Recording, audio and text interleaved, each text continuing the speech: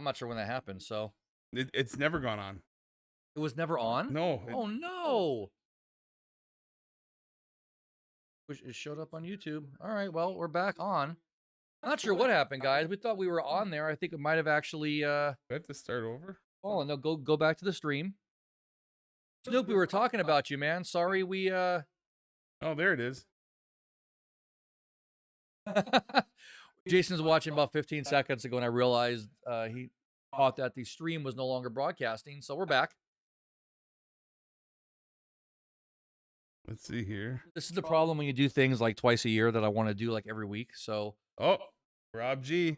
Yeah, hey Rob. What's up? We didn't even know the stream wasn't going. Sorry, Rob. At some point in the last like 15 minutes, I guess the stream had been dead, and this is still a learning process for us to go live weekly. So happy to make the mistakes now. Happy Thanksgiving, Rob. Rob, are your Cowboys going to get the win today? Because I went on a limb and I picked them against the Giants to cover the 3.5.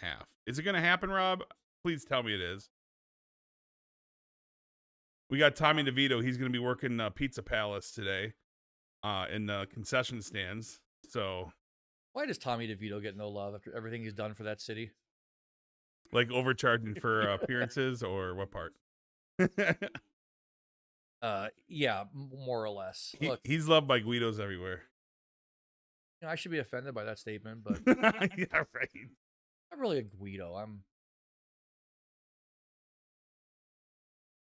All right. Yes. Sorry, we had some. I'll take the blame for it. Yeah, I don't know what happened, Stu. I just noticed all of a sudden it wasn't running, so we're good.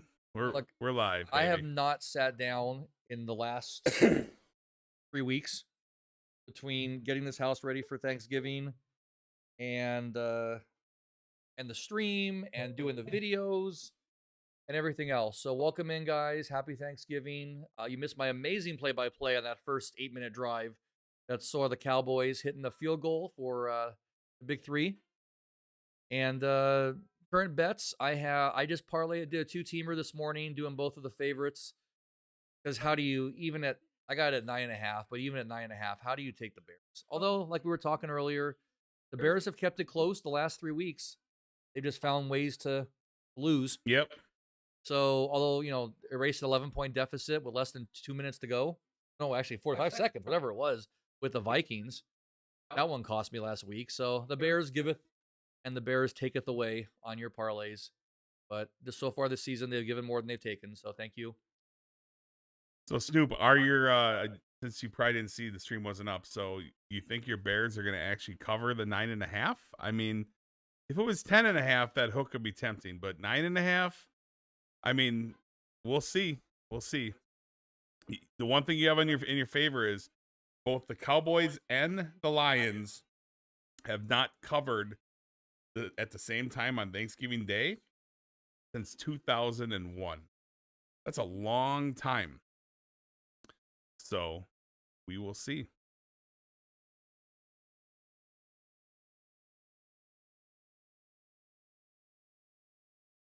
Oh man, everyone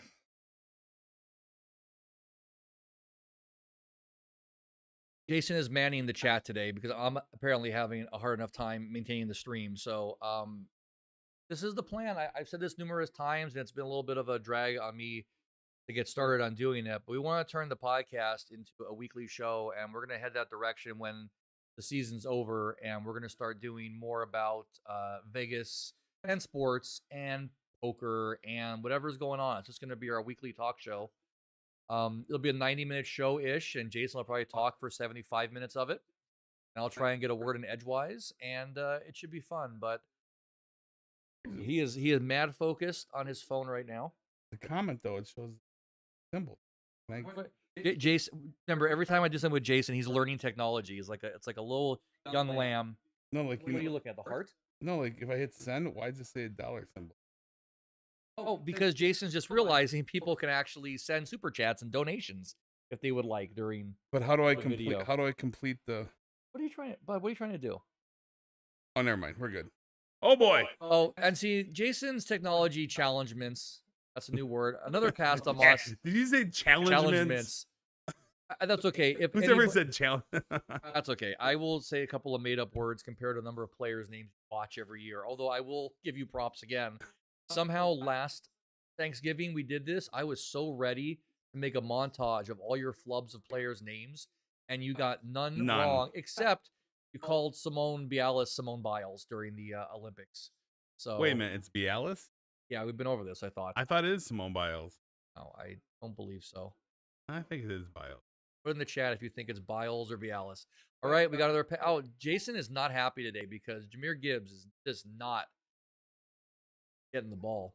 It was like that though. I think they switch off. Like Yeah. Jameer Gibbs will be the second quarter. They have a whole thing. Bears have definitely been doing a good job handling. My phone is blowing up here. They're doing a good job handling the run so far, but the pass, they're just tearing them up.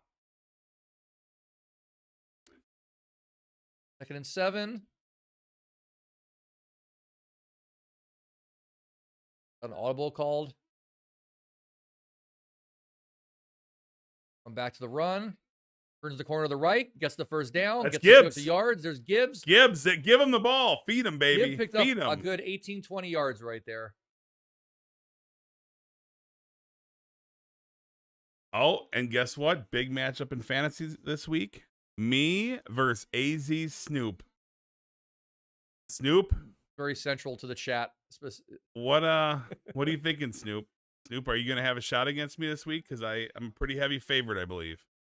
So time will tell. But I think, did you beat me last time? I can't remember. I thought I got you, but it's the rubber match.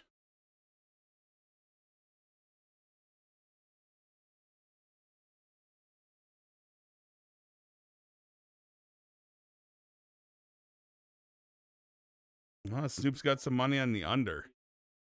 I took the over, and I'm starting to feel a little bit iffy. I was questioning myself on that one, just given the way the last couple of games have played out with the Bears. I mean, I didn't expect this to be a 50-point explosion by the Lions, but I thought maybe we'd have a couple of scores in the first quarter here. So, I mean, Detroit's threatening again. Rob, do you think your team, the Cowboys, are going to have a shot at any hope of playoff? They got 7 losses. They can run the table, finish 10-7. Is there any hope for the Cowboys this year, or is it a total loss? And what do you think? It's Dallas fans are having a rough year, just like Chicago fans.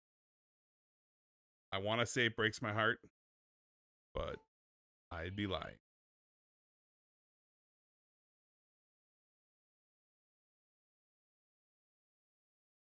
Now, that is a pleasant surprise. State Farm, no more Patrick Mahomes, at least as much. And that is a good start to the day right away. Aiden Hutchinson. Any chance to talk about the Kansas City Chiefs?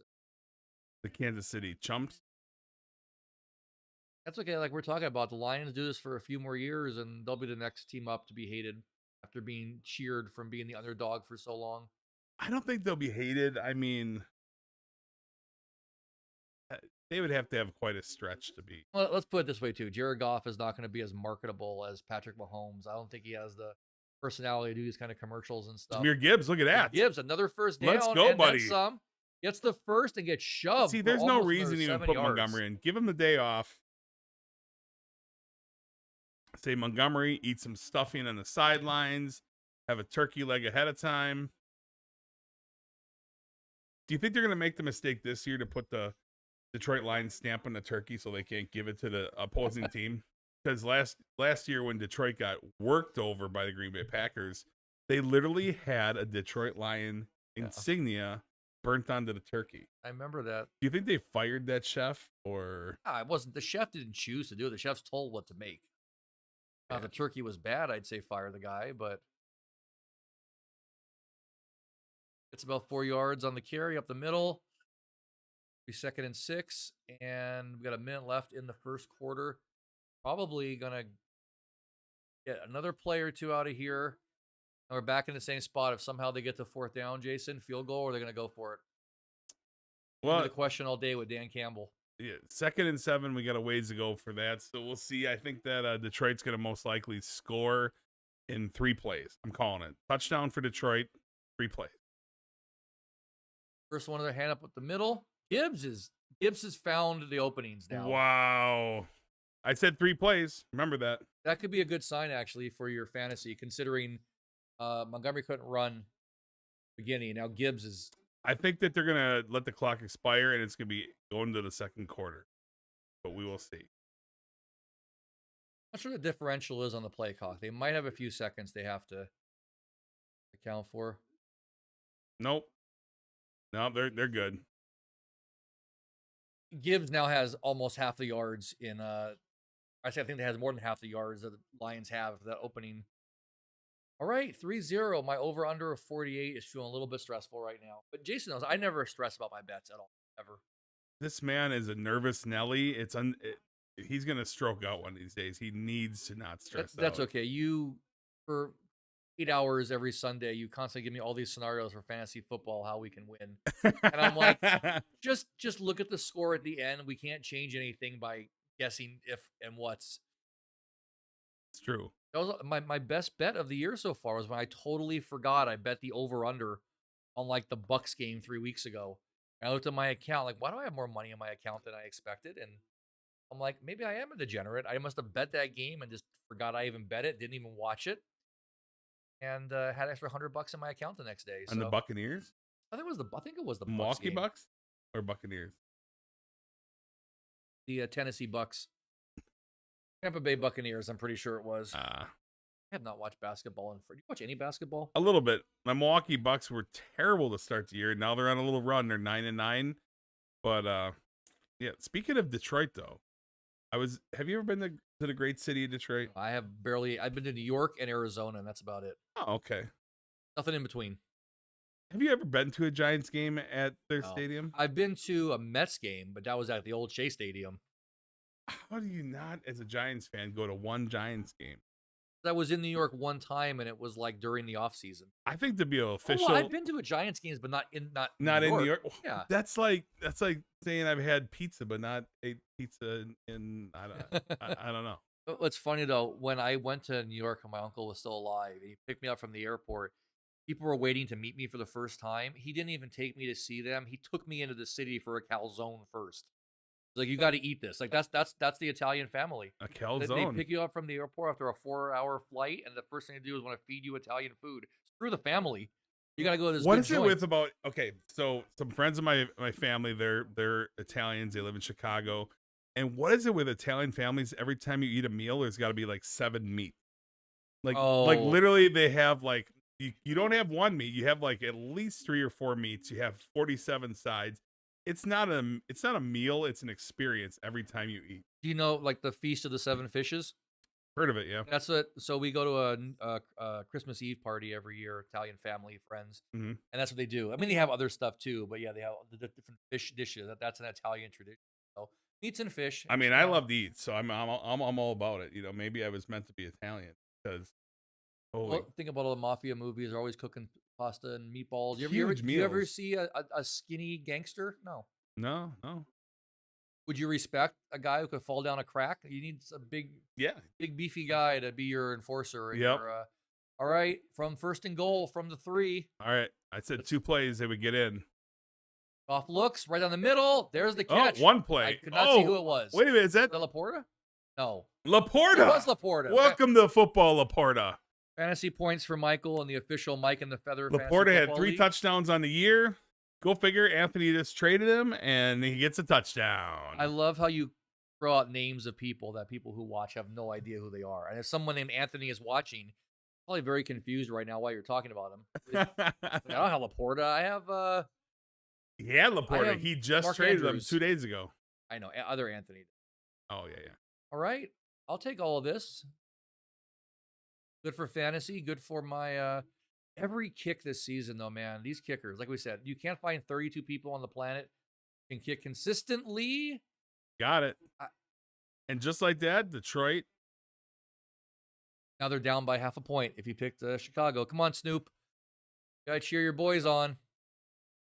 Oh, it's the greatest of the Mannings, Eli Manning on our commercial. So I heard there's some controversy on him and his first ballot or some pushback. first ballot in the NFL for the Hall of Fame. For who? Eli Manning. Is there pushback, really? There was something about it. I mean, come on. You only got to beat Tom Brady twice in the Super Bowl and an undefeated team. And if he hadn't gotten benched that one game, what was his streak at for starting games? It was absurd. It was like what was it? It was like 300 something games. He had started in a row, and then they benched him for that one game, and the team sucked, and they got so much flack, and he started again. We were talking about, speaking of Giants, Daniel Jones earlier when the stream kind of took a barf, and do you think he might do good if he gets some playing time? You think everybody we trade away is going to suddenly become... I mean, look, let's put it. Barkley was good on the Giants, but he wasn't this good, and that was the team holding him back. And this is now 6 seasons in, and he's doing this stuff. Yeah, Barkley individually has more rushing and I believe catching touchdowns, rushing for sure, than the entire Giants football team. Yeah. Well, it could be interesting this afternoon. Cowboys, I don't know what happened last week with that Cowboys Commanders game. I was like, this is a dud. And then they all decided to wake up in the fourth quarter and put points on the board. Could you imagine that if you had the under, how happy you were going into the fourth quarter? And if you had the over, how sad you were? Yeah. And then suddenly emotions is flip-flop. The magic of betting. Or as they just really call it, vaguely educated guessing. Seems pretty quiet at the stadium. I mean, they've lost 7 in a row, and now they're winning 10-0, and where's the energy? Snoop just got back to me and said, yeah, he did beat me earlier this year. That's what I thought, Snoop. You did get me, but I think this week is going to be me this time. We'll see. Gibbs has Sonic the Hedgehog's inspired shoes. That's incredible. I like when I see nerdy stuff in a game. Some of us nerds do like sports. All right, from the 30, handoff. Swift takes it up to about 8 yards.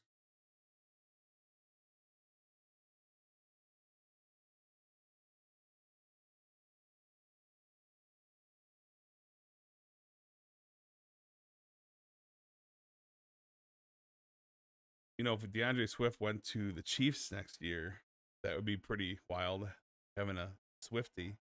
Think about how many Swift fans would get a DeAndre Swift Kansas City Chiefs jersey. That's a marketing coup right there. Right? Holy you could pay that man his contract in jersey sales alone. All right, short dump out pass. Easy. Oh, tripped up. Gets back to the line of scrimmage, maybe a yard. It's going to be 3rd down. This is going to be big for the Bears, like you said. If they get shut down here, the defense has to come back out again. I mean, man, this is... Yeah, for real. If Kansas City literally... It might be the all-time largest selling jersey in the history of the world. There'd be a ton of Swift jerseys sold. Told you, just get Jonathan Taylor and DeAndre Swift on the same team. 3rd down. Chicago need to do something sooner than later here. All right, Joff's back. Looks a little dump over the shoulder. He's going to get... Oh, we got a flag in the backfield. That's going to be holding. Yeah. Or an illegal block or something of that sort. Yep.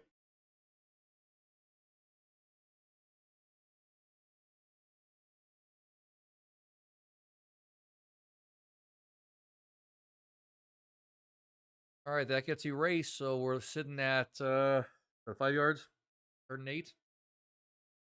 Oh, it's 5 or 10 year penalty. We'll see. Yeah. Oh, offsetting plays.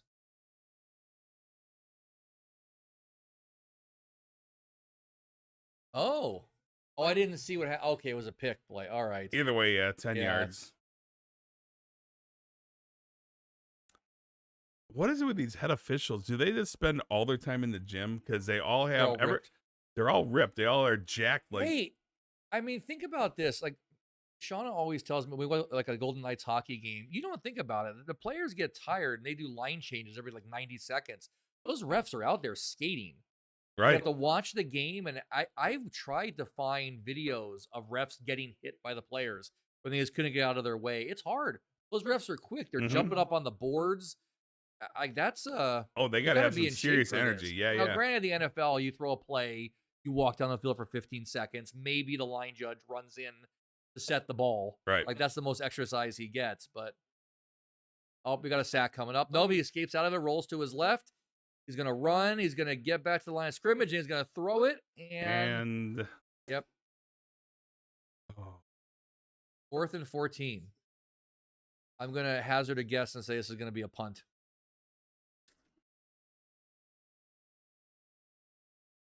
He escaped the sack and he rolled to his left, but it was good field awareness to know he was right 1 yard short of the line of scrimmage. thank goodness for the people of Chicago. It is lunchtime right now and it's not breakfast, so they're probably trying to eat their turkey legs and stuffing and paying as little attention as they can to this game because it's got to be pretty disheartening to be a Bear fan. There's a question. Think about that. It's 1:18 right now over in Detroit. Or no, it's 2 hours. Either way, it's past noon. All these people in the stands, they don't got Thanksgiving dinners to go to? No, a lot of people. In fact, my buddy, he's going to be going to the Packer game tonight. So he told me, he told his family and everything that he's just going to, they're going to do Thanksgiving essentially at Lambeau Field and just go to the game. And I think I've never gone to. There's only been 2 Packer hosting at Lambeau for Thanksgiving. This is one of them. I have been to a couple Christmas Eve games. That's cool. Yeah, I remember I went to a Christmas Eve game, and my mom. I was pretty young. I mean, I had a driver's license then, so I drove there with my buddy. But I remember midnight mass. Devout Catholic at the time, and she's like, "You better be home in time for midnight mass." Which was really like 10 p.m. They changed it those days, Oh. and then actually no, I stand corrected. That night we were going to go to the 4 p.m. mass, and it was like a noon game or 5 p.m. mass, whatever it was. And I didn't make it because the game went to overtime, I think twice. So it was cold too. That was a sign. God said, stay at the game tonight. Yeah. It's okay. Let's be real. I was going to make sure I didn't make that mass either way. I mean, I'm out at Lambeau Field after all these years. Mom, if you're listening, sorry, but I was going to miss that mass no matter what. He was praying for the Packers to win. Yes. That was the only Hail Mary he won. And I have no recollection if they won that game or not. I know it was cold and it was a blast. It was great. We've been to a few games at Raider Stadium, always to usually see the other team they're playing against. Mm-hmm. I've seen the Giants there. We went to that Chargers game last year. It was great. Where they put up like 61 points. Yeah, it was like you couldn't even blink and you missed a score. I think I bet the over and I won it in the second quarter or the third quarter, and I was like, oh, I wish I just bet a lot more. I just remember they had $2 hot dogs or something like that for some reason. $3. They have so I don't know if it's still there this season, but they have a value meal at Allegiant Stadium where not a value meal. They have a little section, and it's like $3 for whatever you pick. $3 popcorn, $3 soda, $3 hot dog. So you can actually, at least if they still have it, you can eat pretty decently for $20. Cheap beers too, I think, like $5 beer. Probably like Coors Light or. But that hot dog deal was only in certain sections because there's other sections that it was regular price. Did you see that social media post at Allegiant for one of their games, college I think it was? Is this the receipt where somebody got a $300 pizza? Yes, I think that was proven fake. I think that it was pizza from Red Pizza Rock, and it said, and it was chicken tenders, and it was some crazy outlandish price. There's one of two things with that. That's either, if it's not fake, it's either that's what they bill, but they had some special section, so they were getting more than that, but they had to bill it under some line item, or they had some kind of like booth with a food beverage minimum. And so the prices are just ridiculously high. Let's just say they paid like $1,000 for their booth. Right. That includes food. Well, they have to sell the food comp somehow. Like they have to spend $1,000 or like they spend $1,000 up front. It's hard to spend $1,000 on a football stadium food. The Right. prices are just inflated. So basically, what they're saying is, yes, you're paying us $1,000 for the space, and the food is technically included, but it's going to come to Yeah, $1,000 in food. Yeah, I'm not so. sure. I've never sat in a section or had the opportunity to I do even something like that. one time I even got tickets from somebody, and we were in like the special club section where they have their own like inside buffet you can pay to go to and stuff. Even there, the prices weren't absurd. Mhm. So I think I definitely saw that. I'm like, this just feels like this is not real, or it's not. The whole story isn't there. Right. Speaking of, there he is, Aiden Hutchinson with a turkey on top of his head. All right. Are they saying there's chance breaking out of the Bears still suck? Yes, Snoop, I'm not happy about it as much as you, but okay, yes, I am very happy about it. Has the Bears? How long has the Bears still suck been a thing? Pretty much since they suck, so it goes back a ways. So as long as you've been a Packer fan, how long you've been? Oh yeah, that's been there. This is pre my life for sure. Another run up to is that Gibbs again? No, that's unfortunately Montgomery. But I'm just wondering because Gibbs was the one who was able to eat up the defense. I thought it was going to be a heavy passing game, but Gibbs and Montgomery are opening up the ground game now, which is going to spell more disaster for the Bears. If this game gets out of control, literally these Lions fans are going to get restless, and we're going to hear a lot of Bears still suck chants. It's going to be never ending. Oh, it's Montgomery. Little dump off past Montgomery, stumbles, gets the first down. About 3 yards after, runs out of bounds. Across the 50, 12 minutes to go in the quarter. Jason, if the Bears lose this game, the calls for Caleb Williams to get benched finally get answered? Or are they going to let him run the season out and see what they got? What's that again? I was saying if the Bears lose this game and the calls come in again for Caleb Williams to be benched, do you think they answer that call? Or No, they're going to let him run it out and see what they have? Well, they have to. He's their number one draft pick. They're married to this guy. They can't like they're not going to play anybody else because if they. But would they maybe bench him to maybe make him think about things for a game or two?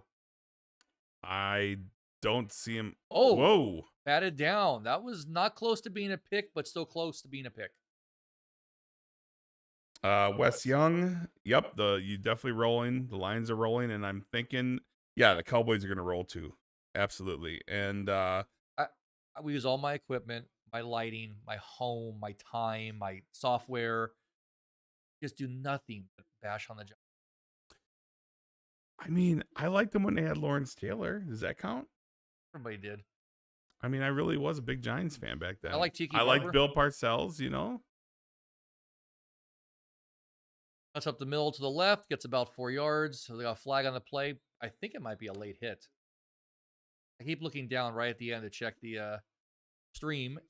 I can appreciate that the Giants gave a special needs player like Eli Manning an opportunity, and he got it. So can't hate on that.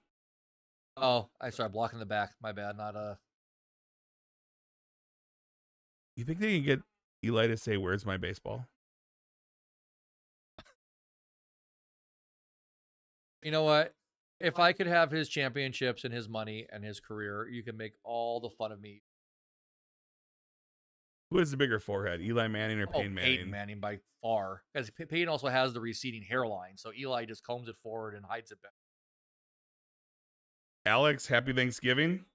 Yep, let's make some money. That's the magic. Hopefully, Alex, you I know it wasn't easy for you, but hopefully you took my Lions pick. I know you're a Bears fan at heart.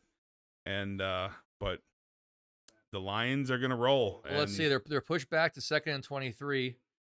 Goff drops back, deep pass down the middle, hits him on the slant. He cuts across the first down, breaks a tackle. Wow. Second. That's how you know what? This is the thing. They always say you don't have many plays for 4th and 30. I bet the Lions do have. More yards. More yards from Chicago. Was it 2nd and 23? 2nd and 23. And I was just about to say, I would hazard a guess to say Dan Campbell does have plays for 2nd and long and 3rd and long. The 2nd and 23, they just got about 28.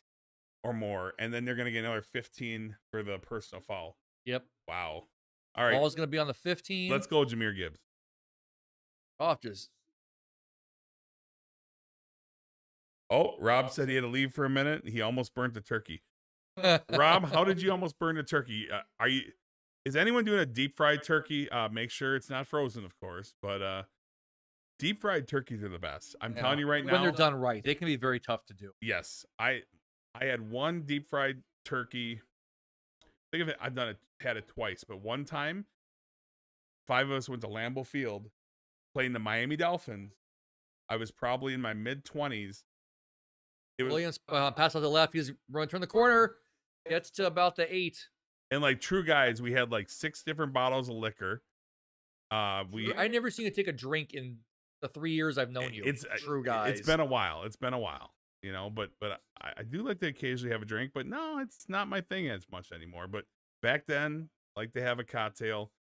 We had a bunch of like, you know, we had Rumpelmitz and we did Jaeger and all kinds of stuff, and we did a deep fried turkey. Some Miami fans joined us, but high school. But like true men, we didn't even have utensils. We had luckily the tongs and equipment to pull the turkey out, but we didn't have anything to barely cut the turkey. We didn't bring any of that stuff, so we're just grown men just clawing that turkey to eat it. You know, you really can't use the words grown men and Rumpelmints in the same sentence. But while that was going on, Montgomery picked up the first. So we got first and goal, I believe, on the 4. Can Montgomery please just not be in the game? He looks tired. Let's bring Gibbs in. Come on. We got Montgomery in the backfield lined up behind Goff. Remember, we're about 15 seconds behind, so we're telling you the past. Makes the handoff, looks for a short pass, nothing's open, goes down the middle, too high, no one in the vicinity. Alex, smart man, you said you bet with the lines today, so good call. Good call. So you're in a win-win spot. You either win money or your Bears win. But then again, it's a big spread, so you could somehow get, snipped on both. But lines are looking good. They're about to go up 17-0. Look at that, Jahmyr Gibbs, give him the ball. Look at half the carries. Yeah. And he's got more yards. And yet, there he is again. Look at his total yards right now. 11 for the Bears, 218 for the Lions. Go to the right. Oh, he's hit the B button early for the spin. Over under, if I was the quarterback for the Bears today to start, do you think I could have got the Bears offense more than 11 yards? If you hand it off really quick before you got knocked on your ass and kicked out of the game, yeah. We got holding. We're going to go back. If they ran me out on the field as a tight end today, do you think I could catch at least over under 2 balls? I'm resisting making a joke because you just said tight end and 2 balls. So, oh yeah, he took him right in the back. Took him out. That's why he's spinning. Like, where's he spinning? He saw the guy coming, and the defender took him out for him. So we're going to be backed up to the 12, I believe. 2nd and goal. Yep. This should be a Jahmyr Gibbs spot. Hopefully he's in the backfield. Nope, that is Montgomery still. A passing play to the end zone right here. Looks to the left. They had that plan. That's where it was going the whole time. That guy just got crushed. Williams, got hit right off the snap. There wasn't even like a progression in his looks. He just looked to his left and snapped it out. I do not know what Rob means here. He said somebody you almost burnt this turkey, but he said, I bought a brand new Traeger and I thought it was Well, Traeger is the brand, but I believe what is the Traeger? What's it for? Obviously, for cooking a turkey, we can infer from the context. I don't know. I'm not acting like I know, but apparently it's from Canada or Europe because he said he thought it was Fahrenheit, but it was in Celsius. I don't know what a Traeger is. 32 is. Not sure what happened there, but we're getting a field goal out of this, which is sad for the over. Is a Traeger like a slow cooker, Rob, or like a Nesco roaster, or what? I mean, I've only ever seen turkeys. You know what a Nesco is, right? We're dating ourselves. Remember those big old Nescos that you would like put brats and burgers in or whatever? Smoker. Yeah. No, it's no. Rob said it's a smoker. Oh, it's a smoker. Okay. Ooh, smoked turkey. That's pretty awesome. I missed the mark on this story earlier, but we're talking about people getting in line for Taylor Swift jerseys.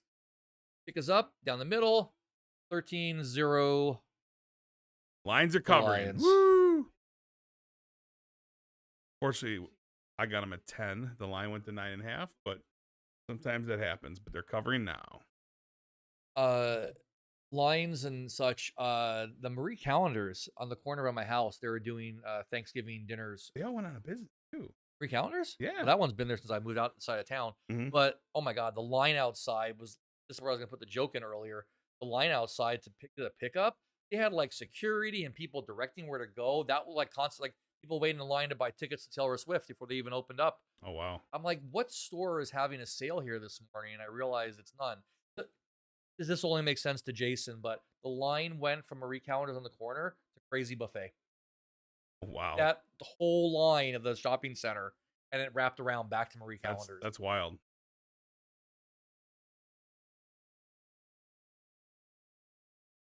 Speaking of Crazy Buffet, I wonder if that's going to be open today. It's open on Christmas. Yeah. But I don't know if it's open on Thanksgiving. But we do the Chinese food Christmas dinner. Yep. Chinese food. The only thing that's Christmas usually dinner. open. You made any Black Friday purchases? Bought anything fun? I have not done that yet. No. Not yet. I mean, Black Friday did start like Tuesday in October, so Yeah, I miss the old days of what Black Friday was. I'm dating myself, but when literally, I remember when Black Friday was, they would have like a store open up at like midnight on Friday or on Thursday night. Thanksgiving. Yeah. But even before that, Black Friday was no stores open till like say 3 a.m. Right? So you'd have people that would literally be waiting outside.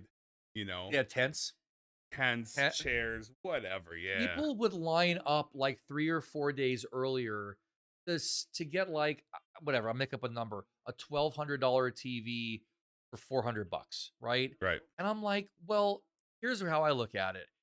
If you have a job, you could make that money in that time you're taking off. Also, if you're not at the job, you're not making money. Mhm. Also, if you have to be in line for 4 days to get a TV for $400 instead of $1,200, you shouldn't be spending the money because you should be at a job. So that's the way I used to look at it. Like it's cool. I've stood in line for stuff. I was actually thinking last night, I'm not sure if I ever stood in line for a Black Friday deal. I've gone out on Black Friday because I enjoy watching the madness. Mhm. People tackling grannies and armbar and babies. I've been out on a Black Friday twice in my life, getting up at the old 3 or 4 in the morning, whatever. Yeah. Back in the day, probably in my mid-20s. No. It was brutal. I used to enjoy it on Thanksgiving, pulling out the paper and looking through the ads. And usually this was, I'm dating myself too with since Fry's Electronics no longer exists. But I pull out the Fry's ad, the Target, the GameStop, those stores, and they actually had good deals. Now it's just like everybody starts putting stuff on sale at the end of October, beginning of November, and everybody's selling the same stuff at the same discount prices. Amazon has Black Friday week, then they'll have Cyber Monday, Right. and then we still have these names for things, but it's just, I don't know. Are TVs the only thing that haven't gone up in this economy? Like it's crazy. Like TVs. Oh, TVs have gone down. It's TVs have insane gone what you down. Like can right get. now, I was at Costco yesterday. They had a 98-inch TV on sale for $1,500. A 98-inch TV. I don't even believe it. Like TVs are super. I remember when they would have when the 80 and 85-inch TVs came out, and they were like $2,000 to $3,000 easy. At least. Swift up the middle gets about 3 or 4 yards. I like when I make a commentary and then they make the exact same commentary. I'm getting good at this. Pedro Pascal on the sideline, taking a break from filming The Mandalorian. That's a joke Jason doesn't get because he doesn't watch. I'm familiar with Mandalorian, but I've never watched Pedro it. Pascal, the actor. Oh. His name was Pascal, but spelled differently. I was trying to be hilarious. It did not come off in that way whatsoever. All right, man in motion. We got drops back, looks to pass, looks up the middle, throws it. Oh, picked off. Nope, dropped. Oh. I said, as soon as I said picked off, I go, the crowd is not being loud enough. Oh. Wow. Moore saved that from being an interception. Yeah, was Arnold the defender? Because he looked like the receiver at that point. Yeah. Detroit is definitely looking like the potential Super Bowl champion that they're ranked to be with probably Let's just settle down. Detroit has played a host of really bad games since they played Green Bay. So, Caleb oh steps boy. up. He's looking for somebody. Oh, good Actually, try. it was a good look, but Dunze wasn't available to catch that. He went forward and dove, but no luck. We got 4th and 7. Caleb Williams, did I read that right just now? 2 He for has 6 for 6 6 yards. yards. I'm convinced if I was being under center, I could have got better than 6 yards right now. I'm pretty sure. Chat in the comment if you think that I could have passed for more than 6 yards. By accident, you could pass for 6 yards. I think I could have ran for 6 yards. In one game or in one play? No offense. I think I could have got lucky because they would have never thought that I'd be able to run. I don't think you have that first step advantage on a If defender Peyton to get Manning around can him. run for a rushing touchdown, so can I. Was that really running though? Oh, speaking of running, getting into the 31. Rumbling, stumbling. Well, if the Bears are gonna bite at this one, I'd like to see a touchdown here to get at least 20 points going to the half. At 48's looking a little bit. I'm pretty sure it's going to be. Now. Yeah, I think Detroit puts up 10 more points before half. I would love that. I think they're going to put up 10 more. They put up 35 more, would be great too. I could get my cover right there. Oh.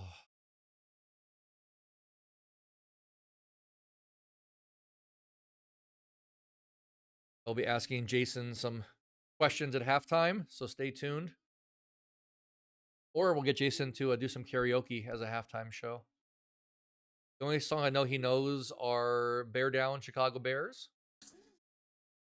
Bears still, he knows all the Bears chants, both for and against. And I'm still never going to do a skull chant.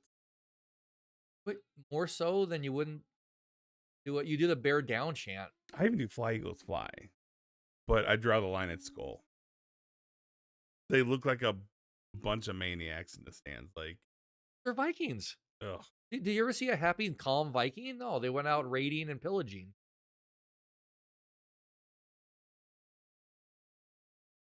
You know what? One of these Jamie Foxx commercials for BetMGM, one of the first ones they had was where he's at that big party and he's talking to his guy on the phone who's playing tennis, and the guy is not really paying attention to Jamie, and he's saying things that were tennis related, and Jamie thinks that's the advice he's being given. Yep. And towards the end or something, he says something like, "All right, gotta go with your gut. You hear that, guys? We should go with our gut." I'm like, the worst betting advice ever. That's a good underhand. That's a good passive aggressive way to get more money to the sports books by them saying, "Oh, go with your gut." That's what usually works. Although experiments have been done that gut feelings are your subconscious giving you some kind of intuition. You don't know where it's coming from. Like it's figuring out patterns and things beforehand. So I believe that. But yeah, if everybody bet with their gut, the sports books would be even more rich. Like we talked about this week, right? With the Jets. You're taking the Jets this week +2. And Yep. I was supposed to tell you the Jets are dead to you, but I think you're still falling into the Aaron Rodgers mystique. Like, can he really be struggling this bad? I just think that they're gonna. He's prideful. This team is better than their record. I mean, but they just. The owner of the Jets is a clown. That's the problem. He's rich clown, but he's a clown. I mean, I just read an article. He lets his kid, his 17-year-old kid, make player personnel decisions based on social media trend. This is a real thing. His son, literally based on like what people are saying in social media, stuff like that. Whoa, is that Gibbs? Get it. Go. Number 26 up the middle for 35 yards. That's pretty. Gibbs is over 100 at this point. Almost. He's knocking on 100 if he's not already 80. Look at that. Look at the per rush yardage there. Over 10 yards. 80 divided by 6. Go. Like 13 and a half or something. Wow. Oh, he broke some ankles there. Stayed on his feet.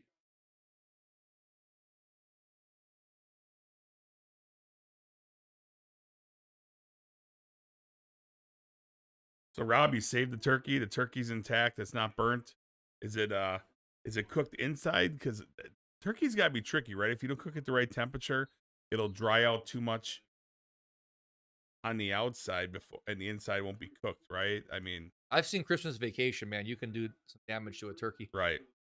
It's got to be hard. It's got to be like kind of like slow and low, like brisket, probably, kind of, but not quite.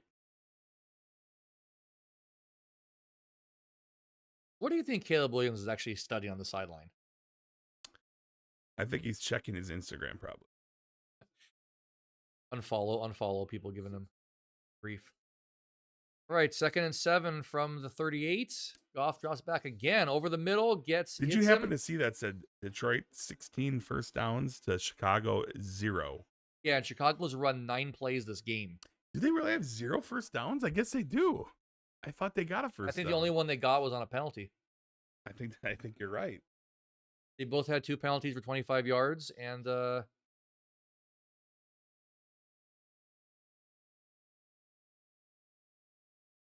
and 1. Wow, 254 yards, 15, 0 first down. Whew. Oh, Goff is looking to pass on 3rd and 1, throws it into the ground, gets rid of it. Guaranteed. Dan They're Campbell's going. They're for it. going 100%. They're not kicking.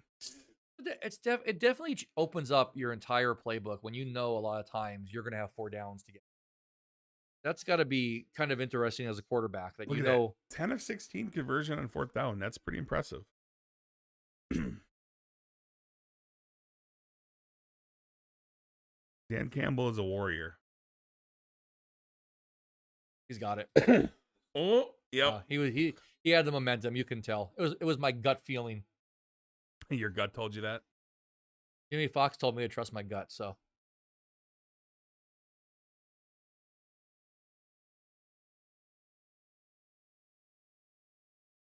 yeah, he got that.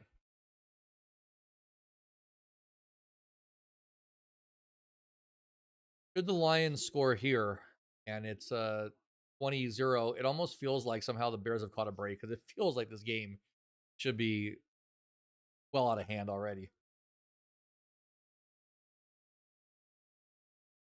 Takes the handoff to Gibbs. Oh, we come back, have a sack coming up. Gets rid of it. I feel like Was he out of the one-sided. pocket? There was a guy kind of out there. It definitely wasn't. It's one-sided. Is not even. They're on pace to put up 600 yards in this game. Whoa.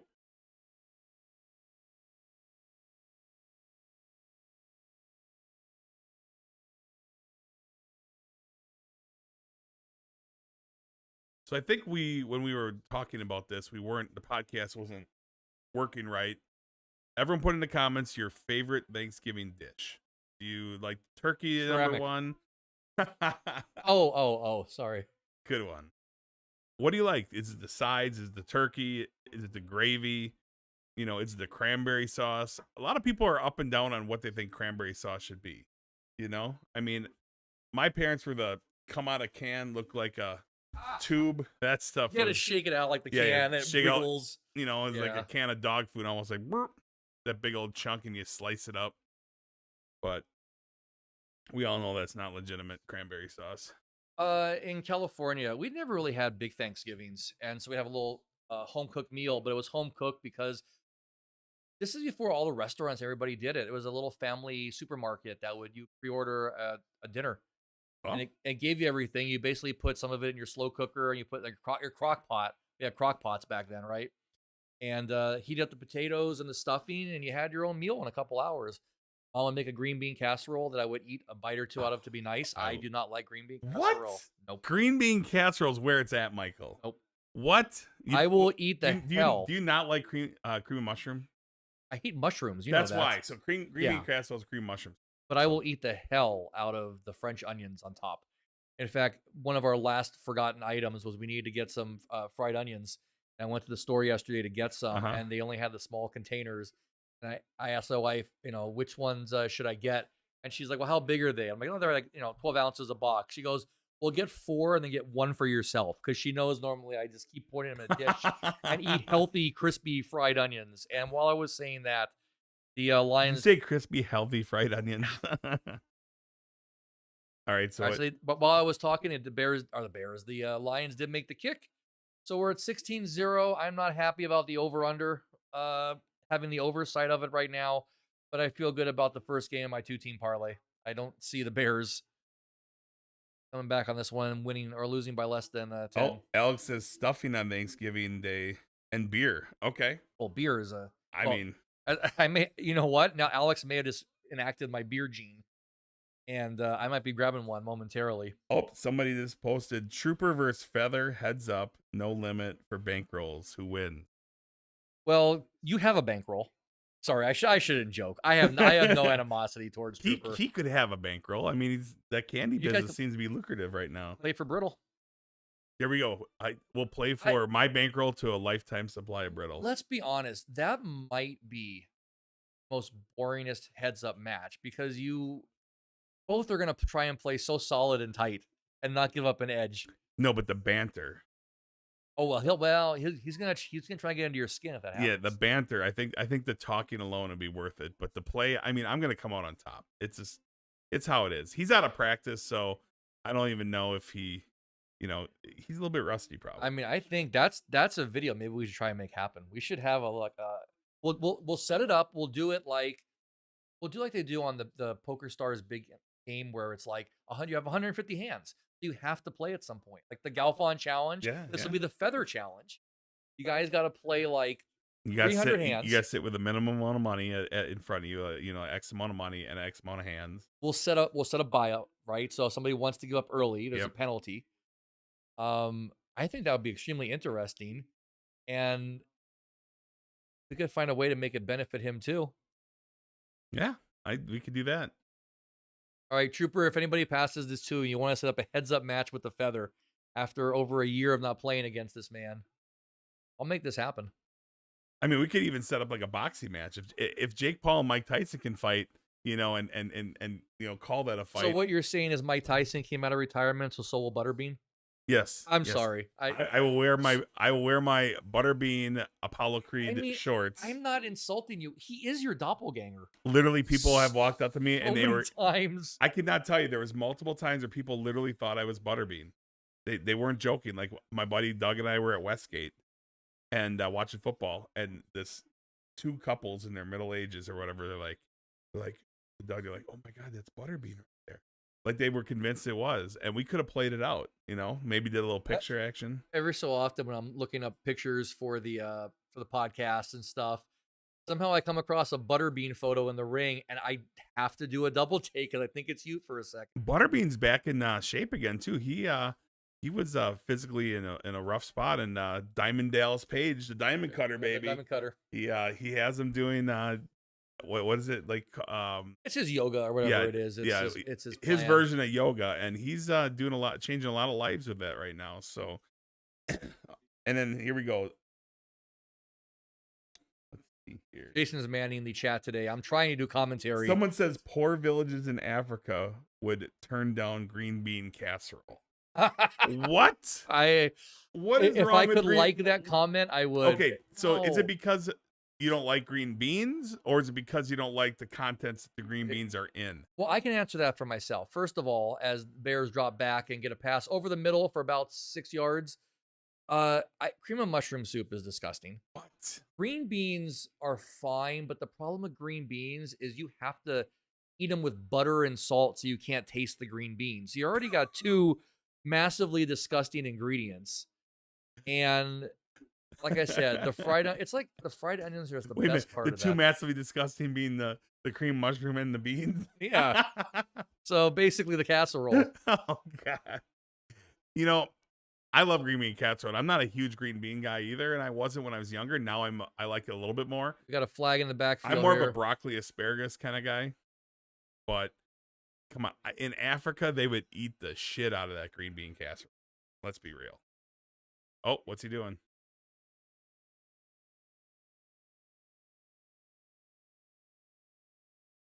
Bears just continue to shoot themselves in the foot. 10-yard penalty, holding. It's going to put them back to, I think, 2nd and 14. Oh, this is pretty cool.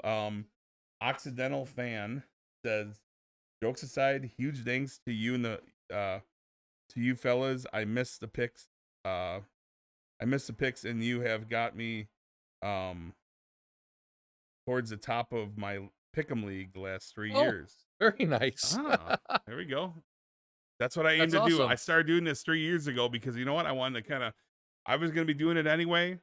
I wanted to kind of share my knowledge, and hopefully we can stick it to the man and the casinos and the books and make some money, and Maybe that's all will be something. well. Maybe that's something you should add in when we do the show. We should have a little side note. Which, if you had to do a pick'em game for that week, who you would take, and you wouldn't be constrained by the fact you had to do a different team each week. To be honest, although, like, then you could just easily say take the Lions every week. But if you want to give them your mortal lock pick of the week for those kind of leagues, that'd be something. With spread or without spread?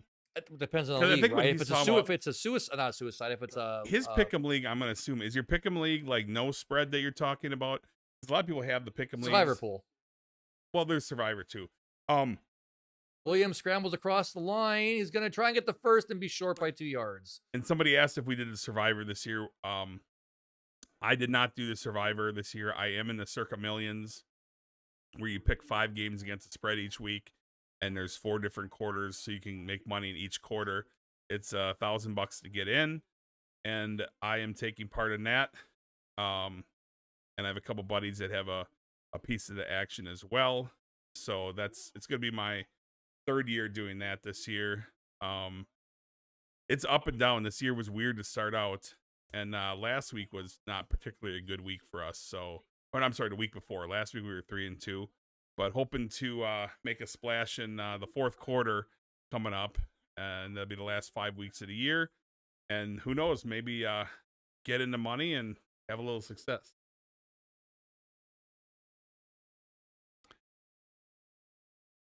I love those commercials where like Peyton Manning standing outside someone's work and he's acting like, like fans do towards him at a football game. It's like, good job, good job. A lot of these athletes, really since Michael Strahan, man, like they find careers on TV after it's over. A lot of them have careers in TV for sure. Tom Brady's career would end already in broadcast, but those who don't know, I am not a Tom Brady fan. I'm a fan of his team losing to my New York But you Giants, should be a fan. He literally gave special needs Eli 2 Super Bowls. I mean, Eli earned the first one. He was given the second one. I mean, the fact that Eli's in the same breath with Peyton Manning doesn't make any sense. Eli had 2 championships before the Broncos basically gifted Peyton. Peyton couldn't move in that Super Bowl. You realize you owe me a thank you because I am the extension of the Green Bay Packers, and they allowed for Eli to get those 2 Super Bowls because they had to go through Green Bay in the playoffs to win both. Well, then I wish you would have been nice enough to my wife last year and let the 49ers win that Super Bowl too after beating your Packers.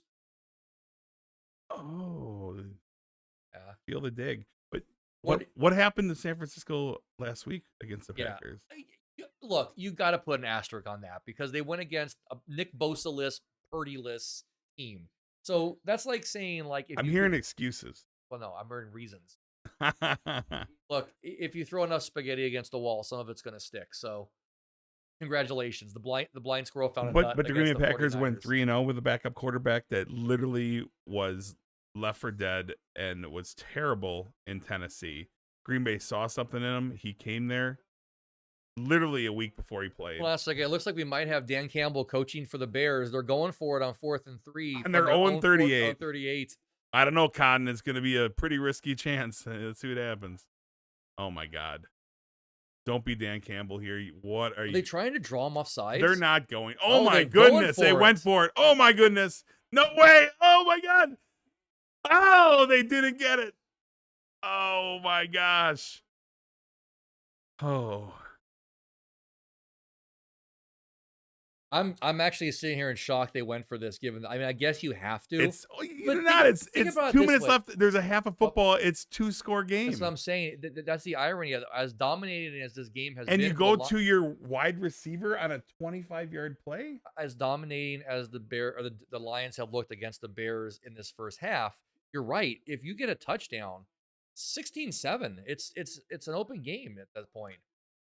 Oh my goodness. I mean, one of the only things the Bears have is a decent defense. Play defense. Hey, I will gladly take a 23-0 lead to halftime for my 48 over under. So If you're a Bear fan, go in the chat. How are you feeling right now? it means you, Snoop. Do you think the Bears should have went for it there, or it should have punted? Montgomery, no come yardage. on. Breaks. Oh, he breaks a little bit. Okay, he picks up about 3 yards. Samir Gibbs, please.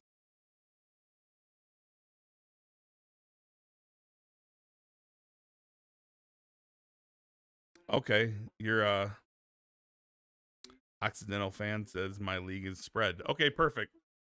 I also am in a spread pool where the lines get locked in from somewhere. It's somewhere online. I have a buddy in Canada that it's a big league he does with, like, I don't know, I think there's like 100 people, 200 people, whatever it is, and it's against a spread. The lines are locked in, and they always have a half. There is no push. So everything has a half tied to it so that it's a win or lose. There's no push option. A few seconds later, we're sitting on 3rd and 7. I mean, I predicted it'd be 23, points for Detroit at half, but right now, Well, they're on pace if they get this if it's touchdown. if it's not 4th and 2 or better, 4th and 2 or 4th and 1, I think they're gonna kick the field goal. No, there it is. There's the first. Oh no, he looked back. Now, question: did you see it? Now, Took a step. did he take the step? Is he gonna lose? Is it 4th and 2 or 3? Dan Campbell will go for it, even if a metric didn't tell you to do It's this. fine. They can go for it. I want him to go for it.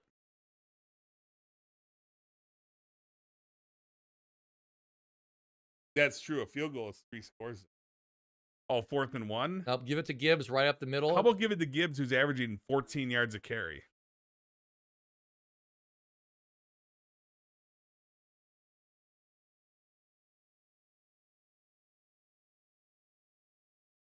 Who's in? I can't see who's in yet. My eyesight on this TV. Oh, here we go. 4th down. Montgomery's in. Yeah, he's the banger. Yep. There's something to be said, though, when you're running it, you're handing off from like. They might 8 be yards trying to do back it. They might be get a trying to yard. draw him. Oh, They did it. And the Bears still suck. Here comes the The finger Bears pointing. still suck. The Bears still suck. That is a mental error. Yep. When I played football, my coach would have slapped the face mask right off my helmet. Wow. C.S. McLeod says an anomaly to this game is Lions will be a dynasty of one, like 85 Bears. You know what? That's not a bad statement. That is kind of true, because this could be the build a team to win and then dismantle, or people retire. That's true. The whole world thought the Bears, when they won in 85, now, they were pretty good leading up to it, but they thought this could be the team that's going to keep rolling, and it never was the case. Literally since 85. Now, in fairness, the Bears did go to one other Super Bowl against Indy, which Peyton Manning got his first Super Bowl at that point. Yep. So, but that was like a really, afterthought of a Super Bowl. I don't even count that. So really, the Bears have been terrible since 1985. It's just, it is what it is. Well, my Giants have been bad since the 90s, and I got 3 championships and 4 Super Bowls. That's not, and I don't count the one against the Ravens where they lost like 40-something to 7. Do you feel bad that one of the Super Bowls came off the heels of Scott Norwood's life being ruined, essentially? I bought a Scott Norwood jersey. He made some money off it, or somebody did. I should be. I'll put that on for the Giants. I'll wear my Scott Norwood jersey. Was the movie Ace Ventura's plot based off of Scott Norwood indirectly? Do you think he's like laces out? Oh, Gibbs, get in there. Get it? Oh no, why not? Oh, I went from fantasy relevance to fantasy -2. What? They're gonna bench his ass now. Oh, that sucks. I saw points on the board. Oh my gosh. Look what he found. Oh, that's disappointing. Lock it down, buddy. Ah, That's painful. yeah. He's going to get to catch the yards and then -2 for the fumble. And we don't have that cushion now for the spread either. Cushion, the spread, the over, all the. Congrats to Snoop. That's helping your under right now. Come All on. right. I want to see Chicago go 92 yards here and put a fire under the Lions. So not even 92. It's only 90. Yeah, Sorry, 84. I'm not gonna do math. It's where are they on? They're on the 7. 93. they're in the 6. 94 then. 94 yards. I'll give you. Or I'll take a safety. All right, I'll give you 5-1 No, for $1. They don't go 94 yards. they're not going that. That's okay. I 10-1, 20-1. don't have $20 anyway. I don't have $20 on me. You came here for a free meal. That's all you're doing. I can't. Yeah, I'll take the bet for $1. Oh, look at this guy. Oh, Williams is dead. That's like I tell my friends in poker tournaments. I go, as soon as you're in the money, let me know. I'll buy half your action. That sounds about right. Hey, I know a good bet when I see one. Sounds like a Giants fan. That has no relevance to the Giants whatsoever. Well, kind of. I mean, Tommy DeVito, he became known, and then he tried to charge the pizza place, a little extra tax. Probably his agent's doing. Probably. All right, 30 seconds left. Go in the half. Oh, and we got it off just in time. They always give that extra half second anyway.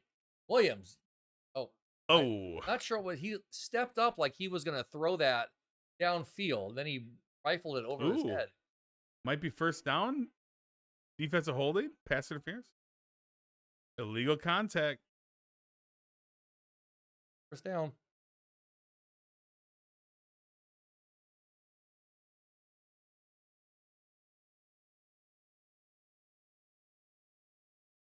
Yep. Oh, yeah. Little bumpy bump. Oh.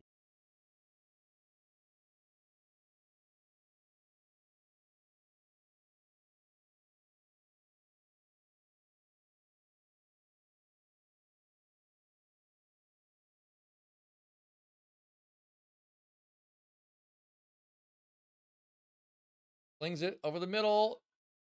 They literally let him have that.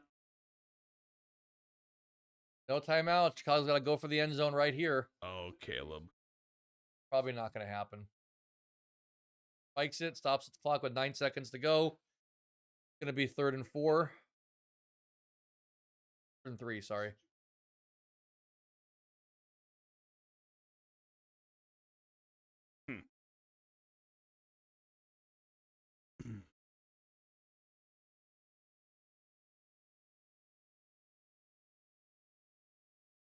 Defense is going to be way back.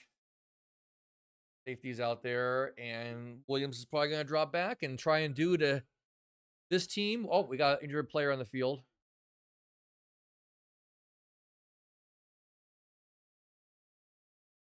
Can Caleb Williams get the Hail Mary? No. Do it to somebody else that from their own 30 or 35, it's not even close. got the ball to kick it off. Who kicked it off? Detroit started with the ball. Yeah, okay. So Lions. Remember that long drive? Yeah, so the Bears will start at the half. Yeah, Chicago gets their second half.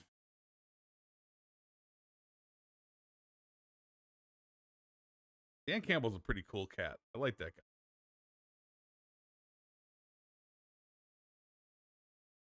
If the Bears are going to be looking to score out of the third quarter because they got to keep this within 2 scores if they're going to have any hope. Happy Thanksgiving, Steven. Hope everyone's having a great Thanksgiving. And right about now, some people probably are in food coma mode. And that early, even on the East Coast, it's only 2 o'clock. I know some people have early. Yeah, a lot of people probably wait till like 2 or 3, but some people maybe jump into it at noon. I don't know. Some people have an IPA and a piece of pie at 11:15 in the morning in Las Vegas.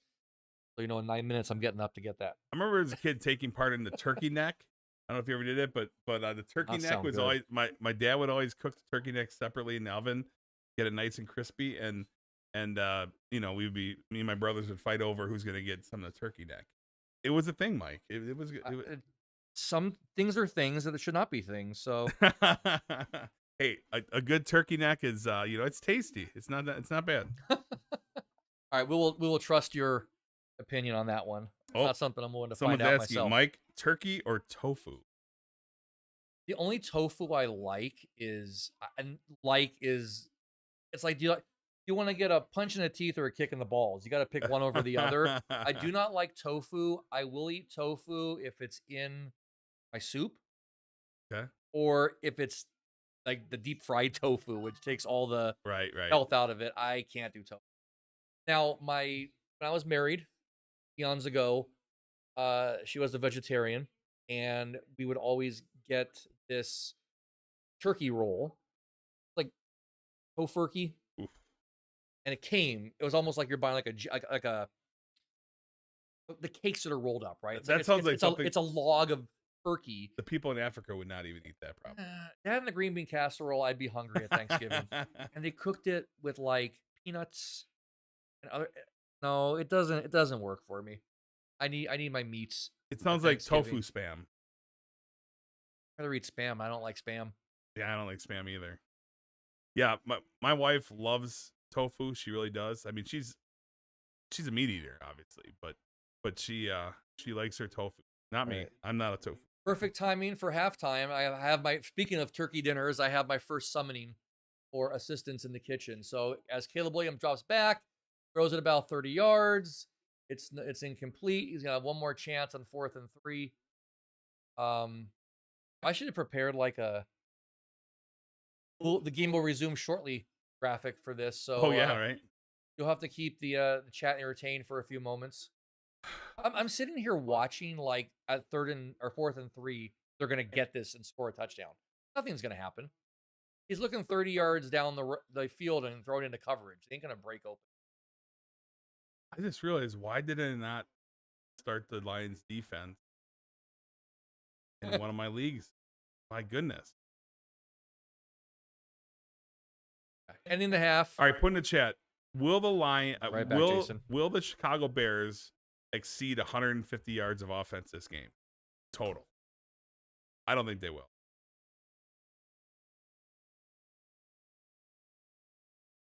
Steven, thanks for the comment. We're happy to entertain. We love football and having a good time with it. Hopefully, glad you're enjoying it as well. Lots of football today.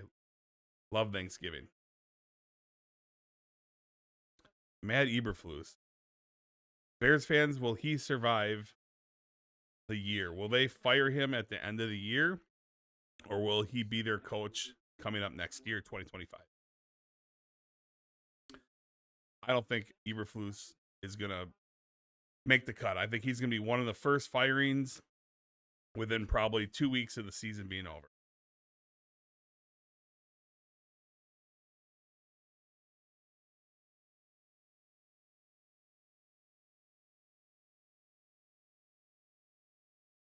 All right, guys, it's guys and gals. It's halftime now, 16-0, kind of as expected. Detroit's winning. Chicago is not putting up much of a fight, unfortunately.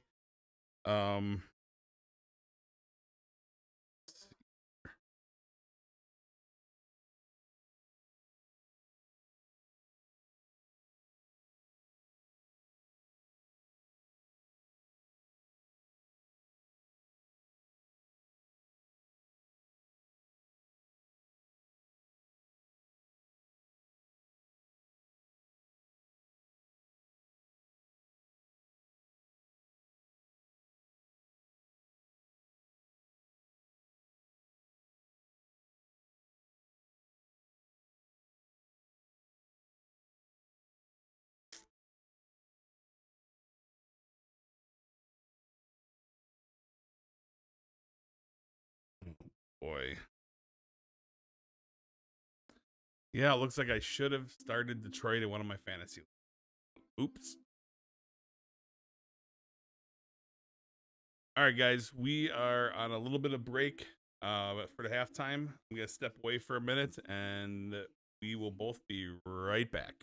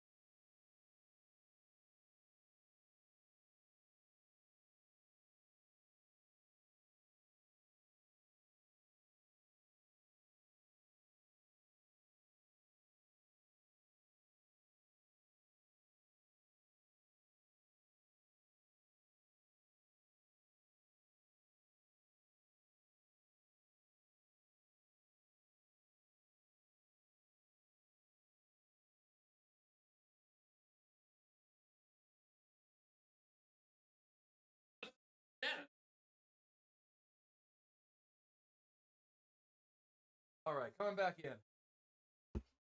Oh. All right. We are back. I am going to go ahead and prepare a right back graphic for the So next it's time. a delay. Oh yeah. So how long of a delay? Like 5 seconds? I'm just sitting down right now. Right? There you go. Yes. About 10 10 seconds. seconds. All right. Let's try our next bit here during halftime is Jason takes a sip of a beer. Negative. I've never come on. It is 5 o'clock somewhere though. Cheers to Thanksgiving. Cheers to Thanksgiving. Here we go. It's bitter. I'm going to take a little sip first. Boom. Jason is drinking the Frosty the Haze Man Hazy IPA beer. Ooh. It's got like a An IPA. yeah, but it has like almost like a not citrus. I forget what this one is. There's a flavor that's familiar to me, but I'm not sure what it is. I got 7 more cans in the fridge if you want some more. Did you know that's the first probably alcoholic beverage I've partaken in with since my wife's birthday? Probably last May. How old's your wife? I did a shot with her at work. Old enough to drink. There you go. Exactly. Old enough to kick your ass. People always ask why I don't drink, but I just don't drink much. I mean, it's. I made some promises to people though. We're gonna have a night where we all go play poker, and I light it up. It's shot after shot after shot, and we're gonna give her. Oh my god! I wish we had that many people in the chat to actually see what the consensus is on how many shots you can make it through. Because we got to take body weight into account, but also the fact that you don't drink. Well, it's not that I don't drink, but I just don't drink much in the last like many years. But yeah, I mean, it's been a while. I would say probably there's been twice maybe ever that I've given her at a poker table and got drunk, and that was years ago, like 2013 or 14 at Mirage, and I was staying there. I wasn't living here yet, and I remember these guys got me to just light it up, and we drank shot after shot after shot after shot. Because to me, if you're gonna do, you got to give her. If you drink a bunch of beer or other things, you're gonna get full and bloated. Do it in the 1 ounce shot. Oh yeah. That's the key. Zelda sweater. Griswold. Oh, Family Christmas. Zelda. Look at that. Super nice. Gonna be a jerk to everybody who comes over for Thanksgiving dinner today? Yeah. And I'm gonna climb up on the furniture where I shouldn't go and eat food. Oh boy. All right, so what's your prediction for the Giants Cowboys game? She's acting like the Giants defense, just limp, hanging around. We all know the Cowboys, right? Anything you want to say to the audience? Bears still suck. Uncle Jason trained her well. All right, go be an asshole somewhere. Oh, all right. We're still at halftime here, and 16-0. What do you think the Bears have to do to try and make a game out of this, other than score? How do you what do you change? What does the coach even say? I mean, the Bears have they got a halftime show. Shaboozey, isn't that what Peter Griffin said in that song when he's playing for the Patriots? Shaboozey. I don't know. So if we're at the poker table, over under 10 shots before I go off the rail. Shots of what? Different liquor, hard to say. Well, if you mix it, probably less than 10. Yeah, say over under 10 beverages, whether it's a mixer or a Jaeger bomb. Are they too cheap to even offer Jaeger bombs? I don't drink, obviously, hardly, and definitely not at poker. So can you even get a Jaeger bomb? I feel like you can get Jaeger at the poker table because it's not good alcohol. It's cheap alcohol. Yeah, and you get Red Bull. Honestly, it probably behooves the casino to have Jaeger because you get a lot of the bras who come from like the colleges, right? And they drink their Jaeger there, and so you get them drunk on that stuff, so they gamble more. Yeah, I could drink Guinness. I like Guinness. I'm a Guinness guy. Did you acknowledge Steven and Viva Vegas in the chat? We were away when that happened. Oh. Hey, I really appreciate that, Steven. Steven. Yep, I did. Yeah, I appreciate if you're still there. I appreciate that too, man. It's a lot of work doing this, and I'm usually unprepared each week. So Jason brings the knowledge, and I'm trying to get my video editing skills as I wouldn't say a paying hobby, but something I enjoy doing. I've actually upgraded my entire setup a couple of weeks ago.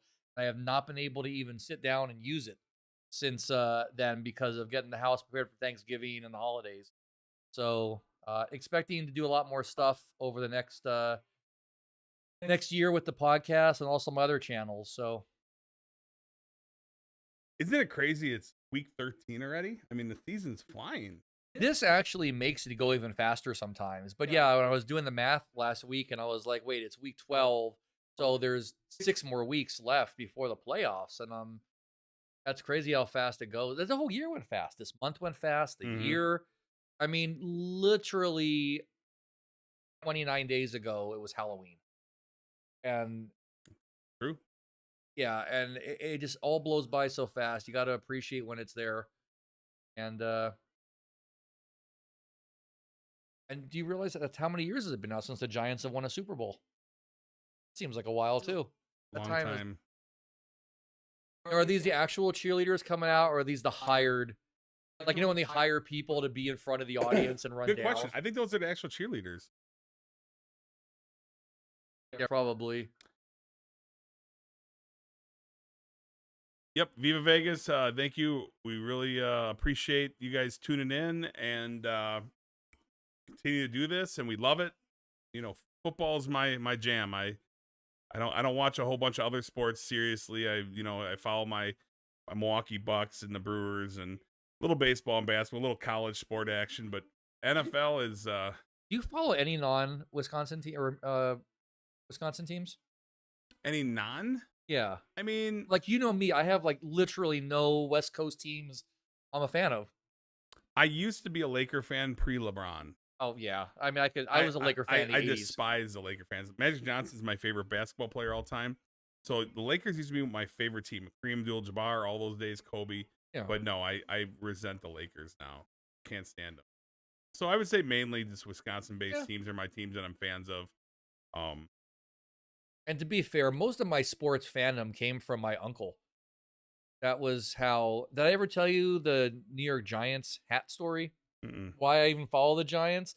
Long story short, I wasn't. This is like 19. This was 1991, and I wasn't really into sports. I played basketball and I watched basketball. I never watched football really.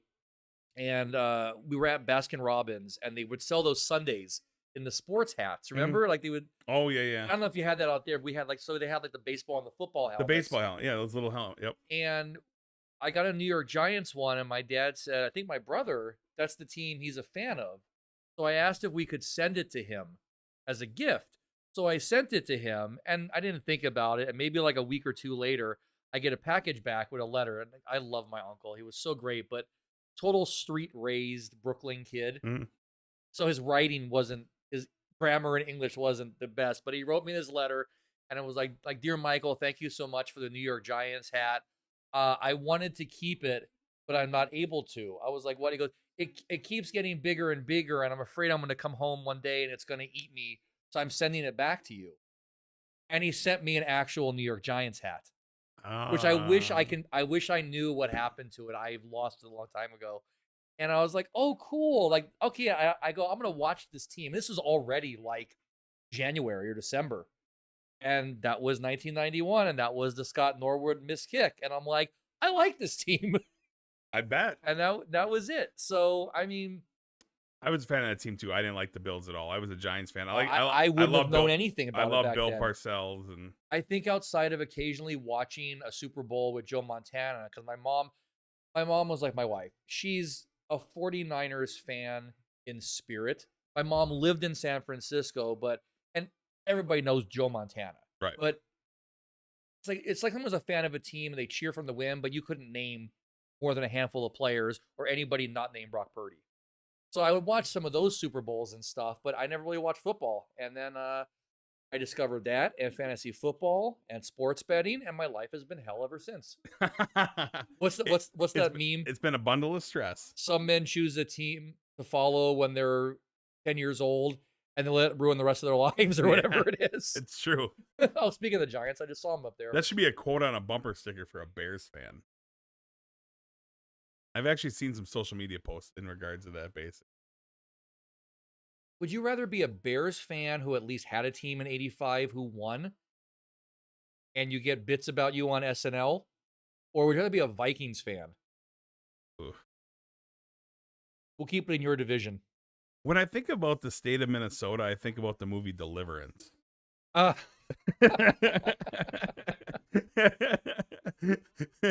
Thank you for the social commentary, Jason, on that. Minnesota is a weird city. Like, you don't ever think much about Minnesota except for the Mall of America and Oh, the Minneapolis airport. wise. Yeah. Yeah, and the Vikings. I mean, and Kirby Puckett and Prince. That was the old Chris Rock. Yeah.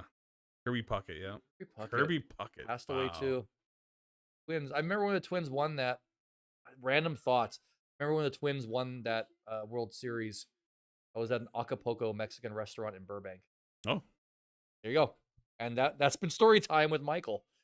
So, Speaking of those helmets you got that what ice cream went yeah, in. yeah. So my buddies, like obviously being a Gen Xer, I mean, there was no staying inside. Our parents basically kicked us out of the yeah, house and yeah. said, come home when the street lights are on, or if you hear someone yelling from the neighborhood for you to come. And so it was either basketball, some form of baseball, whatever. But wiffle ball baseball was our thing. We would buy. I had a buddy, one of my best friend growing up. We had these helmets, the full baseball helmets, right? And they were hollow inside, right? But they were, you wear them and you pick the teams you want. We'd have like 10 or 12 each, and we play wiffle ball strikeout, and have the yellow wiffle ball bat. And I would mimic, we would mimic the actual players, like Jose Canseco had a really interesting stance, and 10 fingers at the time. Yep. And so that's right. He lost a finger, didn't he? Or two, whatever it was. At least one out here since he's been in Vegas. And we loved wiffle ball baseball. My buddy there'd be the neighborhood have a fence, so that'd be like a home run. And I would even like talk like the players, like Pedro Guerrero and and those were the days. So I lots of memories as a kid when it came to sports. Basketball. I literally played basketball against myself in the driveway. Like I would literally like pretend I was like a certain team. And it's like I had an when my buddies couldn't play with me, I had like this imaginary friend where I'm literally creating a game against myself with two separate scores. Stuff that nowadays I don't think that happens. I don't think Well, kids do that the anymore. first thing I thought of when you said that is you're right. Now, when we were kids, like they had a like we were out, and like you make sure you come in and wear your kids at 10 o'clock. Now the kids just stay home on the phone and the computer. It's like it's the exact opposite of the problem. Yep. We used to have those commercials. Remember to go outside and exercise an hour a day. Yeah, I mean nowadays kids they don't part from their phone. My wife is in hospitality. You know, your wife is obviously in hospitality as well. And she talks about how kids go out to these restaurants and they never look up.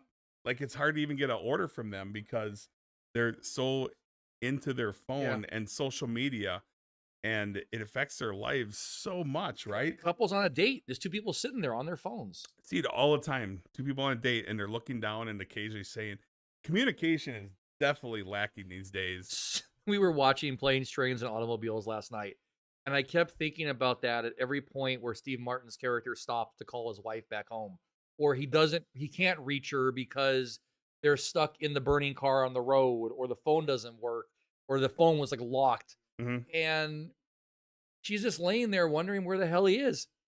And now you couldn't make those movies in those situations now because everybody's got a cell phone. You can text. There's GPS tracking. Mhm. Like you don't have to stand in line for a payphone that's not working, and people can check flights information and get news. And it's just funny how that changes the whole way we operate. And Planes, trains. What a yeah, communication is still worse than ever. gosh, John Candy. That was he was the man, wasn't he? That ending always gets me when. Sorry, spoilers for a movie that's going on 35 something years old, whatever. But like when he realizes that Bill Griffith is homeless and his wife is dead, and Mhm. yeah. And then I said this before, but the fun fact about that movie is there is actually a whole filmed subplot where Steve Martin's wife thinks he's having an affair, and that's why he's not home. Oh, really? And it usually takes place on those phone calls, which is why if you watch it, the phone calls always end pretty abruptly. And at the very end, when they go into Steve Martin's house and she sees him there, she smiles and she says, "Oh, welcome, Mr. Griffith." And it's like she realizes he's been telling the truth the whole time. But to their credit, they edited that whole story out. And if you don't know that fact, you don't realize Oh, you it. don't realize it. Okay. Yeah, but that was the thing, and that's why some of the scenes when she's in the bed looking worried, I guess they make it seem like she's worried about his safety. She's actually worried he's having an affair. What is your favorite John Candy movie? Uh, There's a lot. like where he's the main character or just what he's in? Like, Uh, I mean, that's hard to say. Like, I would say main character, yeah, where he has a prominent role. My favorite would probably be The Great Outdoors. Is pretty good. yeah. That's pretty good. You know what? Did you know it? That small role he had in Home Alone, right? He got paid $400 for that. You know why he probably did as a favor? Because him and Catherine O'Hara, they were on a show called SCTV together, Mm-hmm. and they came up in the industry doing improv together. He did that, and most of that all the scene he's with, it's all improv. There's one segment where he's giving anecdotes because remember it always ends with the thing about like have you ever left a kid home alone? He's like yeah, once at a funeral parlor, and he was fine after 6 or 7 months of therapy. That was all improv. That's what they did. Yeah, I think I There's remember other hearing that, bits where yeah. he did other takes with different stories. He probably did that as a favor to John Hughes. Probably, believe it and or her. not, a lot of these actors they make very minimal amounts of money. There's some crazy stat like the kid in with Tom Hanks where he his boat gets pirated. What was that called? Captain. Yeah, yeah, Captain whatever. The kid that was the Somalian kid or whatever portrayed. Mm-hmm. He only got paid $3,000 for that role, and he got an award. He got nominated for like a big time award, and he got paid $3,000, I think, for that role. I read, which is crazy. A lot of people think these actors are just making millions, but acting's tough. They grind it out. Some of them, he actually not after he left that movie, he went on to selling like cell phones or shoes or something like that. 3rd and 1. Can Chicago get a first down? That's it. Let's start with a first down. There it is. Oh, and that's a Chicago Bear first down. We had a question just earlier on from Butterstacks asking what the vibe is like at Circa if it's a young crowd. I don't know how often you would go there when they're actually showing the games. I haven't been to, because we're always at Westgate or something like that. But I don't feel like Circa is just a young crowd. I feel like because Circa, one of the things about it is you have to be 21 or older to go into the casino. right, At least it used to be that way. They wanted to make it more of like a adults Vegas. Circa's a young crowd compared to a lot of other sports books because it draws like a younger crowd in it in general. And like, also you get people staying downtown cheaper Yeah. for coming for like March Madness and stuff. And I think it depends on what sports too, but like, March Madness draws in a very wide range of people. But football too. Circa's a good mix is the easiest way. Circa's younger than a South Point by far. Oh, yeah. Or a couple others. But I would say Circa's probably right along the lines of a Westgate. I was going to for a say, too, sports the book. Westgate, it definitely skews a bit older, but Yeah. there's a variety of people. So I would say Circa's going to lean a little bit younger than Westgate, but, pretty good mix. I also think it maybe goes that way because not a lot of people are going downtown specifically to watch the games there. I feel like it's more of a headache with the parking and I think most of the people, a lot of people that are there, they're staying down. yeah. Yeah. So it's a Second little and- more. Oh, we got a sack on first down, incomplete pass on second. So after the amazing completion of a first down, we got 3rd and 15 here. Yeah, he should have. That was a bad throw. Hi from Merida, Mexico. Merida, Mexico. And do you see? I'm on Hi, the ball. Derek. Hello. And you see I'm on the ball. I said happy Thanksgiving in Spanish. Yeah. Or at least Google told me how to say happy. I never thought about it. I'm like, well, I know Christmas is Feliz Navidad. So let's find out what Thanksgiving is. Oh, Feliz Day of Thanks. That makes sense. Okay. All right. Caleb Williams getting his steps in. Did he cross the line? Did he catch that? Wow. I thought, well, I mean, I know the marker on the screen is approximate, but I thought he went over the line of scrimmage. My only dig on Circa Sportsbook, it's nice and it's pretty cool. I think Westgate still is better overall and more comfortable, but you can smoke in Circa Sportsbook, which is really weird to me. There's a couple of them you Vaping or smoking though? full on either one. I thought they were non-smoking. No, South Point. You can smoke at South Point Sportsbook. So You got it for 1 second. Yep. So to me, that my knock on Circa is one, the theater type seating that they have is not the most comfortable, especially if you're a bigger guy like me. But in general, it's just like the old school movie theater seats, except for down in the middle and towards the front where they have the, seats that you got to reserve and you have to pay for them. But otherwise, from overall, Circa's probably, I would say, top 3 or 4 sports books in the city. And, it's definitely the newest and shiniest one. A surprisingly really good sports book that I just got to go to. They remodeled it completely. Went there, I don't know, a month ago or so. Sunset Station. Shout out to Rob G. Rob G told me about Sunset Station, and it was a good spot for watching UFC for free when they have pay-per-view events. But Sunset Station has a really nice setup for a sports book. Really comfy office chairs, kind of like we have here.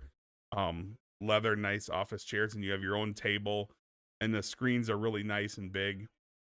So Sunset Station, which is more of a local spot casino, that's a really good spot as well. So, but yeah, Circa in general has a good little party vibe though, and ooh.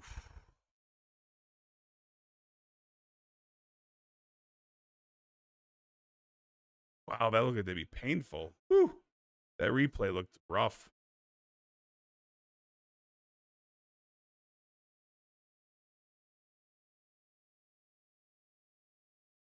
Whoa, and the Bears score a touchdown.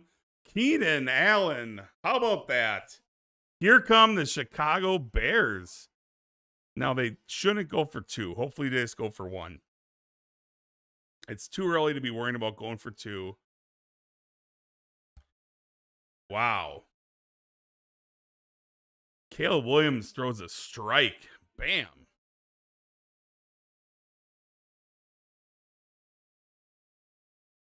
Wow, the rookie, I got to give him some credit. He takes a rough hit. He gets up, and now he's feeling the pain.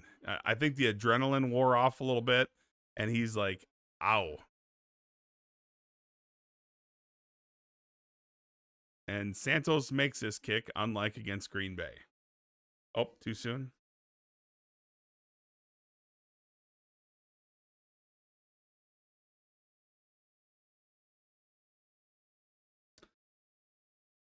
Super One, how you doing? Happy Thanksgiving. Going good. We're having a lot of fun. Shout out to my wife. She is got to work today, and she's at home right now hanging out for a bit, and they're gonna be heading to work a little bit later. Love you, babe, and I'll see you later on tonight on after Thanksgiving festivities, and you're done with work. Bradley Rosenberg. How far? I think it's like a 10-second delay, ballpark. So, as far as the monitor goes, so whatever you're seeing on YouTube, roughly maybe a 10-second delay. As far as a TV, I mean, I don't know. That could vary from another 5 or 10 seconds depending on, different streams. So.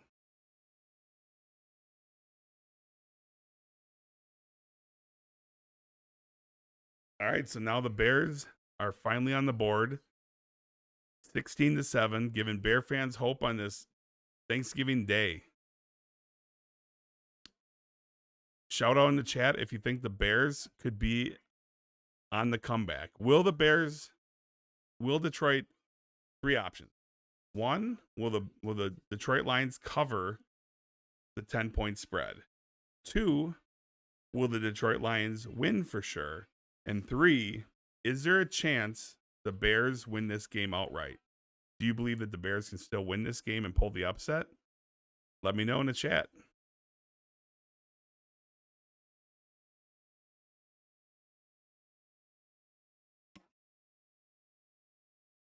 Body Armor, we are not a sponsor, but this stuff is actually pretty good. Too much sugar, but on the way from the house to 7-Eleven, 2 for $4 on sale. Why not? Little Body Armor, a little electrolyte. A little bit too much sugar though, but pretty tasty.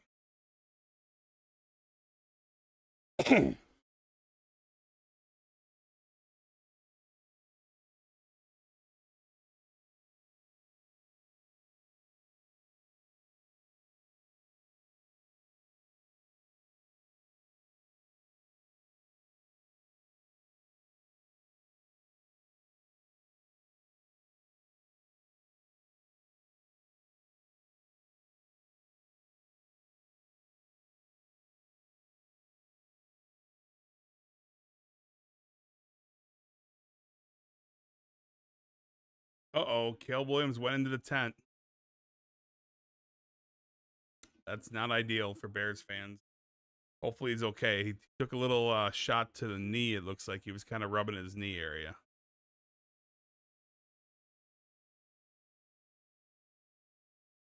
Who's rubbing their knee? Caleb Williams went into the blue tent after getting a touchdown. Is it his low knee or his high knee? I'm back. You miss me? Then of course. Oh, he looks all right. Yep. Dan Campbell's on the bench. Wait. It never gets confusing in practice when someone was Campbell. That's a good He point. looks, and so does Dan. So what did I miss? The Bears scored? Yeah, you didn't hear me yelling? I was like, no. Touchdown Bears. He threw like a 30-yard strike. Suddenly it's a game. Let's have a 30-point quarter here so I can be missing by over under by. Here we go. He put the afterburners on. Montgomery gets across the first down marker. Of course, Jahmyr Gibbs is probably not going to play much because he fumbled.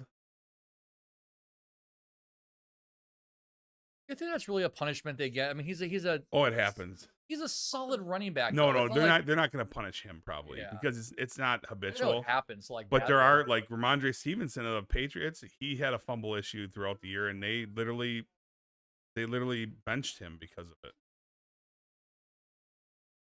Look at that. Nothing there this time. And that's the crazy thing, right? Like we said, no matter how bad the Bears look, having 16 yards in the first quarter, It's game's a game now. Yeah, game. 9 points, little 2-score game. It'd be nice if it was like 7 to 16 and a half. I'd be covering. That's my one concern with this game is, like I said, the Bears have been losing, but they've been keeping it very close in their division. All of those games.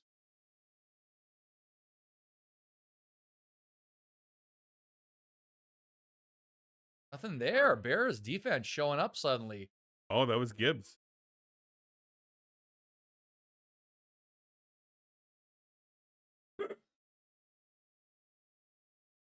Eight rushes, 84 yards. Pretty solid.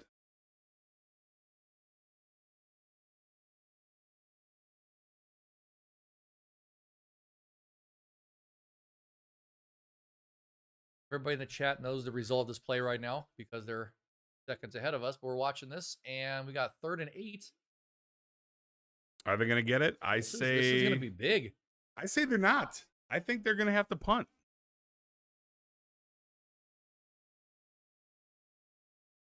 Oh, he almost had it. Yep. Break them down. They got a punt. My, oh, my. Oh, Oh, flat. Oh, and the Bears messed up. Did he grab the face mask?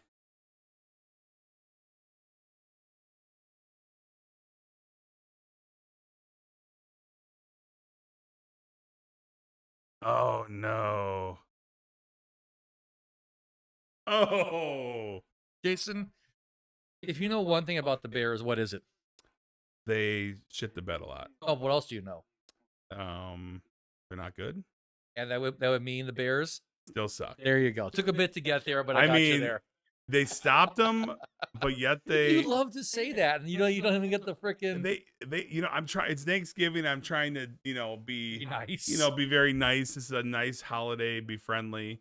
So he grabbed the arm. I saw. Oh, he reached up. Horse collar? Is that what that's considered right there? I mean, he never really even got a good grip of it though. So he was just making sure. It was a very poor effort horse collar. Like I Yeah. feel like it was like horse collar light, but yeah, that sucks because they could have got off the field. We got an audible being called here. We got the handoff to Montgomery. Oh, and there breaks goes the tackle, Montgomery. spins, fights his way for 8 yards. So I was half right. I said Detroit would not get to the first down, but they technically didn't until the penalty. So is that a push? I think that's a push. That is an interesting one. How would Vegas make you do that? No, it would just be considered a first. I would be screwed. But in theory, I only committed to the actual. I didn't take into consideration a penalty situation. Understood. That's like soccer. You can bet for one team, the other, or the tie. Right, and the tie is not always a bad bet to make. No, yeah. Shockingly, in soccer, it's Takes actually the handoff, double reverse. Got the first. Whoa! Yahtzee. When did they trade for Saquon Barkley? Oh wait, no, he jumped forward. You have to jump backwards to be. Holy Saquon cow! Jameson Williams showing up big time. Another move for Madden to put into their game. Got the Kermit the Frog shoes on. Gave him those Look at froggy this. Bam! hops. Hello. You know what's funny? The hurdle almost causes him to get. Yeah, he got tipped right at the end. If he landed on his feet, he was going to keep going. 1st and 10 from the 15. 14 even. All right, I'm predicting Detroit gets in the end zone. And off to Montgomery, goes to the right corner, gets about 3 yards. Let's go with no Jahmyr Gibbs fumble. Although, probably to what your point was earlier, Montgomery probably plays the whole series now. I bet they keep Gibbs on the bench because of what happened. Just What? Just out of No. Gibbs he was in already. was he in already? Yeah. I didn't see him. I only saw 26. He didn't do much, but yeah, the horse collar. Sorry. The horse collar took Yeah, him yeah. down. Oh, he's in right now. All right. Wait. Then this is why. Wait, I thought he was. I saw him. Well, you're the feather, and I'm just producer Mike. No, he's not in right now. And they're running. Oh, that was a bad all. Oh, he bounced off. Is Oh he my. gonna get in? That's gonna depend on the spot of the ball. Third and one. No, a third and one. We got the Bears trying to get another penalty by pushing and shoving after All the right. play. So they should put Jahmyr Gibbs in right now. Hopefully they do that. Please. I'm speaking to the fantasy gods. No. 100%. This is 2-down territory. Whatever happens. Montgomery's in. All right, get the first down, but let Gibbs get the touchdown.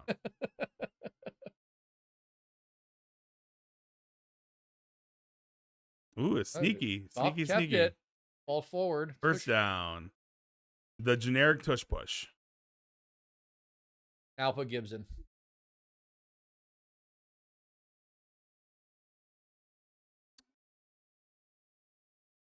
Caleb is looking a little bit. Yeah, she got 2 yards there.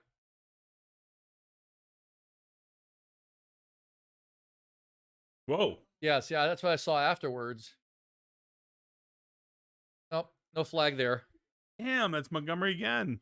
Come on, let Gibbs eat. All right, you cannot get the touchdown this play. No. No. How much would you give me for Jared Goff running it in? Jared Goff, it's your prediction? No, what odds would you give me for a Jared Goff rushing touchdown? It's pretty even money right now. Really? I feel like he doesn't have the mobility even at the yard line. I mean, I'm going to say like Montgomery, if he's the one in, it's like minus 300. Be Gibson.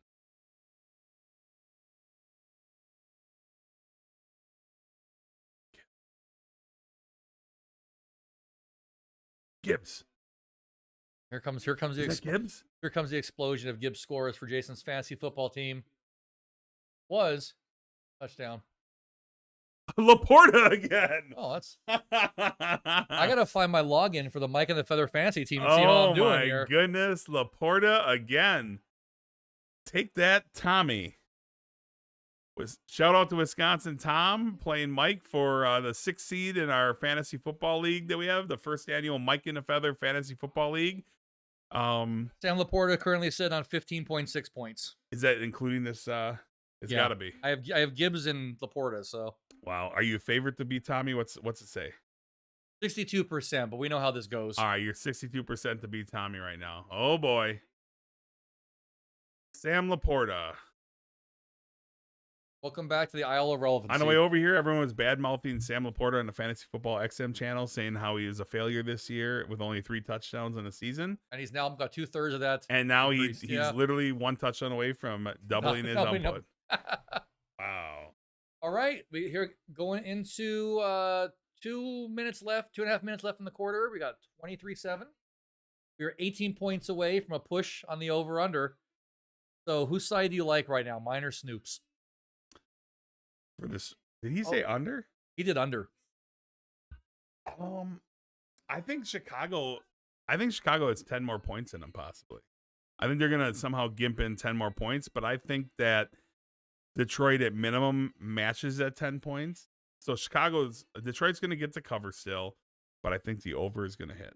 Okay, I got both of those. So yeah, I think the over is going to hit. I mean, I think there's some more points to be had. By the way, if they're seeing the same thing, is this not the best commercial of the year with Matthew McConaughey talking about the food? Jerry's eating rice. Yes. The greatest line read.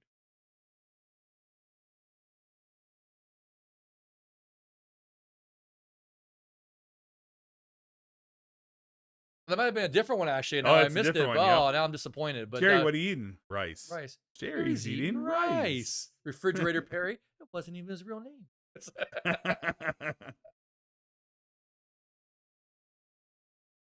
Matthew McConaughey forever ingrained into one particular movie.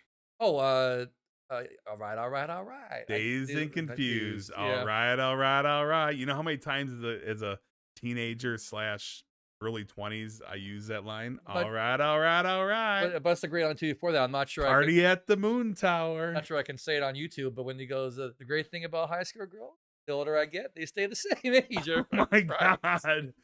god. Did you Don't see? cancel him, people. This is completely random, but did you see he just talked that he moved to Texas and he said he's not going to do movie parts anymore if they're rom-coms. He wants to do other stuff, and then he said he doesn't want to do rom-coms anymore. Yeah, so I remember him Which I can talking. respect. He said that a while ago, that he said that he was going to stop doing rom-coms because he got typecasted. And then he talked him into doing that, Dallas Buyers Oh guy? yeah. Wasn't he like a guy, like a gay guy that died of AIDS or something like that? Or I don't know if it was. what was the Yeah, there premise? was something about that. Or Yeah. yeah, So, but it was like a more I serious. saw that years ago. Yeah. Yeah, but he talked about that, like he was not getting considered for roles like that, right? But he lost a ton of weight, like because he's a jack guy, right? I mean, everyone picks Yeah. on Matthew McConaughey because everywhere he goes, he's shirtless, right?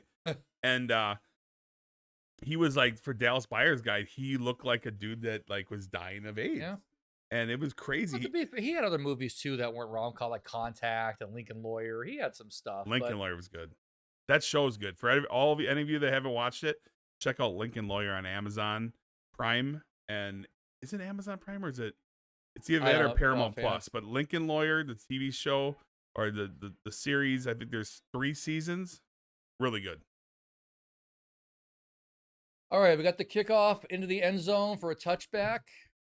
Exciting kickoffs this year. You know what I'm looking forward to on Sunday besides football? What's that? Sunday night, Yellowstone.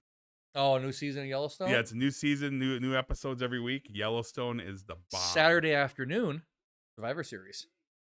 Is that the Saturday? The old bloodline versus the new bloodline. Sami Zayn is the 4th member of the Are new the brothers bloodline. still fighting each other? They No, don't- Jay and Jimmy made up. So, is he on the bloodline now? Yeah, they're the OG bloodline versus the new bloodline. Okay. So and then for some reason Bronson Reed joined the bad bloodline and Sami Zayn is back with the good. The problem with this is they've rushed the storyline. This is wrestling for anybody who doesn't WWE. Like they dragged that story out and it feels like they were pushing this storyline just to get a match at Survivor Series. Like it's just weird how everybody's reconciled so fast and people who are enemies but they got to do all this so they can get to the push for The Rock to come back and fight Cody Rhodes and Roman and WrestleMania. So insane to think that WrestleMania, talk about time going, was back in April. Wow. And where's WrestleMania next year? Las Vegas. Las Vegas. So if you like your fake sports, other than the Raiders' fake play, come out to Las Vegas next year to watch WrestleMania. Oh, as I'm breaking off a huge run. It's not fake sports. It's just predetermined outcome. Yeah, I mean, you get legitimately hurt. Yeah. The hits are real. It's just that the outcome is predetermined. Well, while I was babbling on about that ridiculousness, The Bears are driving. Swift just took like about a 40-odd yard chunk out of this field position, flipped the field. The other Swift. Yeah, not Taylor. What I missed is Survivor Series was cool in the beginning when it came out, and it was Always 4-on-4. That's Right? It was yeah. 4-on-4, and there was multiple 4-on-4 matches. It was elimination done. That was Survivor. great. That was the whole point. Survivor Series is just Why did they get away from that? because it's only so much they can do with it. Survivor Series now is just in name only, and they have like one quote unquote traditional Survivor Series match, but even this year they don't have it. They have this War Games match, which War Games goes back a while, but it's really odd because the match is like an hour long, and you start off with there's 2 rings side by side, and you fight in 2 rings, but you start off with one person from each team, and another, and you can't win. You basically fight for 45 minutes, and then once all the men are in the ring, then it becomes to the first person getting pinned, that team loses. It's a way to, it's supposed to be a war. You're fighting over. That makes sense. I always loved Survivor Series old school when you had the 4 versus 4, and it's elimination. That was great. Oh, lofted to the end zone, almost picked. DJ Moore, caught. come on! I need some points. Flag. Oh, Pass interference. oh boy. Pass interference. Okay, it's 5-year penalty. Yeah. And then of course I love Royal Rumble. That's always fun. I always love Royal Rumble, and I always love cage matches. Like I remember the old school cage matches when it was like George Animal Steel or like, Junkyard Dog, like Yeah, around JYD. that time. Yeah. King Kong Bundy. Another doppelganger sometimes. Listen here. Okay. Yes. Yes, I am a bald white guy. You're wearing the King Kong Bundy outfit, the black shirt. I'm a bald white guy with some weight on me. What can I say? All right, approaching the red zone here. Toss it back to Swift. Gets about 5 yards. All right. Second Is down. it bad I want a Bears touchdown just so all the people that select them on their defense in my big money league, don't get the points that I failed to take? I think Detroit's going to... The question is if they don't convert the first down, do they kick or are they going to go for it on fourth down?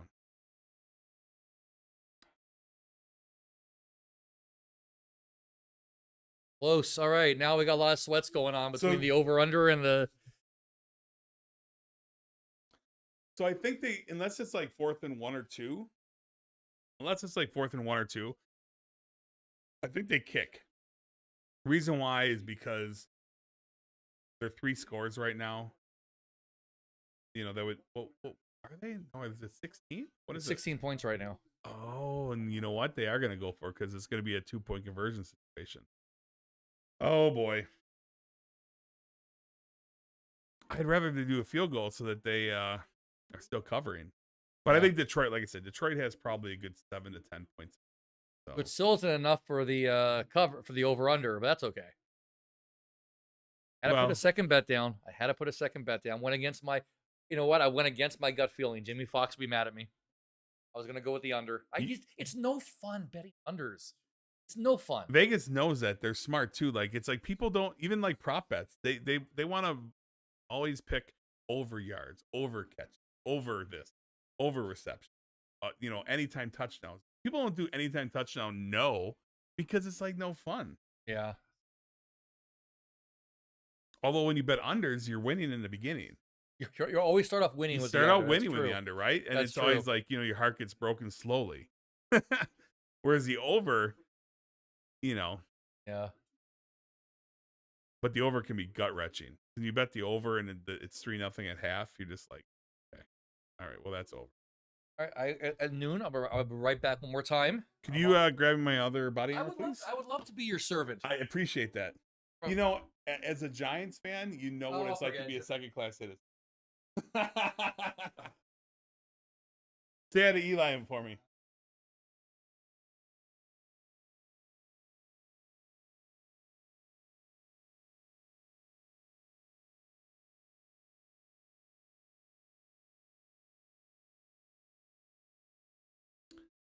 Rob G, if you're watching, how's that turkey coming out? Is it looking good? Is it about done? Send me a text of the turkey when it's on the table. I want to see what this juicy turkey looks like.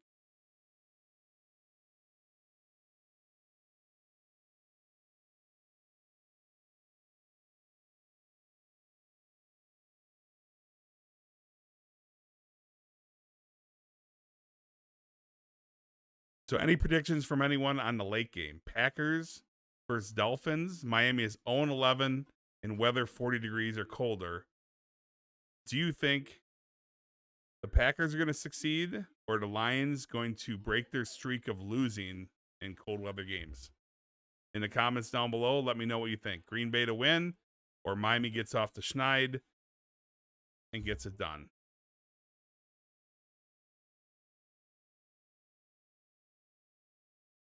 All right, big third down for the Bears.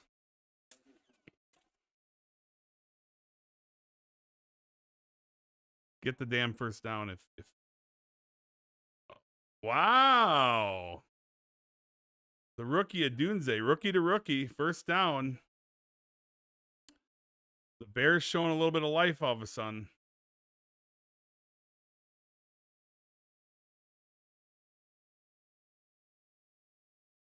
Wow. Okay, here we go. First and goal. Definitely 4-down territory from here on out.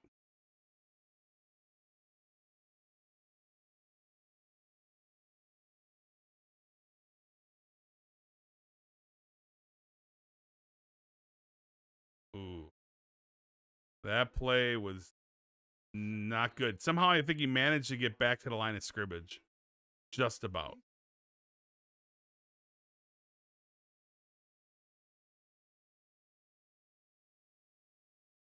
Snoop, if you're watching, you still a believer? Are your Chicago Bears going to pull this out? Are they going to cover the spread still? Or if you could change your bet to -9.5 Detroit, would you take it? Or would you stick and hold pat with the Bears plus 9.5?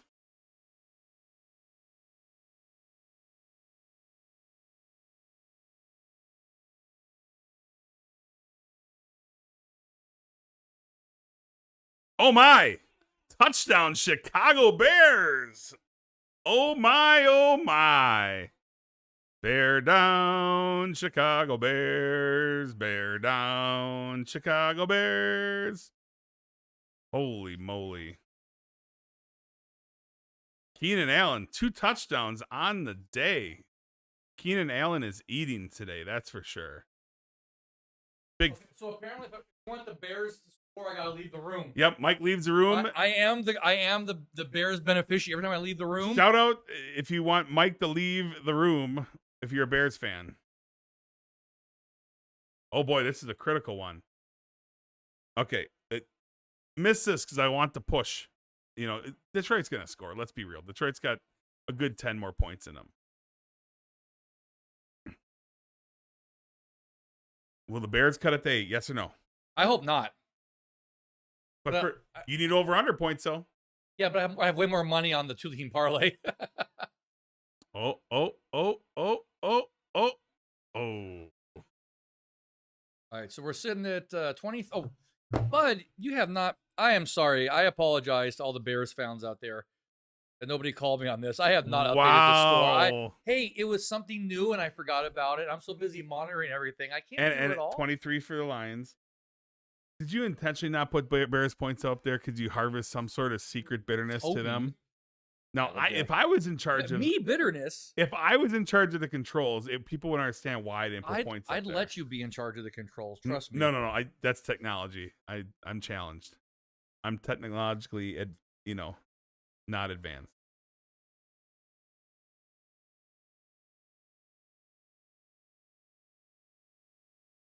$23-13. All right, we got a game.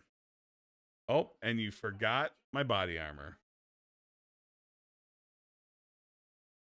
Thank you, Michael. Please. That's why I got it.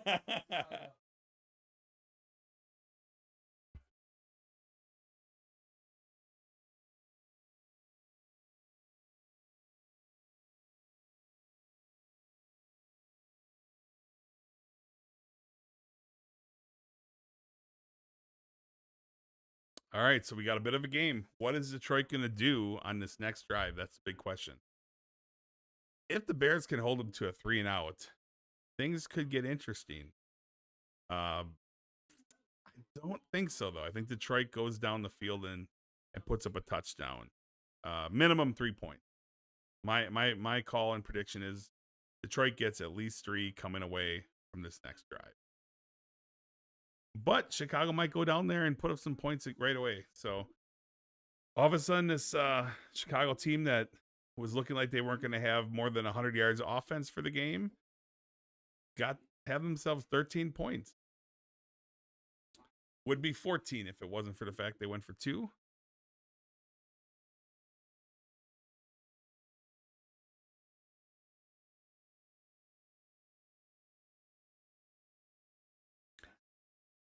So if any of you guys have any questions or comments of any poker players out there, we could talk some poker, talk some poker hands, whatever you want. Let's chat about whatever you guys are up for. It's a wide open chat. Talk about anything you want to know, anything about Vegas, anything about football, anything about poker, anything about anything. The sky is the limit in this chat. Bring the questions, and we'll let you know. Wow. Thank you, sir. Much appreciated. Thank you. Did the Bears score while it was gone again? No. Apparently, you it should have does not. waited. They probably were going to fumble here. I thought it would be an onside kick for a return. Okay. 23-13. So I'm gonna say there's not gonna be 12 more points scored. So I'm gonna write off that bet. Congrats, Snoop. I'm gonna predict you win your Is that like over-under bet. reverse psychology? Like No. you're saying that, but you're hoping. No, because I would rather just not see any more points get put up there and keep the parlay going here. Because if I lose this over-under, I'm gonna have to do it again for the Giants and I Cowboys. unfortunately am pushing with my -10 because I had it early in the week, so I kind of need some points for Detroit. If you got lucky to get the 9.5, you're in a good spot. Look at this guy. This is a new player they have. I haven't seen him before this season. That's the generic tight end. That's the Sam Laporta stand-in stunt double. No one cares about Minnesota. You're the ones who are ahead of Green Bay there in the wild card race? Deliverance. It's amazing you could be 9-2 and be in the wild card race, and Atlanta's 6-5 and they have a spot locked up. Sometimes you wonder about these divisions. Green Bay has the best record since 19. Okay, so no team has had that good of a record since 1970 and been the third team in the division, third place in the division. Never happened since 1970. Can you imagine though? You're 8-3 and like literally of the last 30 years. If you're 8-3 in the NFC North, you're in first place probably. Like 95% of the time, you're gonna be first place. They're in third place. Crazy year. The NFC North is by far the best division in football as we speak. All right, come on, Detroit, pour it on. Jahmyr Gibbs, too much to ask. He's got the ball. Good. Hand it off. Laporta. Oh, look at this catch. Did he catch this? Oh, no. Challenge.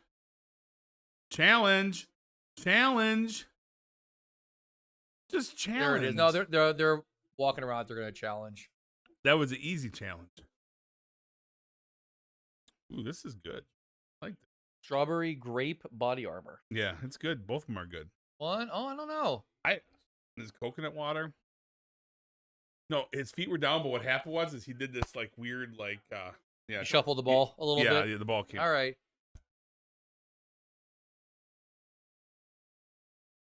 Wait. Watch. No, watch.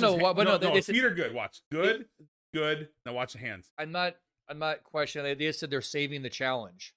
So did somebody else review it? Oh, I don't know. Yeah, maybe it was a booth correction because that official that was standing right there visually. What the heck?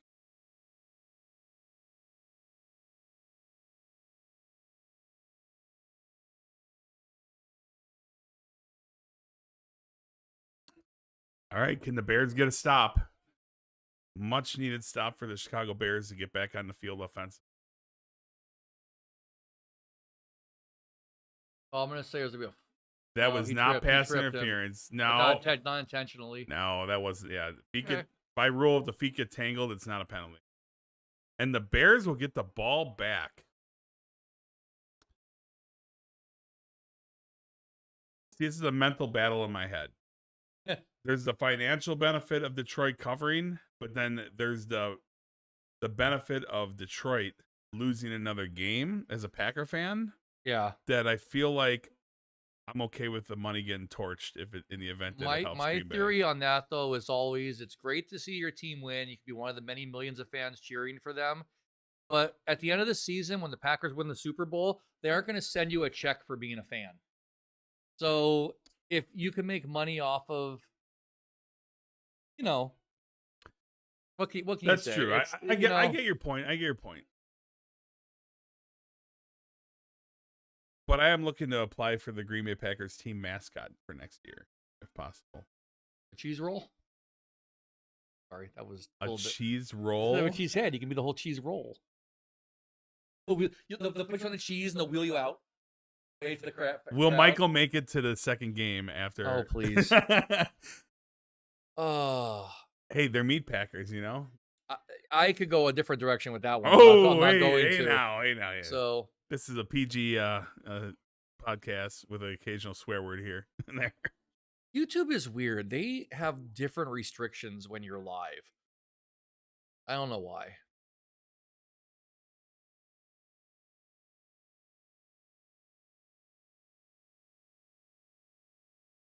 Anybody doing any online Black Friday shopping while you're watching this game?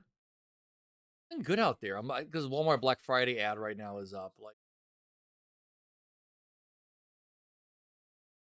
So we're gonna ask a question quick. We're not gonna go political, but is anyone gonna have potentially an uncomfortable Thanksgiving family dinner this year due to the fact of the political situation with Donald Trump winning the election? And is there gonna be a divisive type Thanksgiving where possibly stuffing could be getting thrown around the house? Or is everything that's gonna be my copacetic? okay. So let me diverge for a second. I used to love tomorrow looking up Black Friday fights. People filming people knocking each other for a loop over a toaster and stuff like that. I mean, it's kind of like when you watch Jerry Springer or one of those shows back in the day. It's like you watch that and you feel better about yourself. Now that those aren't there anymore, maybe there's going to be like Thanksgiving fights posted Oh, on YouTube. TikTok's TikTok's gonna going to be blow full. up. TikTok tonight and tomorrow there'll be a million videos of probably families having frustrating moments, which is unfortunate for sure, but there's gonna be some comical ones, right? Where it's like soft-hearted. We won't get political here. If you guys want to Well, comment or ask here's the questions, problem too. You can apply whichever one to whichever side you want, but you have one side who's not going to want to talk about anything, and one side who's not going to shut up about it. right? That tends to be that's the far end in the extremes. Yeah, So it's like almost like what's the movable force meets the unstoppable force meets the movable object. yep. You're gonna have two diverse ways because people can't just talk, No, and that's the bigger issue, is that people can't just talk about differences, and it's, oh, you don't agree with me, then erase me from your life. Okay, then maybe there's an underlying issue there. right. I mean, sure, don't be friends with Bears fans if you're a Packers fan. That'd be criminal. But it's the same thing almost in a you don't want to discuss it. So, but even then, you got to realize you got to take care of yourself first, Yeah, and that's why I say the Packers ain't sending you a check if they win the Super Bowl this year. So if you're gonna make some money off of them losing, you know, no. What you're gonna do is they're gonna win the Super Bowl, and then you're gonna spend more money on them buying hats and T-shirts and stuff. So it's a slippery slope. slippery slope. Oh, Caleb's down again. No, is that Caleb? Yeah, 13. I think it was 18. This whole time I thought it was 18, but he can't be 18 as a quarterback. Jason, that's why you're the expert, and I'm no, just that's the. Caleb, right? Maybe he didn't have the protective nail polish on, so he chipped the nail. True. Can't throw. So back to Black Friday. I've spent $118 since we started this podcast on Black Friday stuff. How about you? Since we started this podcast today, Actually, 138. Yes. Once again, spending my money for stuff that will help support your podcast. so did you go ahead and get me my birthday present? Because for all you that don't know, tomorrow, Friday, Black Friday, is a special kind of day because it's my birthday. So there you go. So Michael, did you spend $100 on my birthday? I told you you need to do that. I didn't spend $100. That's all I'm gonna say. Okay. Okay. And I am, for all you want to know, it's my 25th birthday tomorrow. Look, according to this 25. chat, since you mentioned your birthday, we have one less concurrent viewer. Holy cow. Can I get a happy birthday in the chat for tomorrow, please, on Black Friday? I have no idea how. Right now, it is 2:50. People are all eating right now. That's true. That's true. A lot of people eating in the probably 1 o'clock is a very popular time, 1-2 o'clock. So I think there's a lot of people eating, and as they're eating the meal, the last thing I want to do is look at our mugs. Yeah, I plan to have a few more things set up for the video this week. Unfortunately, we don't have it, but I can do this. Give Jason a thumbs up for his birthday. Oh.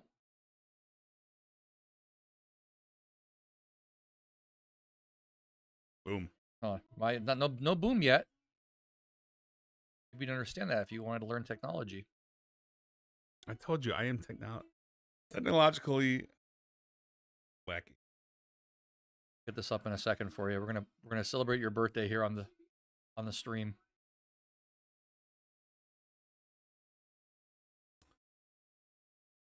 Detroit, I tell you. Speaking of football and Detroit, they had the draft last year. This year, it's going to be done right at Lambeau Field.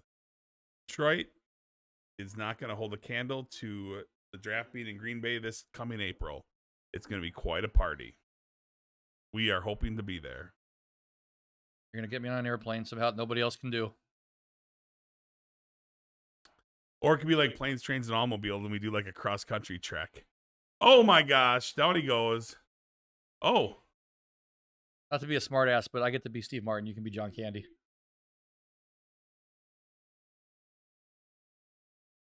I will take that. I'm John Candy. Oh, John. Yeah. All right, I'll be John Candy. All right, there we go. But we're gonna pimp your birthday for a little bit. Oh my God. Thumbs up for this birthday tomorrow. Oh boy. Gosh. Oh, that wasn't Kill Williams. He's 18.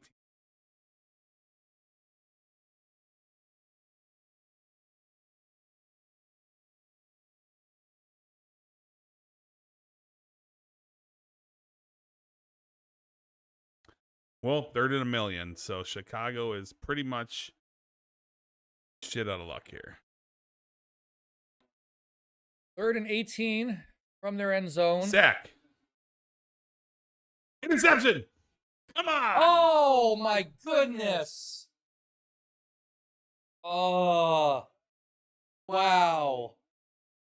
That could have got you near that over. Oh. Pick 6. That would have been it. Oh. Why did you let me bet the over?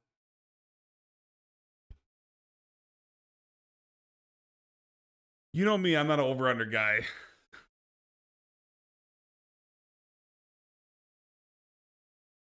Yeah, what is he dropping that for? Yeah, I thought maybe I got a tip. I didn't even notice that. Yeah. That's why you catch with your hands. The ball was behind him a little bit, but still, you're DJ Morgan, that money, you got to catch that ball. The Bears were down by 11 to the Vikings with less than 2 minutes to go. They're only down by 10 with 5 times that amount right now. That's true. Detroit at midfield, though, are they really not going to score here? I mean, they got to be a minimum of a field goal. Minimum.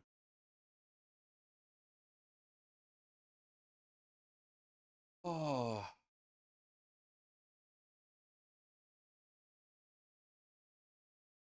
Well, Tommy DeVito is probably getting through warm-ups right now. He's ready for a big game. Tommy DeVito over under 200 yards today. He's not starting. Oh, he's hurt. I forgot about that. Drew Lock's starting, I think, unless something changed. I mean, you never know. Tommy Cutlets, Tommy Cannoli. You know, he could maybe. You're so racist. You're so racist. How is Tommy Cannoli? Hang on. Tommy Cutlets is okay, but Tommy Cannoli's no good. Okay, because you can associate everybody eats cutlets. Italians eat cannolis. Italians eat cutlets. Did you ever watch The Godfather? Are you fucking kidding me? You ever watch Sopranos? Did you ever watch The Godfather? They pretty much hang out in front of a butcher store. Did he say, leave the gun, take the cutlet? No, he said, leave the gun, take the cannoli. Oh, God. Literally, Sopranos is stationed in front of a fucking butcher store. Like, literally, they sit out there and they camp in that whole series in front of a butcher store. This is Do you like cannolis, by the way? Really, a lot of people don't because they're made out of like what is the white stuff? It's like some sort of like cheese, right, or whatever. Cheese, ricotta. Yeah, ricotta. My wife does not like cannolis. I think they're all right. I don't need too many cannolis. My favorite Italian, that's meatballs. I just love meatballs. Yeah, who doesn't love meatballs? I mean, you could just serve me meatballs, like a plate of meatballs. Oh yeah, that's all I need.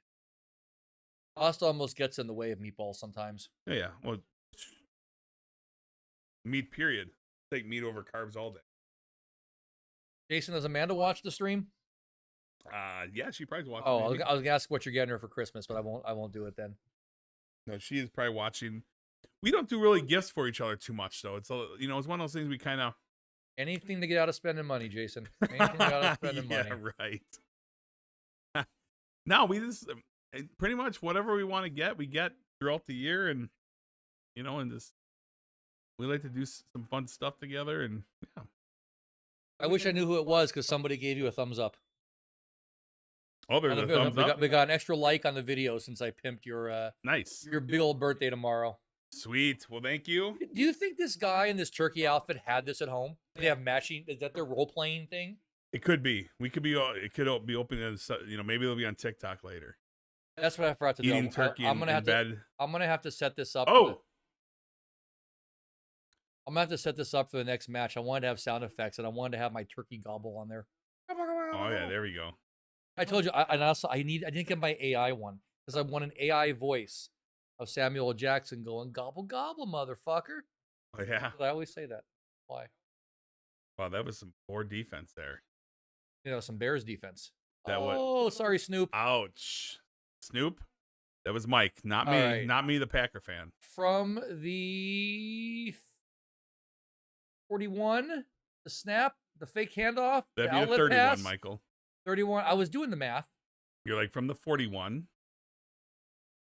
Let's see here. Are they okay? Prediction: is Detroit going to get a touchdown, a field goal, or the Bears going to get the ball back, or with no score? What's going to happen? I predict one of those will happen. Yes. No, which one? I would like a Detroit touchdown. I know what you would like, but what do you predict? Detroit touchdown. I'm going to be optimistic here. All right, I like that. Detroit gets the touchdown. Well, and then the Bears can still march down. That's they will not be getting a touchdown now. I'm gonna say the Bears. I'm gonna say Detroit. What do you do? Oh, why do you threw the football? Look, James, this is the same guy that just got a gun charge dismissed. He was using PEDs. I mean, it's just pure.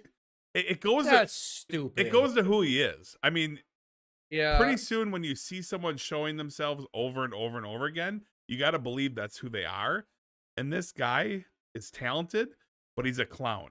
I get these are young kids too. I sometimes forget how much of the NFL is people under 28. Yeah, but you know what? There's a ton of young people, and they don't act like that. I know, so but it's not an age thing. You got to learn. You don't do that. You cost your team. Like, who throws a football at someone's head like that? Yeah. Like, Dan Campbell said he was on like a near third strike situation. And I'm telling you right now, I don't think the guy sees the field the rest of the game. There's going to probably be a team penalty for that, like some kind of. I think Jameson Williams might be riding the pines the rest of the game, because I'm pretty sure. Yeah, for today, for sure. Dan Campbell's not okay with that. He's pretty much fed up with it, because I'm going to guess that. Yeah, it's crazy. Unacceptable behavior.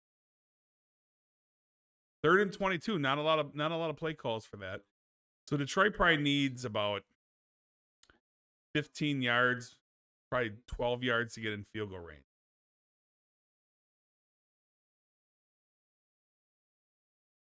Ooh. That's not good. Ooh, God, and he got that. Oh, he just rolled up on. Ooh. Oh, he's standing up, though.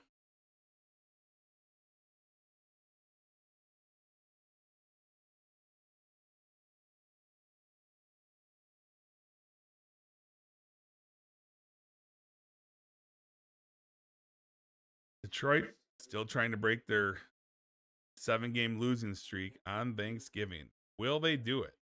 They got a cushy 10-point lead. 3rd and 22. I think that somehow, I'm going to guess they're going to try to get within field goal range. I think this is going to be a dump-off situation, get down to about the 35, and kick a field goal.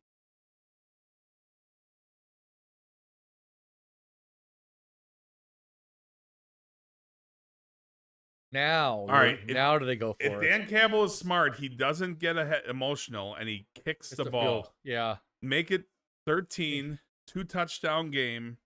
He's got to think.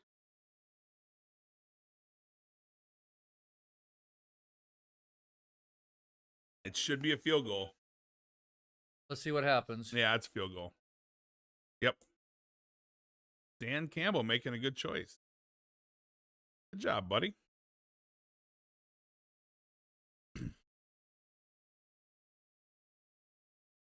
Yeah, this guy, he's a pretty good story for this kicker. He was like, thought his kicking career was over, young guy, and comes out of nowhere, and now he's having a heck of a year. Was he in the NFL before he went to the UFL, or oh shit? Oh, he just jinxed the shit out of him.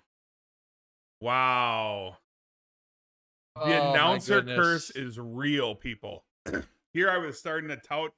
I don't tout any, Detroit or Minnesota or Chicago players, but I was saying, hey, this kid is a great story, having a great year. And as I said that, wide right.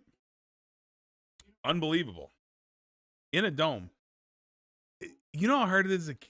I don't understand it. How is there not, I've said this before, how is there not 32 kickers in the world that are automatic? There's got to be. You're talking about 32 people out of a gazillion on the planet. And you're telling me there's not 32 automatic kickers? It should be nauseously boring automatic kickers these days. I mean, in a dome, how do you miss that kick?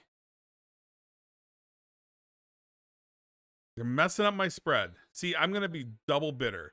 Detroit will still win, but they won't cover. So it's going to be like a double kick into nads. They don't. I lose the money and Detroit still wins. That feels like a Chiefs story for me. I mean, with the Chiefs, it always happens. I bet with the Chiefs, they don't cover. I bet against the Chiefs, they cover and win. I'm writing off the over. I'm just hoping now the Bears don't come in and really screw me here. Second. They are the Bears. They tend to screw themselves. Caleb, he could have got that. Come on, you're not Tua. Tua needs an. See, here's the thing. Oh, he does the hand thing too. Like Tua goes for that. Tua, you know darn well, Tua runs for that first down. He shouldn't, but young Caleb, he's like, no, I'm gonna take a slide. These young kids today, I don't know. Huge third down. It's getting to be a point where, come on. This is a big one right here. 3rd and 4. At the snap, he drops back, looks to pass, the short pass, gets the first down out of bounds. Cole Kmet. We used to have him on our fantasy team. Yeah. He's been a dud, though, most of the year.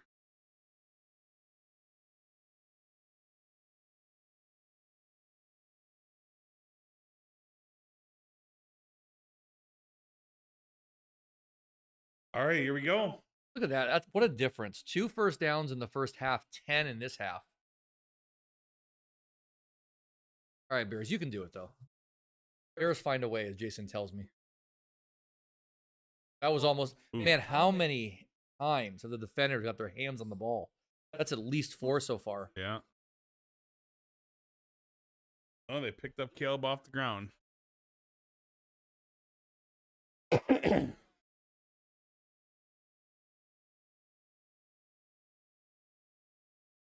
All right. I say that Chicago's going to get within field goal range, unfortunately.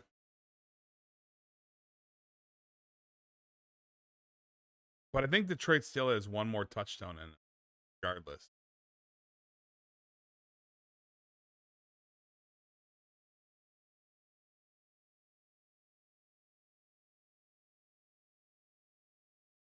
Oh. Whoa, that was... Whoa! Easy. What a play! Wow. Now that was something, Michael. What do you think? I think I was getting something set up. I did. That was an interesting pass, and they got the extra yards out of it. So, but he literally looked like he was going to give up and run on it, and then he all of a sudden did this. Watch this dip. Yep. He's like, whoa.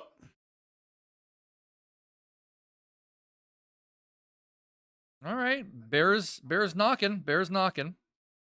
Troy's probably thinking, man, last 7 years, here we go again.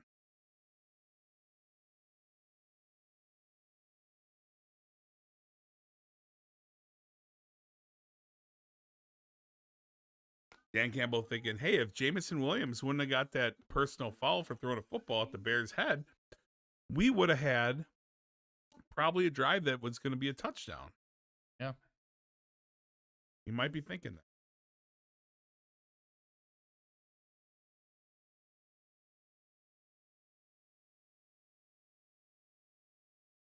So what percentage chance do you give your Giants to win today? 20. 1 in 5 chance. You do realize, I mean, the Cowboys have not won there all year. I know. And But lose. It dates back to losing to Green Bay in the playoffs. I am going with the Drew Lock factor. Not only have they lost, but they've lost by double digits in every one of those games. So you're saying they're due, right? Because isn't that the logic? I mean, in theory, you're right. You would say that they're probably due to get the. Oh, someone's going down the stairs. I mean, I think that Dallas just comes out and just tears it up. I think Dallas is everything's gonna fire in all cylinders, and Dallas gets the win by double.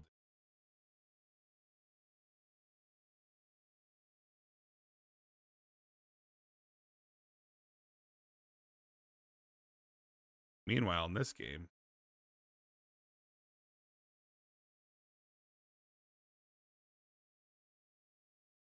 nothing.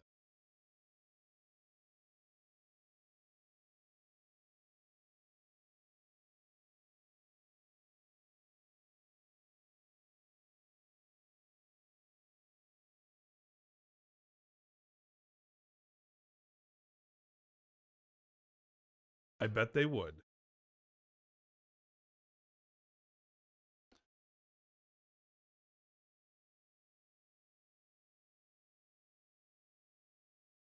All right, come on now. What's going to happen? Caleb Williams drops back. Catch. Oh, a little bit short of the first down. Ooh. Cobbling a little bit. 3rd down and 1. They do need 2 scores. So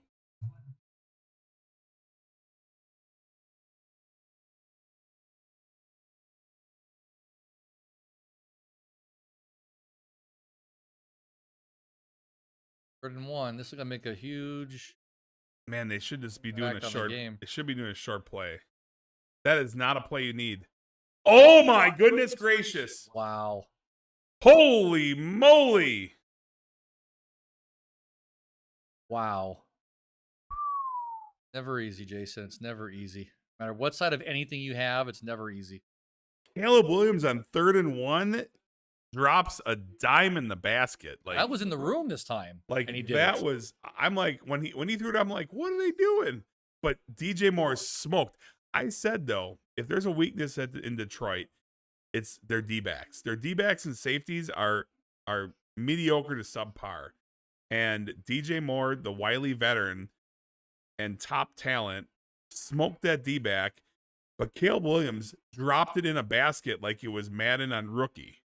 I mean, unbelievable. We got a game. Yeah, we got a game. Let's hope they can score here. Minnesota probably has PTSD, fans watching this right now. That's what I told you that earlier. I said what they've done to this division, every game so far, it's always been close at the end. That's why I was a little bit leery. But how do you trust the Bears against this Lions team? And they're proving maybe we should have.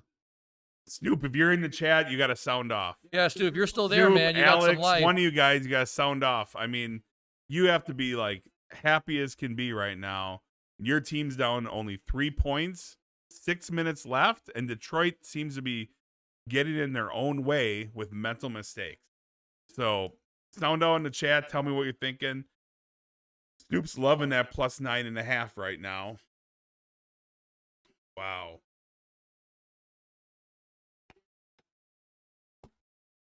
This is crazy.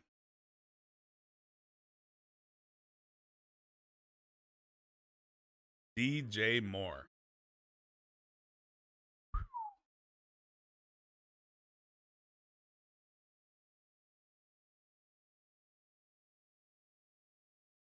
If Chicago would get this victory, at least it'll slow down all the Lions rumbling. Like everyone on earth has already anointed them going to the Super Bowl, right? If they go ahead and they lose this game, you'll see on Monday how amazing the conversation turns. They lose about this Lions team. Yes. Yeah.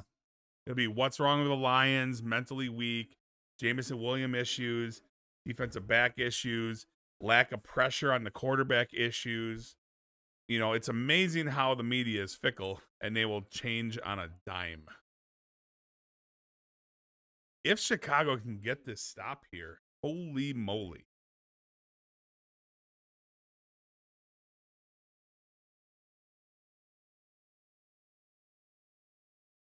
At least now I don't regret not playing Detroit defense.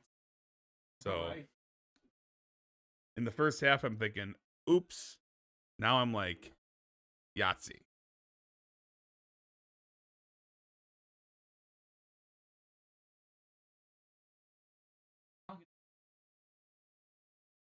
I mean, ultimately, Detroit can just, maybe the goal is to run the clock out, which is not ideal for those that have a stake in 9.5 for 10-point spread. And what's the over under? Oh, a touchdown for Detroit. And it's just like scoop.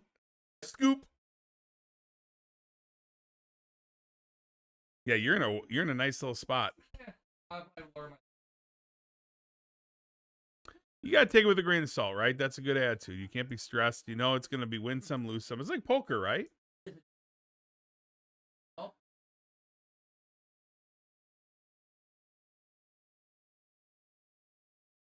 Oh, did Israel ever get the hard flush? No? Oh. Was there a story?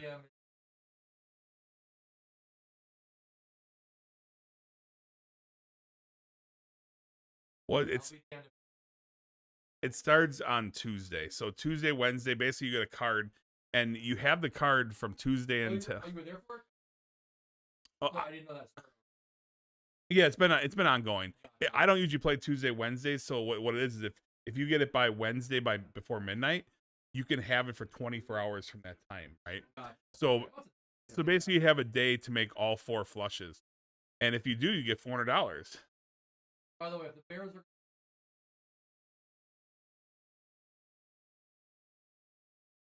Was his heel on there when he touched it? What happened? So yeah, it's there was a couple people that got paid out the $400 when I was there. Oh, look at that. Is this foot? Oh, there is green.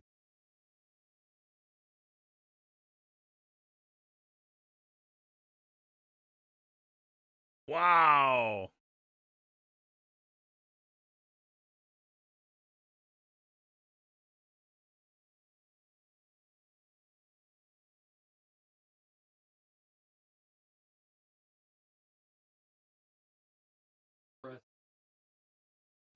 Ooh.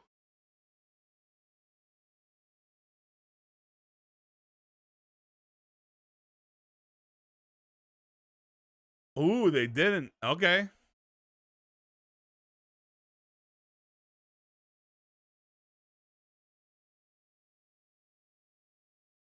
I mean, he ripped off his helmet. Wouldn't that be face mask? Oh, and then they're going to flag him? Well, when you're on the 1 yard line, a 15-yard penalty is not relevant. Literally, it's going to redo the play. And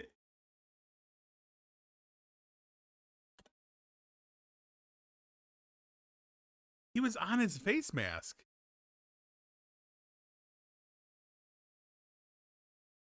Holy cow, look at it, official. He was in the gym getting a pump before today's.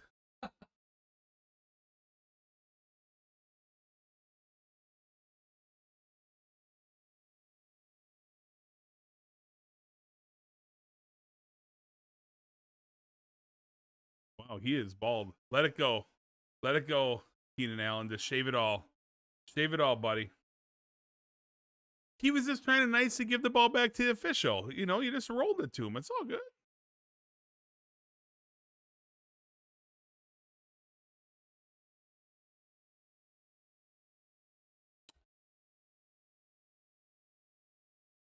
You know, the worst thing you can do for a Bears fan is give them hope.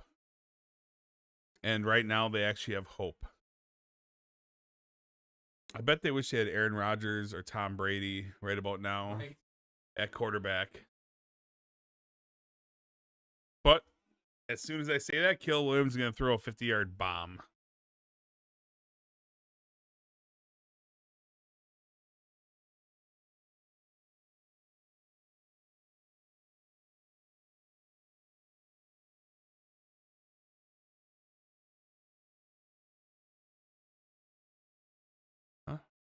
Well, probably is annoying to look at. We want to keep the screen aesthetic. Oh.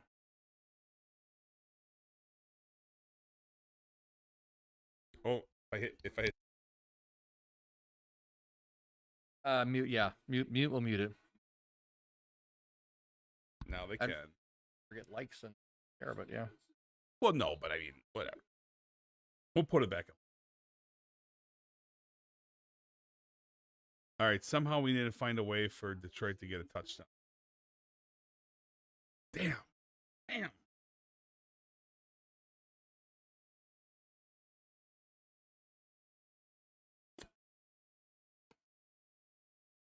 Chicago with 2 timeouts. They have to go. I don't know.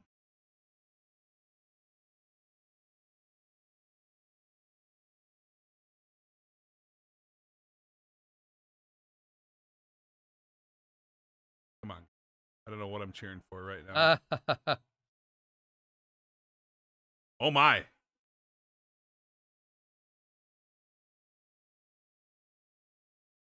Well, if Wait, anything, I'm cheering for the touchdown. So you bet the over individually, right? yeah, it's Yeah, individual. okay. I guess I get a couple of bucks back, but yeah, I'd like to keep my parlay going for my Giants game. Give me a little more incentive to care about how they do. But you have Dallas minus 3.5, right? I didn't. Yes. On Yeah. the on a parlay though. I didn't Yeah. do it straight up. Maybe I'll do it straight up if.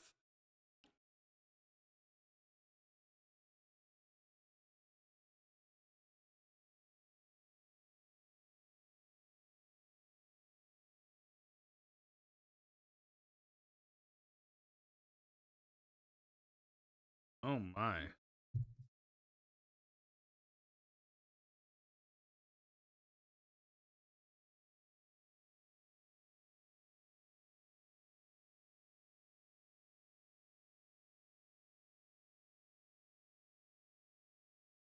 The state of the world.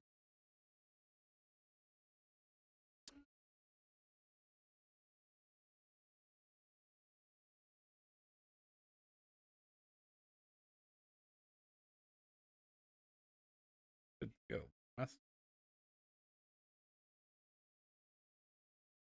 The Cowboys line has moved to -4. Well, we know where people are on. Yeah. Oh, Rob sent me the pictures. Of the turkey. Okay, Nice. so that's the. Right. Oh yeah, that's good. Really good. That is good looking turkey. Ooh, look at that on the smoker.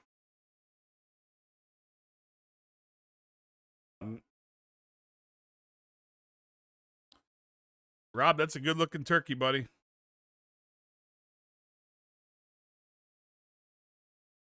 Wow, that's a beautiful bird.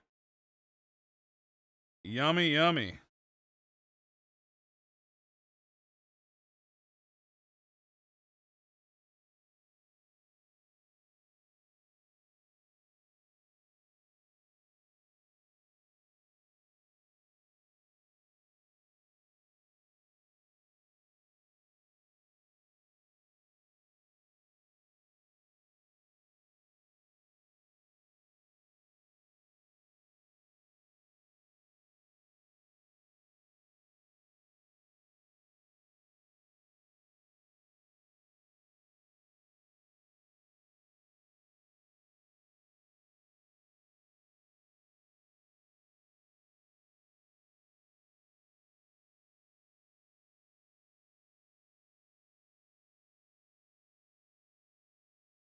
Wow, 2nd and 15. Almost got home. 3rd and 2. Here comes Chicago. This is unbelievable. At one point, this game looked like it was going to be a blowout, and all of a sudden, Chicago, here they come again. Just like against Minnesota, tied it up, sent it to OT. We got to figure they're in 2-down territory, no matter what. There will be no punting at all.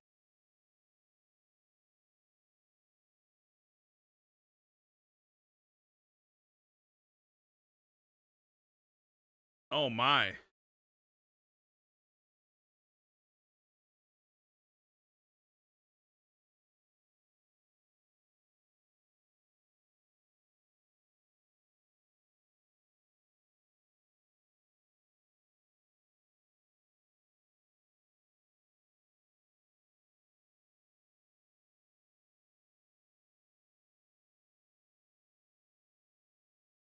Whoa, another injury.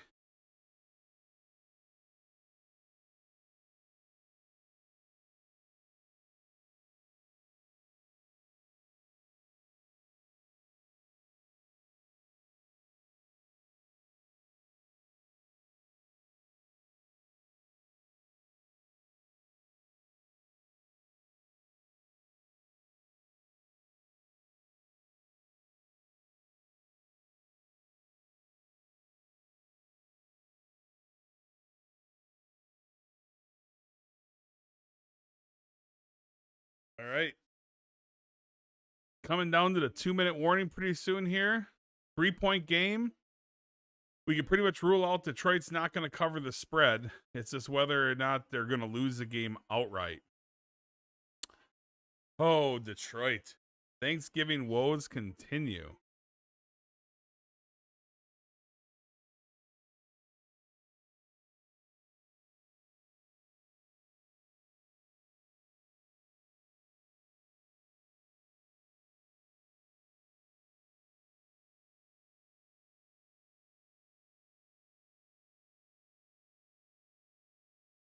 Yeah, I think that Chicago should snap the ball, and no matter what, if it's the clock continues to run, yeah, let it go to 2-minute warning. That's a good call.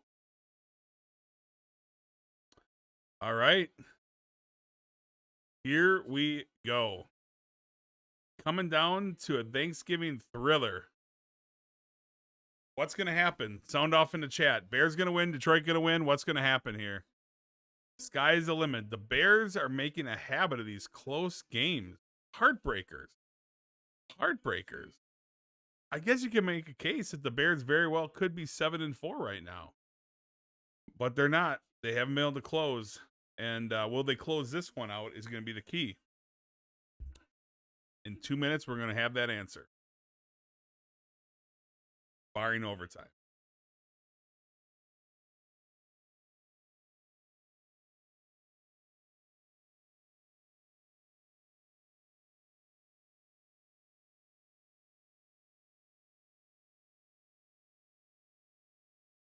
Shout out to Brado. Happy Thanksgiving, buddy. To you and your family. Hopefully you're having a great one. Yeah, you definitely should have took that 6 points. That was that would have been a good one for you, but you know, hindsight is always 20/20, right?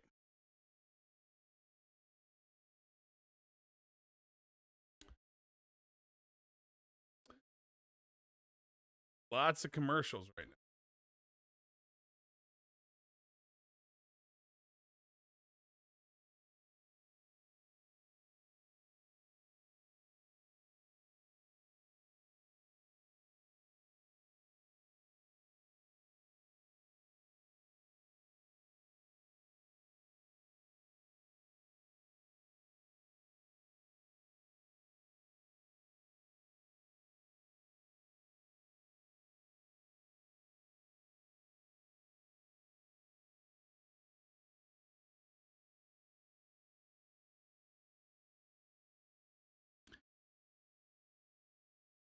Anyone in the comments, feel free to let me know. Wondering who everyone's favorite teams are. I know a couple of your favorite teams, but feel free to sound off where you're from and who your favorite teams are. Love to hear it. And hear who you're pulling for, whether it's Thursday, Friday, or come this Sunday. But it's time to get it on. Detroit, Chicago, Thanksgiving Day, 2-minute warning. Bears driving, midfield. Boom. Let's see what happens.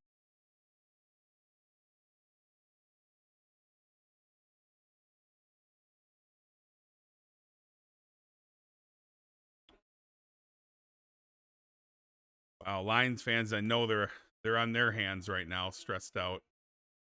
Chicago fans just as much right now, so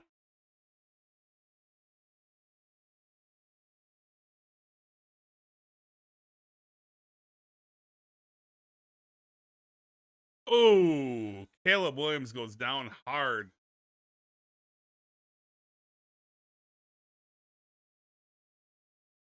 That's not going to do much for them.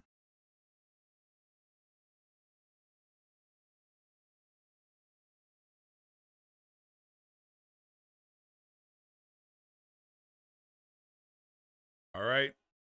Second and a long way to go.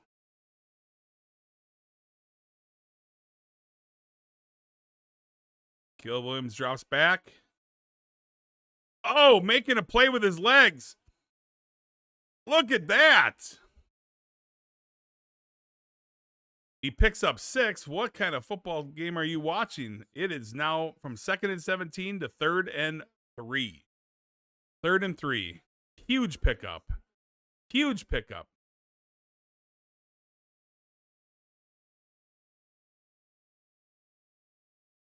Third and 4. All right, here we go. Ooh, the Lions burnt the timeout. They realize that right now they're in a bit of a predicament. Another Lions defender going out of the game hurt. This is getting out of control.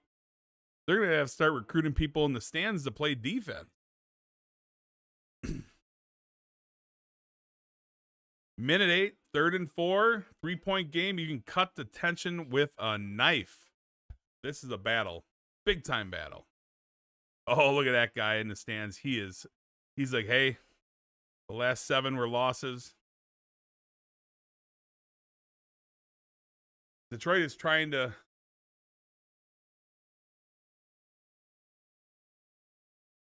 Third and 4. Huge play.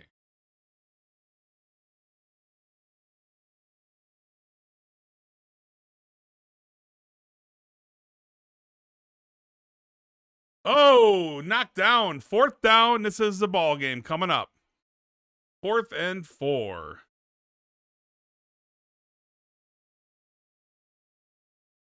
Oh, man, I feel like they should have ran that ball on 3rd down or made sure they got some yards. Get a fresh set of downs right now. Do or die. I think Caleb Williams might scramble for 4 yards here.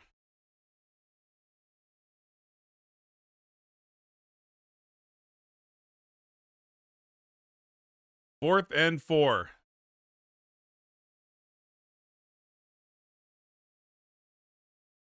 Oh my goodness! Oh my goodness! Chicago Bears down to the 20-something yard line, 23-yard line. Wow. Oh, penalty.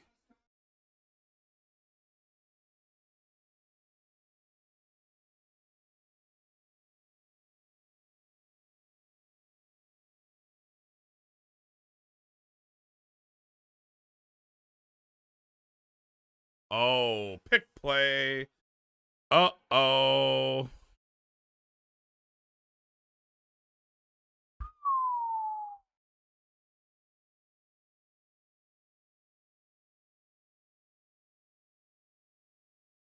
Wow.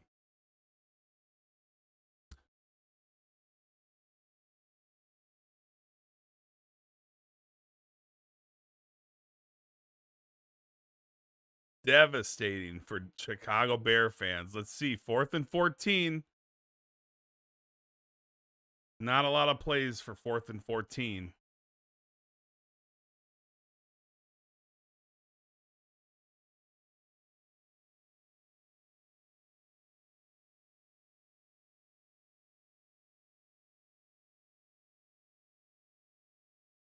Yo, flag!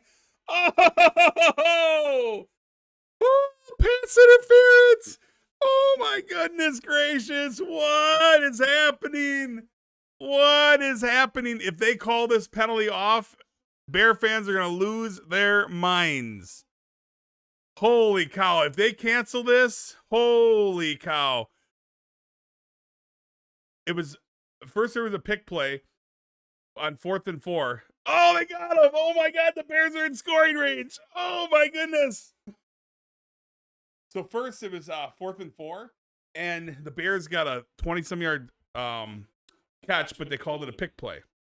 So it's 4th and 14, and on 4th and 14 right now, they just threw it up, pass interference right there. Oh, yeah. And right there too. So now they have the ball, I think, on like the inside the 20.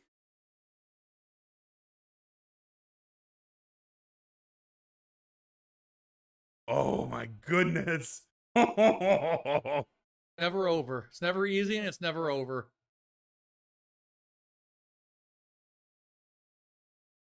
That was a terrible throw. Wow. Wow, that was a bad throw. Look at this. Caleb Williams is almost at 300 yards.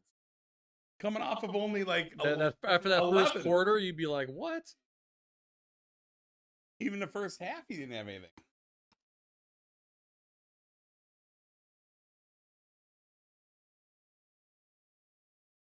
Holy cow. It always comes down to a damn kick, doesn't it? Seems like it is. The Bears nonstop kicks. Let's see if they can shock the world and get in the end zone for a touchdown. Timeout. Chicago having a waste of timeout there. Poor clock management as usual.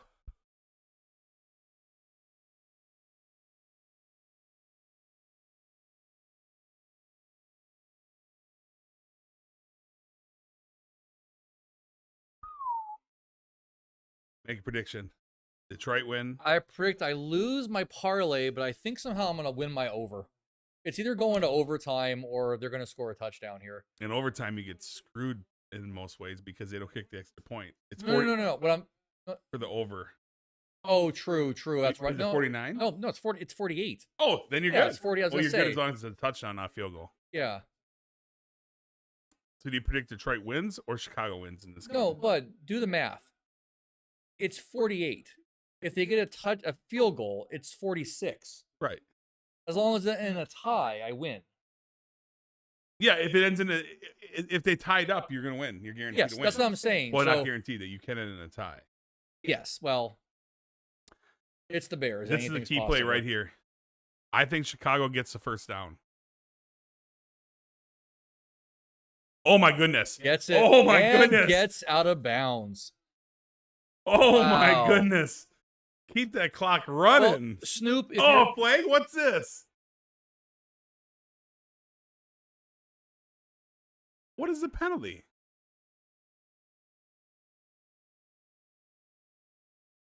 Oh, what did it? They just keep running the Bears over. Come on.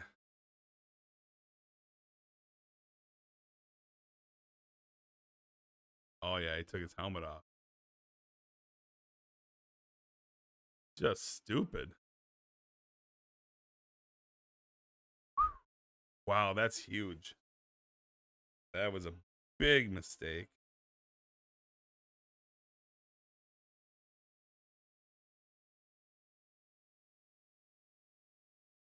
What a first game of the Thanksgiving extravaganza.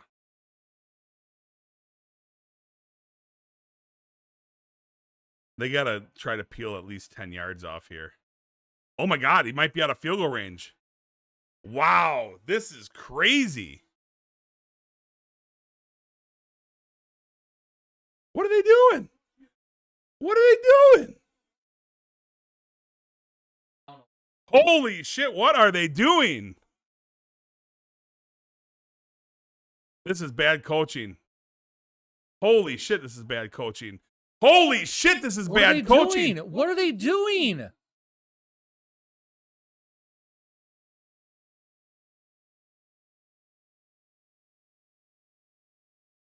I am so confused by what just happened. Other than losing my bets, what just happened? Why did he? No timeout, no 26 seconds, and what did they? What happened?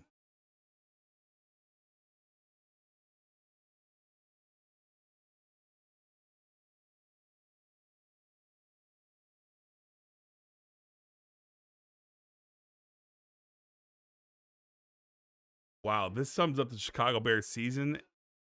He might get, they don't fire during a regular season, but he should get fired. That was the biggest coaching blunder ever. There was 26 seconds left at least with a timeout, third down.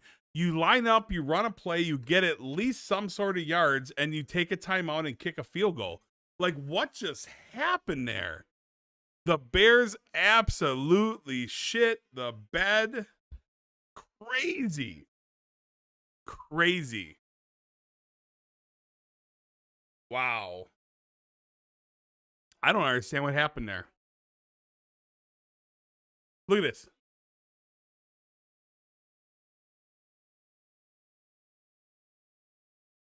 Why are they not quickly lining up? The Lions guys could have got.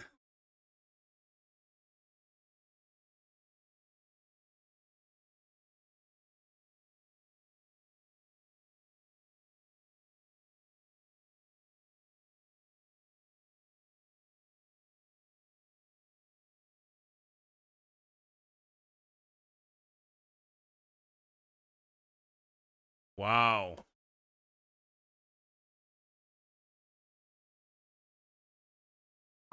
That is brutal. That is brutal football. That is just bad football. What does everyone think about that?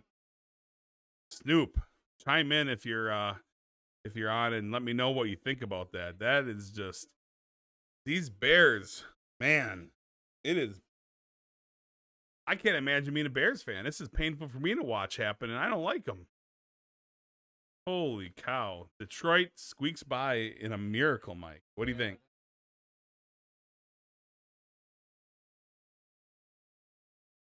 Yeah, we got yipped across the board. The Lions won, and the spread wasn't covered. Wow. A lot of mental mistakes on both sides. Holy man.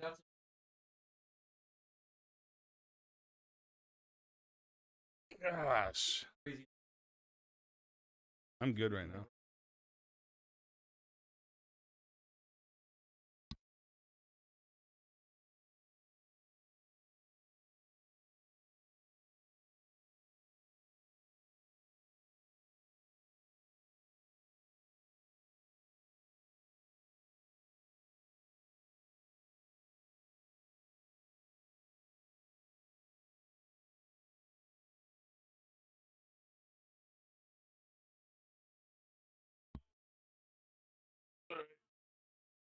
Oh.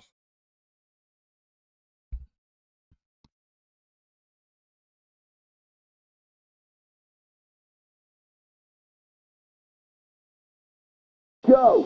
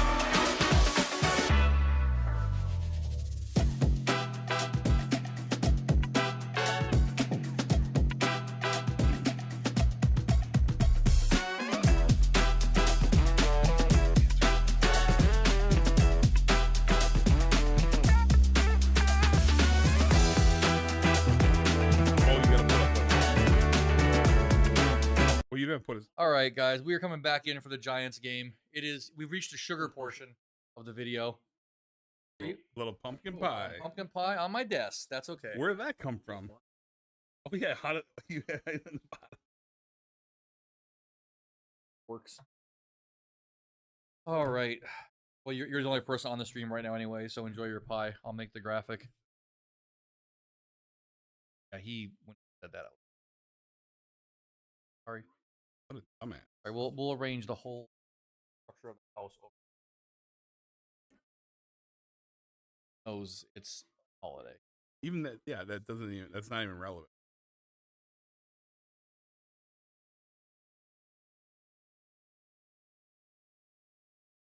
If you really thought that was gonna be a problem, how did he work? He came in like after 4. You're the only person on the stream right now.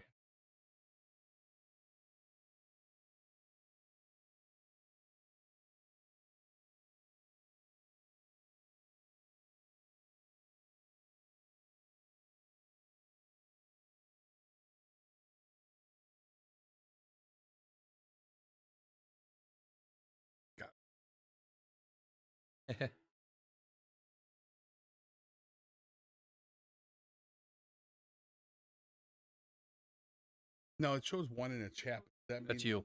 but that means that doesn't mean that there could be more in the stream though, right? No. No. Look, I can look right here. Current viewers 1. That's you. Oh. Now this is a few seconds behind as well, like everything else. So when you think you're talking to nobody, you're actually talking to people. So you always gotta treat it like it's ready to go. Cowboys are home, right? Yep.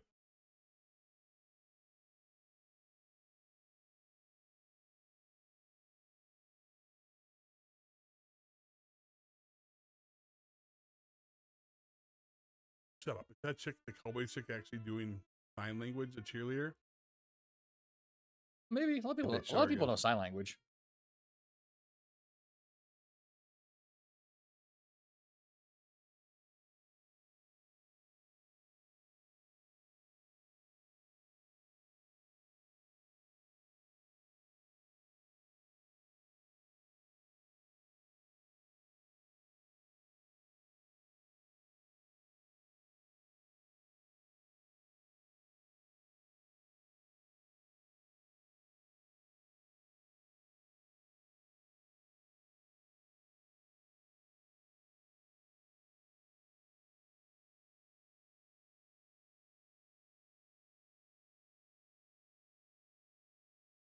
Nice. Mm.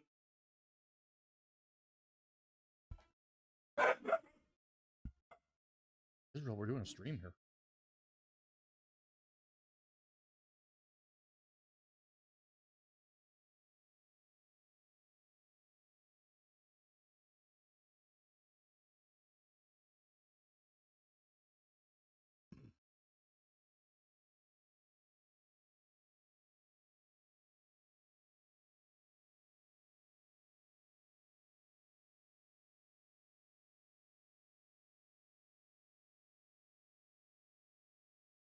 All right, time for a little more football. Here we Oh, go. There's Manny. Speaking of the Giants, you already devoured your pie. I see. Oh, yeah, I crushed that pie. Get out to Costco, everybody. $5.99 monster pies. My Best eating today has existed of snacking on whatever's being made and sampling it, beer, pie, and soon to be devoured Mountain Dew Code Red. Because I bought sodas on sale, even though nobody drinks soda who's coming to this party. Right. I have mixers or whatever. I'm like, I'll get Code Red. I'll have a couple. I think this is the second to last one in a 12-pack that I bought days ago. So after today, That's the second to last one left. of the Mountain Dew Code Reds, Code Red's money. there's RC Cola and Coke Zero, and I think Sprite. Back in the old days when I worked for Pepsi, I was working there when they rolled out Code Red, brand new. And it was the hottest thing ever. Put in the chat what your favorite soda is, whether you drink soda now or did in the past. Because I have not had soda for a while, and I've been on a kick, and I need to not be on a kick. But I'm still 7 months free of energy drinks. Code Red's on the border of being considered energy drink, but This dog keeps opening the door. I know. I know. There's a borderline between, it's not a rock star, but it's 3 Cokes. Right. It's a mental thing for me. So Right. No, you're right.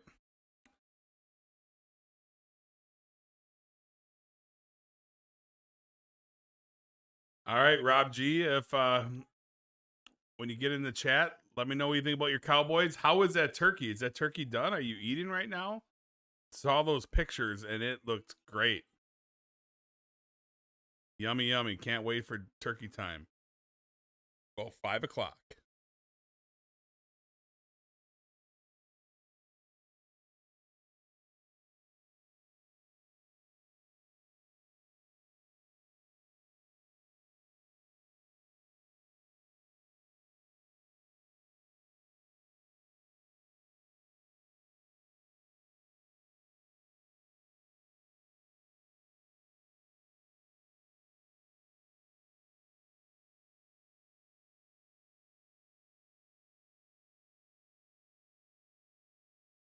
just sent Shauna. I watched that pitch meeting channel, Mm-hmm.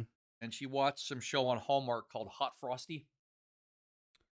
Hot frost. About a guy, a snowman who turns alive into a hot guy, and he actually did a pitch meeting on it. Hot frosty. Hot Frosty. On what channel? It's probably streaming.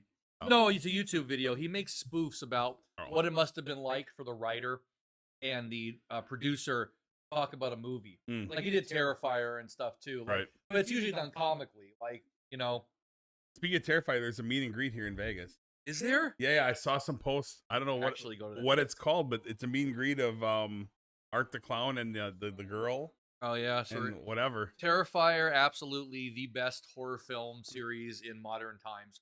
Just don't eat any food an hour before or during. During the second one, third one, there's a little bit. It started to become a parody of itself, which bothered me. The third one wasn't as bad. The second one was troubling. I think the drama and character development in the first one was the best. The second one built on it, and it made it a lot more gory and terrifying. But Art wasn't as terrifying in the third one as it should have been. But the whole scene in the bar, killing Santa. Yep. Killing those kids' dreams that were too young to be watching Art the Clown anyway. Now that Also, you saw Violent Night, right? I never saw that one. Oh, you need to watch it this year. Yeah. Violent Night has quickly become one of my staple must-watch every year Christmas movies. Yeah. Here we go. Giants kicking off. We losing yet? This may be the only time they're not losing, Mike, so savor the flavor. Well, not losing depends on how you look at it. We're also not winning. We're just tied. So Yeah. I'm going to say that Dallas is going to come out in the first drive and they're going to put up points. I'm calling it right now. Points by Dallas. Hopefully an Aubrey field goal because I have him on one of my fantasy teams. I just Code Red Mountain Dew. So good. Thanksgiving, such a wonderful time. And if you're a Bears fan, it just got pissed on. I that's true.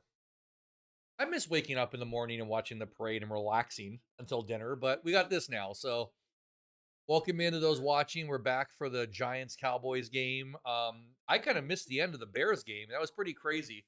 All I do know is it screwed up all my bets for the day. So why not try and get even by betting on the Cowboys Giants game? I certainly don't have a problem, so that's what I did. Just one line. The Bears still suck. You may be onto something there. Ooh, All right, Giants having some I felt defense. that hurt me. All right, it's the first play, guys. Come on, let's just not talk crap yet. Let's just own the Cowboys like we do every year. Say no to drinking, kids. What if The pie beer combo must have made him loopy. Yeah, I'm gonna switch back to the beer now. Yeah, mixing pumpkin pie, beer, and Code Red. I have a stomach of iron. Thank you, Dad. My goodness. For that. You want to get some rust off a bolt? Just stick it in a Code Red for about an hour. Oh, let's stop them. Let's stop them. There we go. Oh my. Oh, there's the flag. Yeah, but that's going to be on the Cowboys most likely. I need to clean up your pie mess here. Wasn't mine. You happen to be the one that got pie on the bottom of the plate. It does look like a butt streak, though, on the table.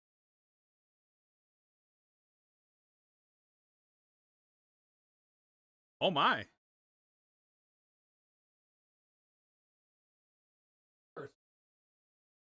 You know what? If they took the third down out of the NFL, the Giants would do really good. Uh-oh, what is in this pie? It is already crusted to the table. Wow. Okay. And we're putting this in our body. That can't be good news. So, the last 5 years, is it harder to be a Bear fan or a Giants fan? Bears fan, because you have to continue the misery. Giants fan, we can always look back on the Tom Brady times. And the Bears have had more hope than the Giants in the past few years. Right? We've been like the Dable's first year with Jones actually looking good. We were like, oh, maybe this could be something. And then once all the nonsense with Barkley was happening and the franchise tag and all this, and then Jones just started, that 9-game surge was over. The team's been mismanaged for too long on every level. How bad must Trey Lance be that they're not even playing him? They picked him up. I mean, Cooper Rush is fine, but like Trey Lance is a player that if you're gonna put him on your roster, this is when you're gonna try to find out and showcase what he has. So you either make him your number 2, or you trade him and get some good value. Keeping him sitting back in the third string and now second string, you're learning nothing from him. You don't know what he has to offer. Because I'm trying to remember. See, because he went with the 49ers, the Garoppolo, Purdy. Then they got rid of Garoppolo, went to the Raiders. Right. Trey Lance went to Dallas. Then Garoppolo went to Well, the now, Rams. yeah. Oof. But like you want to find out pretty quickly. Trey Lance was the biggest bust in Dallas history draft, in San Francisco 49er draft history. But Dallas seemed high on him. But yet you would think they would play him to see where he's at. I mean, you know what you got with Cooper Rush, right? Cooper Rush is decent and he had a good record. He was like 5-1 going into, this year. Something like that. But obviously not. Obviously, it must be that bad that they're like, no, not going to play him. But Dallas is still got hope. If they run the tables, they go 10-7. If butts and nuts were my. Oh, I was gonna. You know what? I didn't get a chance to say it when we stopped them on second down. I was gonna say, "Here comes the 17-yard pass on third down," and I was actually.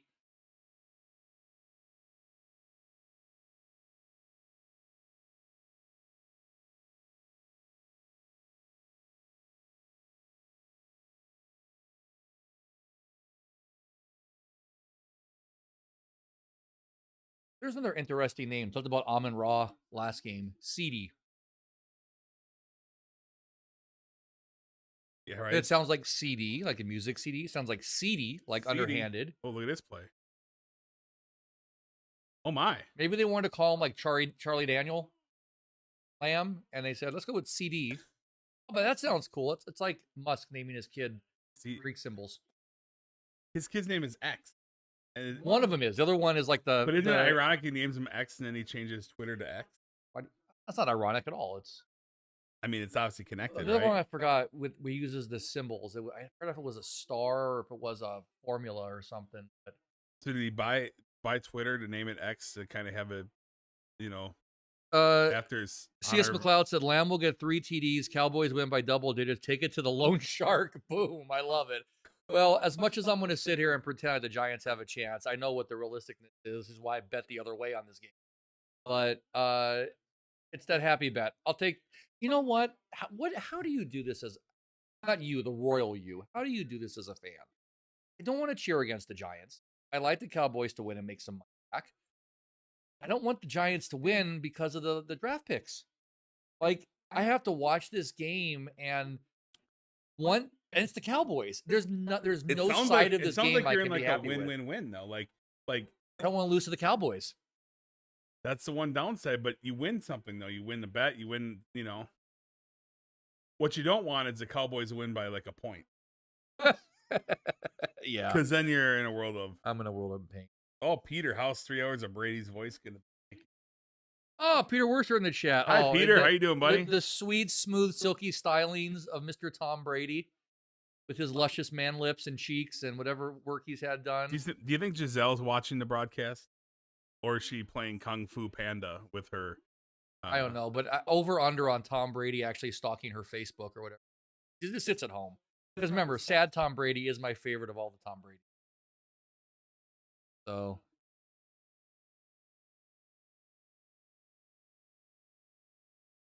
Happy Thanksgiving from Canada from BG Gold 99. I was about to say, do they have any CFL Thanksgiving Day games? But they also don't have Thanksgiving. Who, Thanksgiving? Canada. Oh, no. No, Boxing Day. They have their own version of Thanksgiving, but it's not Thanksgiving, right? Is that how it goes? My buddy Doug told me. I can't remember. You know what I always get confused too with Boxing Day? Growing up, I thought that was a day about celebrating the sport of boxing. I never heard of boxing. Boxing Day is the day after. I think it's Boxing Day. Correct me if I'm wrong. It's like a day for cleanup. It's a day for a fresh start or something. Oh. I could be completely misremembering that. Well, we held them to 3. I called it. I said field goal. Well, thank you very much, B Gold from Canada. Happy Thanksgiving to you as well. And once again, the Giants are losing, Mike. Jason, hold on. Important question. Are you going to see the Minecraft movie? That's an interesting question. It's possible. Here's the thing. Sorry, I'm a giant nerd, as evidenced by my other channel's studio crap behind me. I've played Minecraft with some of my friends' kids, and I think it's something if I was younger, I love the aspect of creating stuff. Right. I don't know enough about this movie to even hazard a guess what these jokes and references are. Right. But it's Jack Black, but it looks like a total sellout movie. Somebody said it in the first preview. It looked like Minecraft if AI made the movie.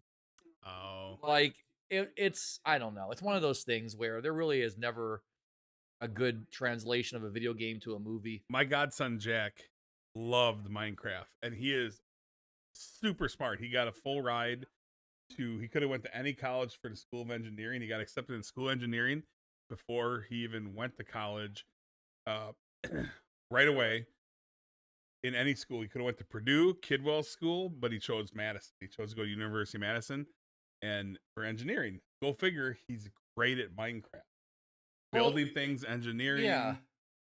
You know, there's a correlation, but he's a big Minecraft That's fan. why people tease me about Christmas and stuff, but it's not so much as Christmas that I enjoy because growing up, it was such a special time for my family. I like the idea of designing or creating stuff and building stuff. That's why I like woodworking. That's why in my business days, I loved helping a startup company. I hated managing the company. I like the creation and the design process better Mm-hmm. and thinking about how to make things work together and all that. But yeah, but Minecraft would have been fun building stuff. Never But, played it. Never got No, into any of that's the whole idea. Maybe we need to have a Jason Plays Minecraft stream when the podcast goes off of football. that. Jeff Goldblum, one of the greatest actors of our generation. Or Remember On the when the commercial? classic The Fly? oh yeah, That's his classic. oh yeah. But I'd say also, the two most known movies are Jurassic Park and The Fly, probably. I would say his most known scenes and movies are that. Yeah, but he's done so much. Oh yeah. Oh, there it is. Traducket.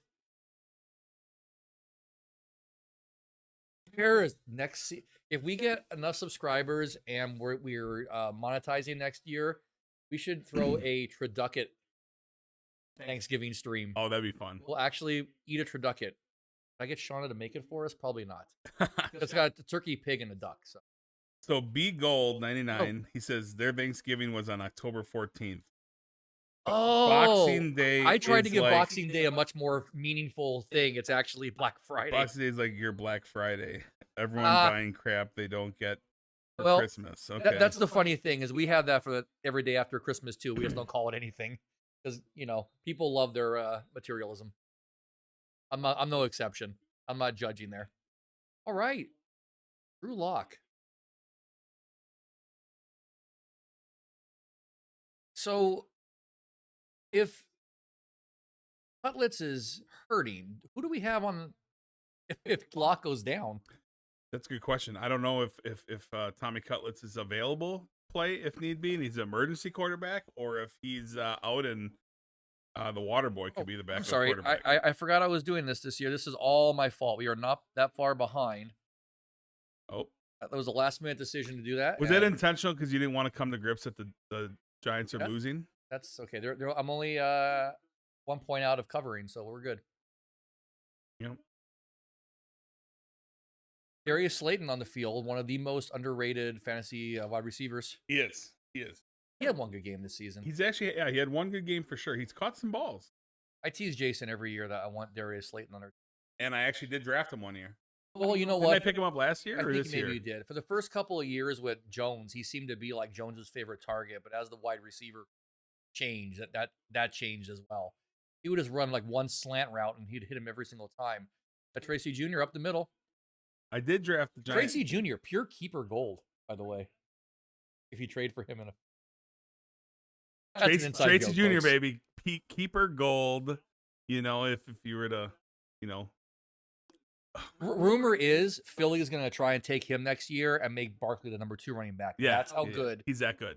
Tracy Jr. is. He's there. worth a Justin Jefferson and Cooper Cup for fumbling, rumbling, stumbling Tracy on a team that is going nowhere. Remember when we had Brandon Jacobs, Thunder and Lightning? We had him and Yep. Neighbors goes for Neighbors. a yard. He gets 1.2 points for Hey, that. Let's be fair. At least they got Neighbors involved in the first half of the game this time. Oh, Micah Parsons is back. I was asking earlier if he Yep. was sure in this game. I mean, that Dallas team last week was probably one of the best games they had outside of the first game of the season. They shocked Washington. That's for I sure. mean, but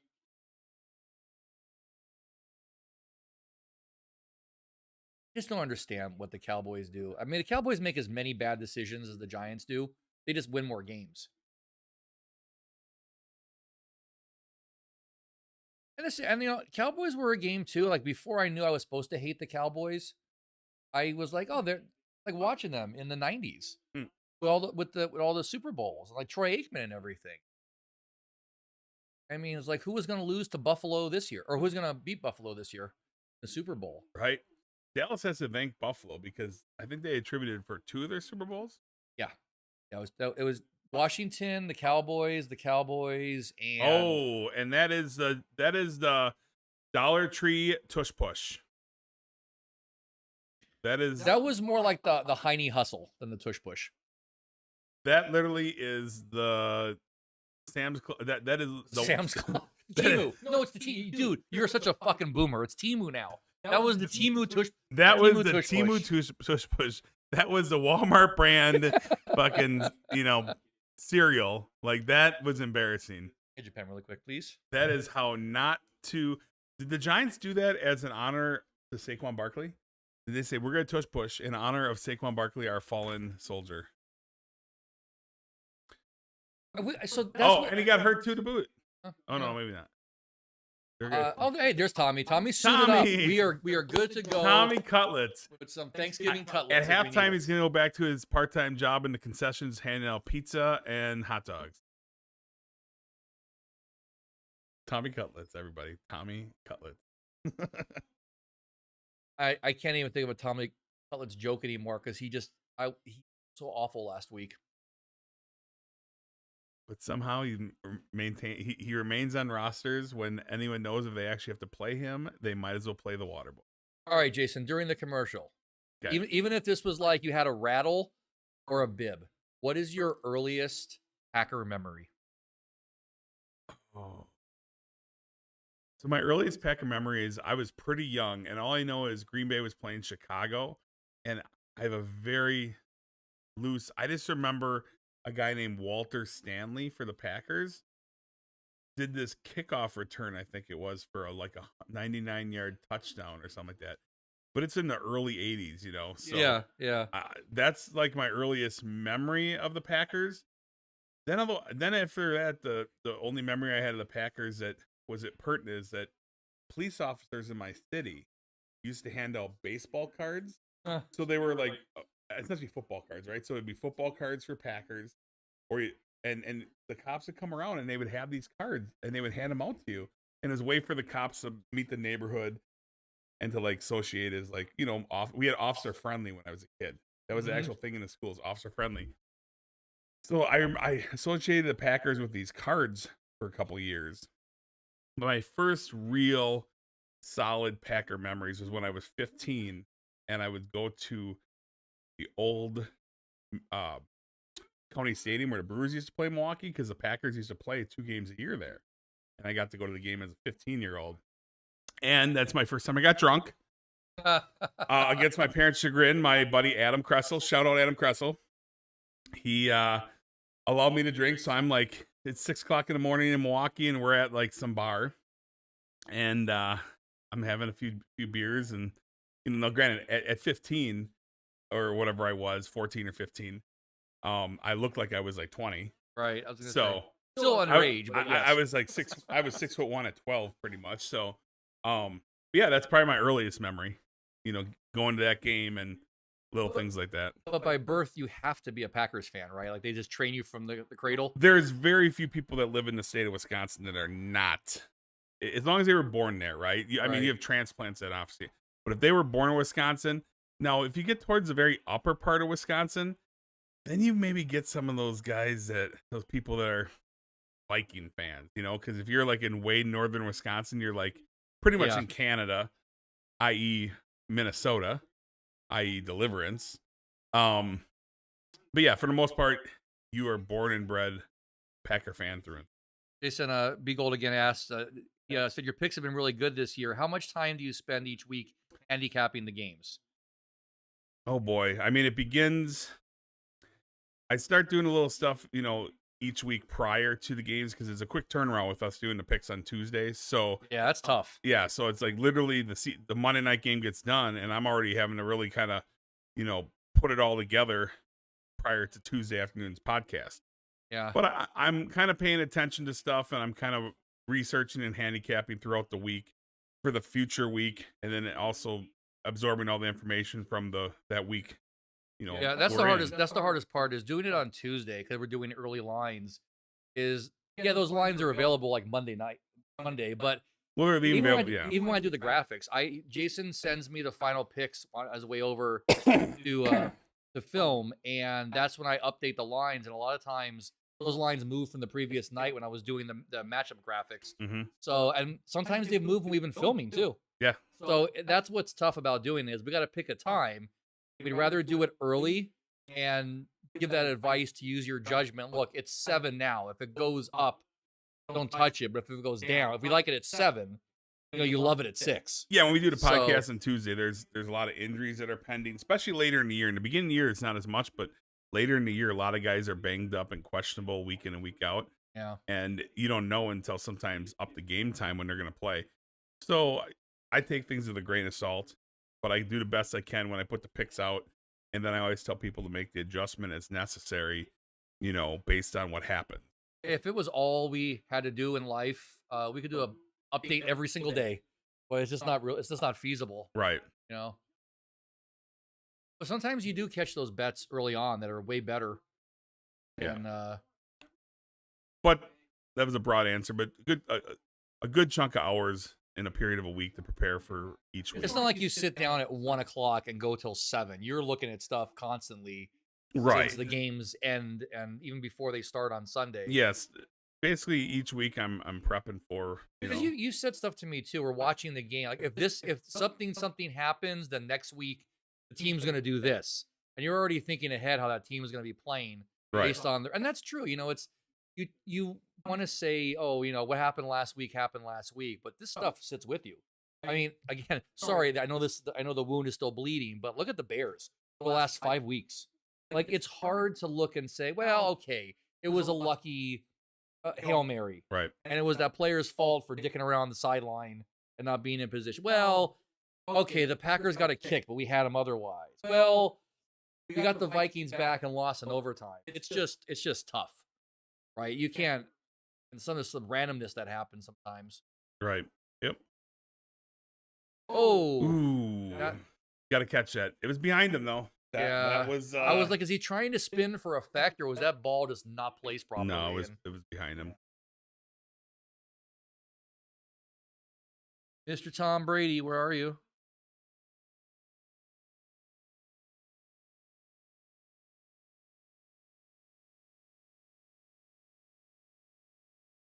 Have you happened to watch any games on Amazon Prime? I haven't. Did you know there's an Amazon Prime mode that you could watch the game on that basically looks like Madden football? No, really. It highlights the players. It puts their names above them. It's we should maybe for one of our next live stream games we're talking about, we'll do one of those games. Oh my gosh, Daniel Jones.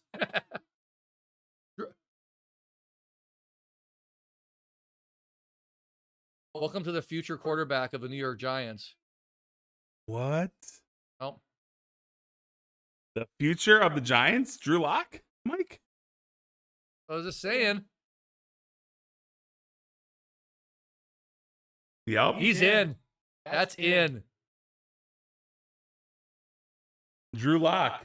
Wow. Future Eli Manning? No, because Eli Manning never ran that many yards in his life.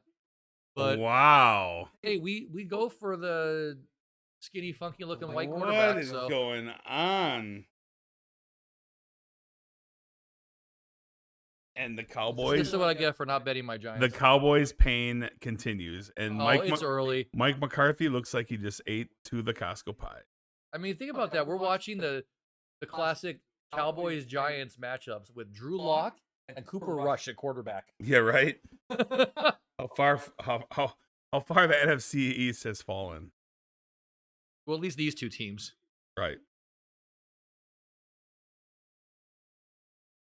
Isn't it weird? The Giants become the Washington Commanders, and the Cowboys become, well, the Eagles were always solid no matter what. So basically, we got like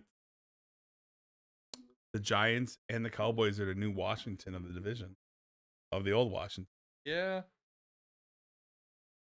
Don't worry, Mike. By 2040, the Giants will have another Super Bowl. I wonder if I would ever switch my team allegiance, but I don't like that. Where would you switch to? That's the thing too. Like, also, why would I switch? It's Right. not like you can win every single time. And like I said, I will always say I've gotten to watch 4 Super Bowls and 3 victories, and emphasized by the fact that the 2 were over my hated Patriots and an undefeated Tom Brady team. That's a hell of a lot. A lot of people are still waiting for a team to win a Super Bowl. And we got Super Bowls that are pretty memorable for different reasons. So, yeah, it's but who would I switch to if I just suddenly the Giants cease to exist? A damn good question. It'll never be the Las Vegas Raiders because I was never a Raiders fan. I think you're a Ever, Packers even guy. when they were not going to be a Packers guy. That's your What? thing. That's your thing. Hey, we're accepting applications, Mike. But you know what? I would jump to the AFC. I just leave the NFC behind.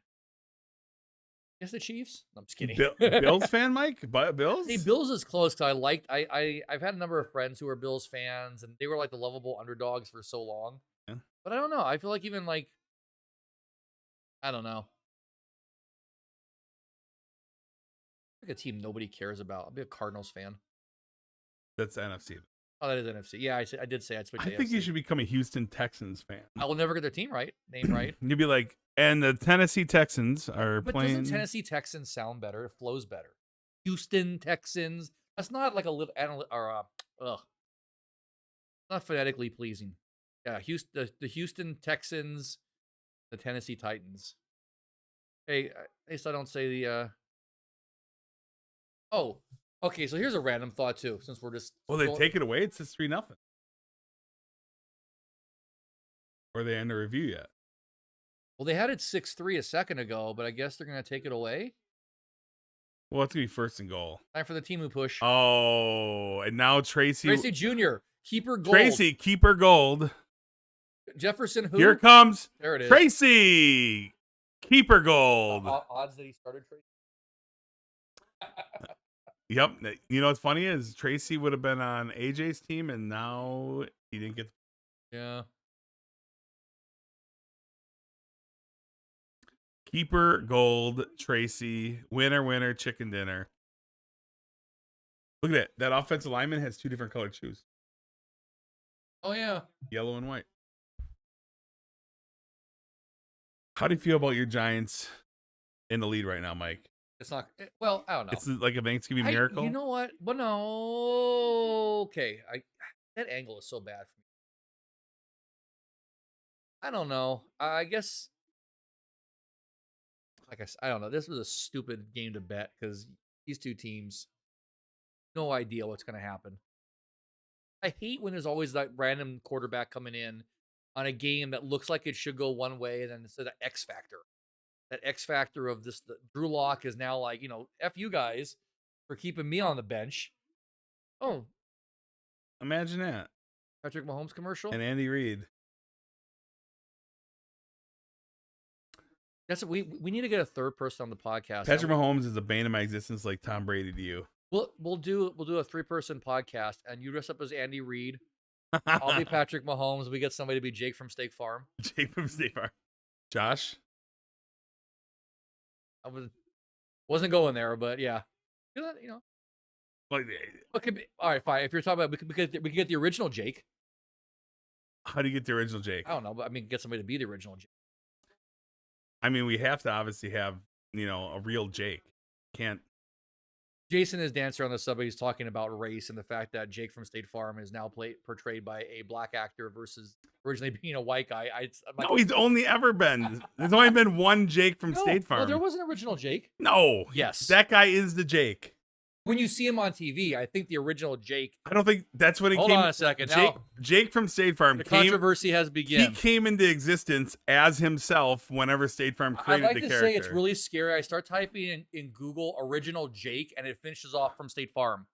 See, because he's the only Jake. Whenever they made that, Nope, hold on. there is no other Jake from State Farm. He's the only. The Jake. original Jake from State Farm was Jake Stone, a State Farm employee from Indiana who was cast in the commercial after answering a casting call. Stone left State Farm after appearing in the commercial and became a bartender in Illinois. He said his life didn't change much after the commercial, aside from the occasional fan photo and the request to say khakis. Because remember that What's was he look like though? the images. Yeah, that's a guy from Illinois. He's the one still in the commercial. No, here, dummy. The original commercial, the wife is on the phone. Oh, that's him. Yeah. He was Jake from State Farm. Yes. Huh. And he was recast. Okay. AZ Snoop says, first Thanksgiving meal has been consumed. Now it's time to relax and watch. It's time for me to get stressed out watching this game and then consume a meal and play host to.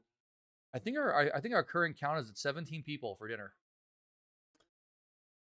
Oh, I can't wait for some turkey and some gravy and some stuffing and some potatoes and green bean casserole. I told her we're gonna skip dinner and do the Green Bay Packers game, so you'd be happy. So we're just gonna get pizza. Hey, pizza and Packers, it goes together. P&P. Okay, Okay, stay I'm tuned. not gonna go to Stay that tuned one. as we're gonna have Mike eat a full bowl of green bean casserole. Oh, Come on, you can do it, Mike. what don't you like? Would you eat that? Ooh. I mean, I'm not a fan of carrots. Oh, I hate carrots. The carrots are disgusting. I'm not a fan of squash. Squash isn't bad. I'll make you a mushroom, carrot, and squash soup. I like mushrooms, but You eat a fungus. I don't think mushroom, carrot, and squash. Every mushroom you eat makes a Smurf homeless. That's just. Oh, jeez. Remember the Smurfs? Yes. Oh yeah. Well, we're old. I remember the Smurfs when at Hardee's you would get a Smurf glass. Oh, I'm sorry. Wait, the Smurfs are now computer animated, so there is a generation of younger kids who know of Smurfs. Do you remember that? You didn't have Hardee's and Hardee's. no, but You had Carl's Jr. Carl's and McDonald's, all those. I have a collection of glasses from the '80s, like the Muppets. So and our Hardee's Garfield. had Smurfs glasses or whatever. But then, do you remember Hardee's had the California raisins? I was in elementary school and they had the California raisin figurines, and I would bring them to school in 4th grade, and I'd have them in my desk, right? And my teacher's like, if you pull them out, I'm gonna take them and hang them. Oh, there they are.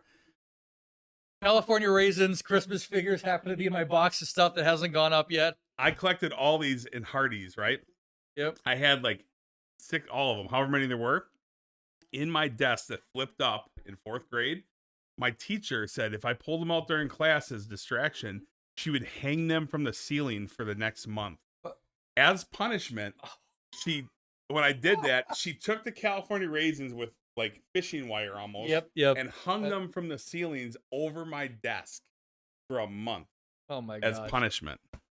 Just a perfect example of on my other channel, Cake in a Cave. Like you mentioned the California raisins, and like 6 seconds later, I got figures in my hand. That's the kind of crap that I Unbelievable. keep and talk about. I love.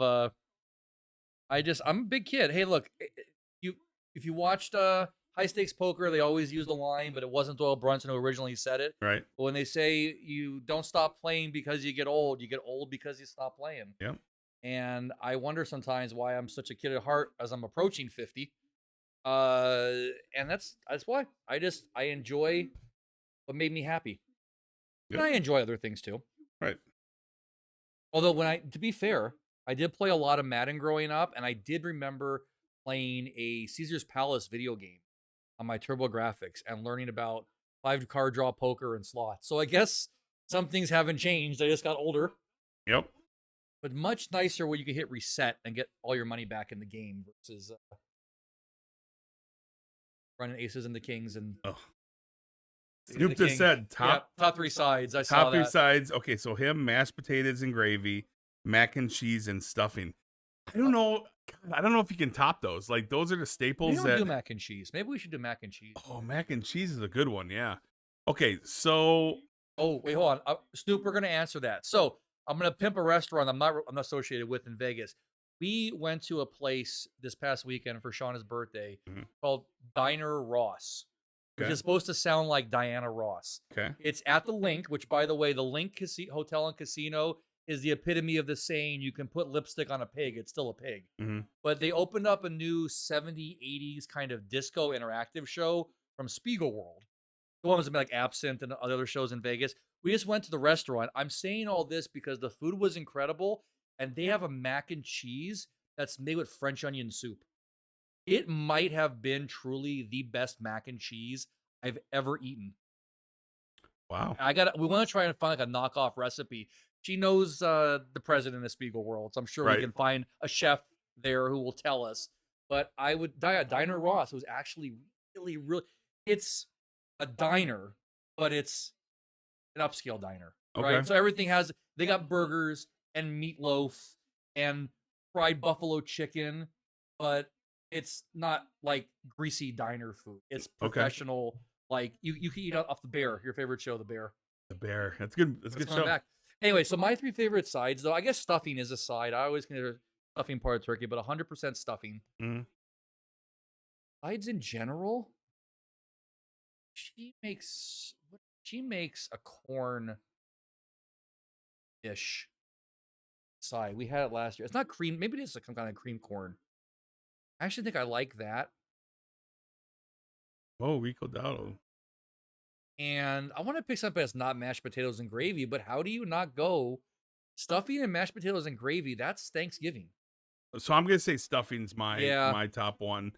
I'll go cream corn on one of mine. Be Multiple different. people that I've partook in their Thanksgivings. My sister-in-law, one of them, she makes like a really good cheesy hash brown type deal, like cheesy hash brown. Yeah. Oh, it's so good. So that's probably got to be right up there.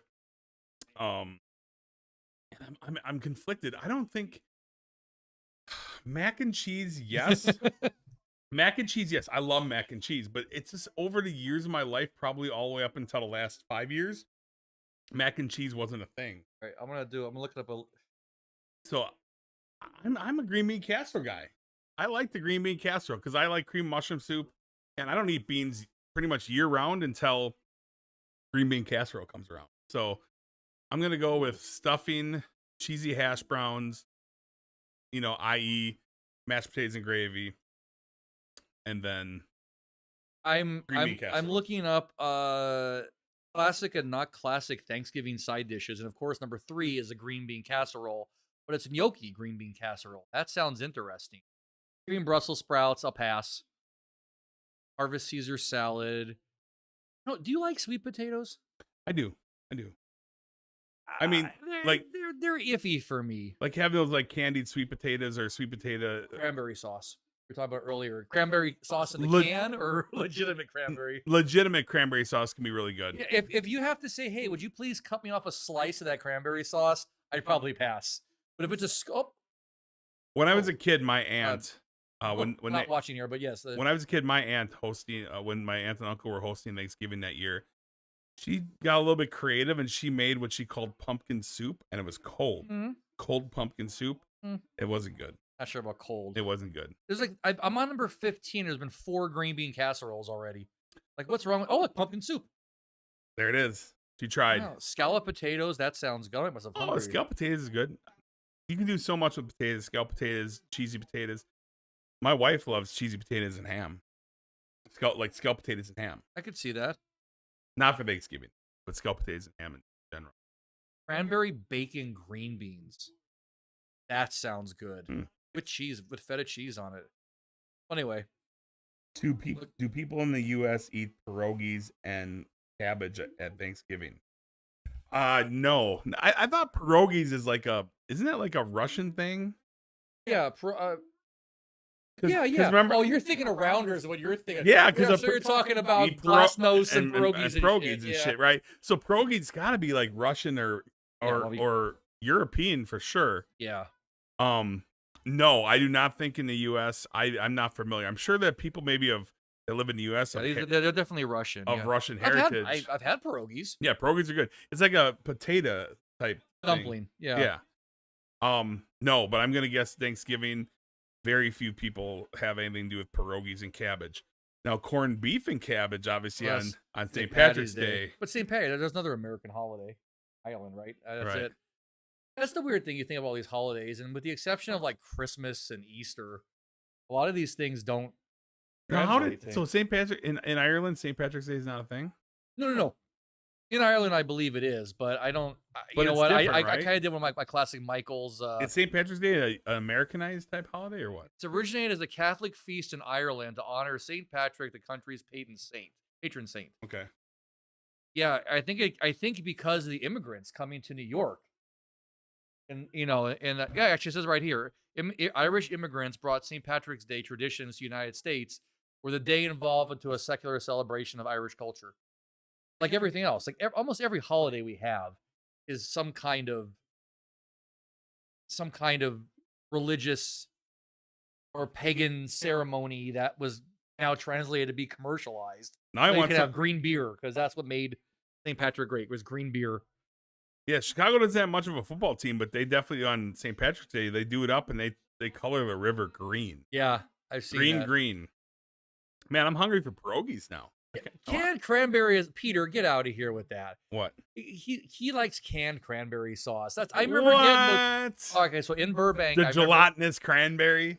I remember going to like Alpha Beta when that was a thing, or Safeway, and there'd be those white and purple cans. You get it, and you had to like it was like, Yeah, look, I know. I remember. it's like the poop that won't come out all the way. Oh, God. And you got we're 4 hours in. I'm going there, and you got to like kind of wiggle it and get it out there, and then it goes.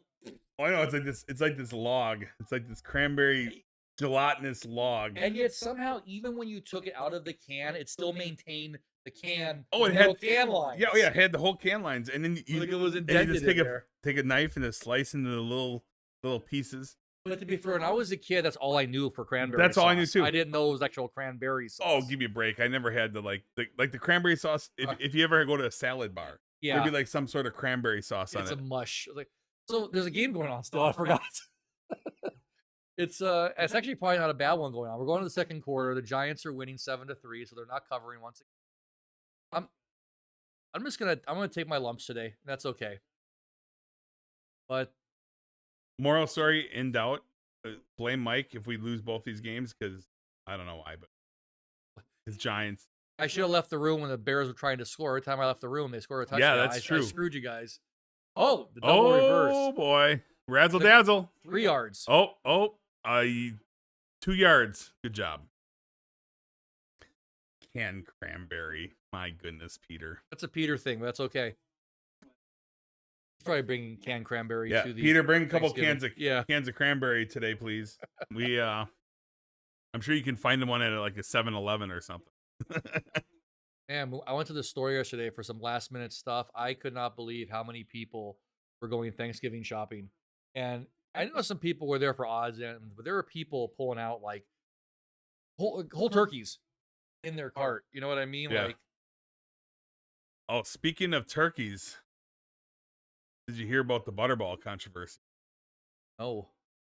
You didn't know what I meant yesterday about the Butterball. No, I was busy, but I also usually ignore your messages. But what did you say? I usually ignore your message. You responded. Okay. I remember I said It was AI. I used AI to I said, is respond. Shauna buying a Butterball turkey? Oh yeah, and I said no. We get a real turkey. That What the is hell a are you real talking? turkey. Butterball turkey is a regular turkey, not like the cut up turkey breast, like a full turkey. But Butterball has full I turkey. thought Butterball comes without the No. drumsticks and everything. No, I don't know what you got. Butterball is a full turkey. Now here's the deal: what happened at Butterball? Okay, so Giants or the Cowboys are about to hit the red zone, but the Giants stop them you short, almost slammed them. and they lose 3 yards. So the First Butterball controversy is basically, and if there's any children tuning in, cover the ears probably. But these videos surfaced recently, right? In the last week or two, whatever it was.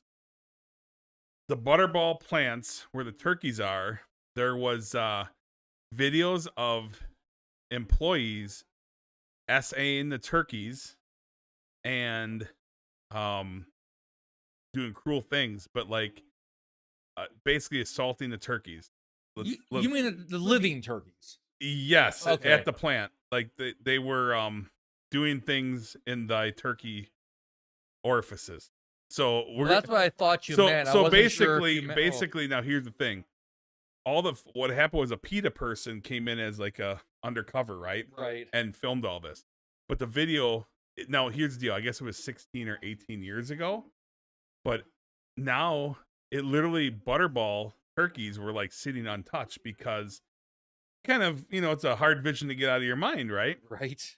So butterball's taking a hit because of that. So I don't know, not to freak anyone out, but hopefully you didn't buy a butterball turkey this year. No, you didn't. It was years ago. So. Or you got the one out the special seasoning. Yeah. So if it seems a little bit salty, no, don't go that far. It's not. That's not. You gotta understand where the line is. When I make those little snide comments, I'm like, oh, that's a groanable thing. You just push it right over the freaking line. Hey, that's all I talk about on TikTok. I'm just saying that's the problem right now. Hey Rob, we gotta have you over here sometime. Thanksgiving is my wife's Christmas. She goes out of her way to feed people, but Thanksgiving's a hard holiday to get people over. A lot of people have families and they're doing stuff. Yep. Yep. You left your wife home sick and said, "Screw you! I'm going to dinner." My wife's not feeling well, but she has to work tonight, so she's a trooper and she's gonna work still. And that's the hard thing too, especially in Vegas when you got friends and relatives who work in hospitality. There are no holidays. Like there are the chefs and the bartenders and the waitresses and the cooks and everybody. Yeah, my wife has had to work the last 6 Thanksgiving. So I mean, yeah. Luckily, when she's in Wisconsin, her job they were closed. But this job, nope. Yeah. Thanksgiving is a busy place. I guess the place called Bootleggers is a kind of Bootleggers. Yeah. They Amanda was saying that they have like their manager said they have 600 reservations. 600 Thanksgiving reservations. That's a lot of reservations. Well, I said for those who weren't here for the earlier game, the Marie calendars by my house look like people waiting in line for a Taylor Swift ticket drop. Yeah. Like they were lined up all the way down the block and then wrapped back around, and they actually I'm sorry, I heard the Taylor Swift comment, like a nightclub in Vegas. Mm-hmm. It was wrapped around and people were walking up to the door and there was like security people with a tablet, and you probably had to give like your name and your reservation. Right. Yeah. Go pick up your pre-made Thanksgiving meal. Well, I never have been to Marie Callender's as far as a restaurant, but they're famous for their pies, right? Marie Callender's, the pies. Because in the stores, they sell Marie Callender pies in the freezer section. Yeah. Which aren't the same as getting it fresh, but right. It's not cheap anymore. Like sometime, nothing's cheap anymore, but this year, right? I decided to pop it. Let's get 2 pieces of. I got 2 slices of Marie Callender's pie, like a lemon meringue and a banana. It was like $13 for 2 slices of pie. I'm like, I guess they're encouraging you to buy the whole pie for like $28, right? But still, it's crazy. But it's been good. And if Peter's still there, we used to have a place called Handy Market in Burbank, California. It's still there, and they did 2 things every Saturday. They do a smoke out with fresh grill right outside. It's a little mom and pop supermarket. And then for Thanksgiving, not sure if they still do this, but back then in the 80s and early 90s, it was probably like $60, $80. And you would get a box and you go pick it up the day before Thanksgiving, and it had your prepared turkey. You still had to cook it. Legit size turkey? I mean, it was enough for like a family of 4. Like a 12-pounder? Probably, yeah, 14, I'm not good with 14, the sizes on that, but enough for everybody to have some. And we had a crock pot, and they would give you, my mom would make the green bean casserole, but they gave you like a side of potatoes and stuffing and stuff. And you took it home and you heated it up and you added some rolls to it, and you had a Thanksgiving dinner, and it was fun. And I think Handy Market in Burbank is still there. For $60 or $80, I hope you got all the sides too, right? Yeah, it was like 2 or 3 different sides. Gotcha. Yeah, it's still there. Like that's as old school as it gets, man. Handy Market. Oh wow. Rob G is back, like he said. Yes, he hopes that your woman gets better. All right, thanks for the well wish, Rob. Yep, hopefully Amanda's doing better today compared to yesterday. Hopefully she gets through work today and gets home tonight and gets some good sleep. So, fumble. Bumblerooski. All right, Giants got it back. Well, never actually lost it, but oh, ugh, why is this on my screen right Your now? buddy, Tom Brady. Tom Brady. That smile is just so fake. He looks like Hey, he hey, looks wait, like a manufactured Ken doll. Why isn't he a 9-time Super Bowl champion? That's right. Actually, you know why he isn't a 10-time Super Bowl champion? Is the whole entire NFC East. At the Falcons hadn't have screwed that up. At the Rams could have scored some points. Ifs. All these ifs. Well, if he had, I'm pretty sure the maybe Giants won he would still be because, married to Giselle. because Eli Manning, special needs, had to get the nod. What? He's a little. You ever watch him on Payne and Eli on Monday Night Football? Yes. Country boys. What do you want? He's a special kind of special. Payton, he's smart. Payton is like a articulate, legit. Eli, paint chips. That's all I gotta say. Paint chip. He's a I feel like he's Eli a would be paint more chips fun baby. to go out and drink beers with, though, than Peyton. Oh, Eli's totally the brother that could be out on a pickup truck in the middle of Yeah. a field drinking an old style. 100%. 100% that's Eli Manning. Yeah. You know, heading down to the local Perkins for a late night snack, a late night meal. You know what a Perkins is? Is that a Midwest thing? No, that's probably a Midwest thing. It just sounds like a Perkins is like a Denny's of the Midwest. Okay. And they have their own pies, kind of like a Marie Callender's. Perkins might be kind of like a Marie Callender's, except for it carries a Denny's trait because it's 24 hours a lot of times. You know. Well, it depends on where you are. Growing up in Burbank, Denny's wasn't 24 hours. Nothing was. The longest time. Not much is anymore here either. Yeah, I was just about to Post say. COVID. After I moved out here, I go back to Burbank. I'm like, why are things closing at 8 o'clock? And why can't I get a beer? I mean, finally, Like 3 in the morning. Finally, Del Taco went back to 24 hours. Not the one by my house. No, They close early. Yeah, it's. I mean, Don Taco used to be 24 hours and everywhere, but the one by my house isn't 24 I have hours. never eaten at a Don Taco. Pretty good. Yeah. California burrito. Recommend it. Has French fries in it. Steak, French fries, a whole bunch of stuff. It's pretty good. You ever gone to a Tacos El Gordo out here? Oh yeah. Oh yeah, you have. You went to that video at one time with. Yep. Yeah, they're good. Yeah. But there's a place that's actually on Tuesdays, $2 tacos of El Pastor or Pastor or chicken. Mm-hmm. Taco Tuesdays are $2. Can't be $2 tacos. They're Oh. big, juicy, just like they normally would be, $2 each. So man and I go there, we get like 10 tacos, because they're not big, but they're regular size. And it's $20. Where can you go for $20 supper? 10 tacos, boom. In and out. In-N-Out's getting pricey too. Yeah, it is. It does. When I moved here in 2019, an In-N-Out double was $3.26. It is now, I think, $5.20 ish, give or take. I think when we do the In and Out dinner, I think we usually come to about like $21. Because I might be getting extra burgers, but In-N-Out's pricey. I mean, it's gone up $2 a burger. yeah. Ooh. Oh, we had a knee injury here on a Dallas player. That when you're pounding the ground like that, that's usually not a good sign. I missed. Oh, Yeah. that's not a good sign. From a guy that had a couple of sports knee injuries, not good. Not good. My knee on the football field got popped out and dislocated, and trainer came in and popped it back up. I've never had anything dislocated or wait, Ross says my first job was at the thrift store. I hate which thrift store, Rob? A local thrift store or something? It's like a big chain like Salvation Army. I think it'd be great because you could go in the back and just pick and choose stuff. Yep, that's true. Well, Snoop's first job was at Marie Callender's. actually, Rob, there is no more 99-cent store either. When you think about it, No, it became 99-cent plus. the Dollar Tree is now it's not a dollar store anymore. $1.25. Yeah, Yeah. Which you think, that's a 25% increase. I mean, you started $1. he hated his job at the thrift store.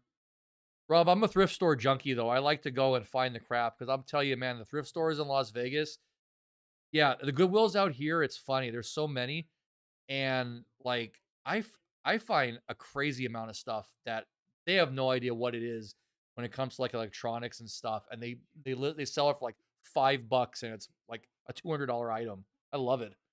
Not so much in other places. California, ridiculous, but I guarantee some of the equipment in this room is brought to you by these monitors. They can't see my 4 monitors over.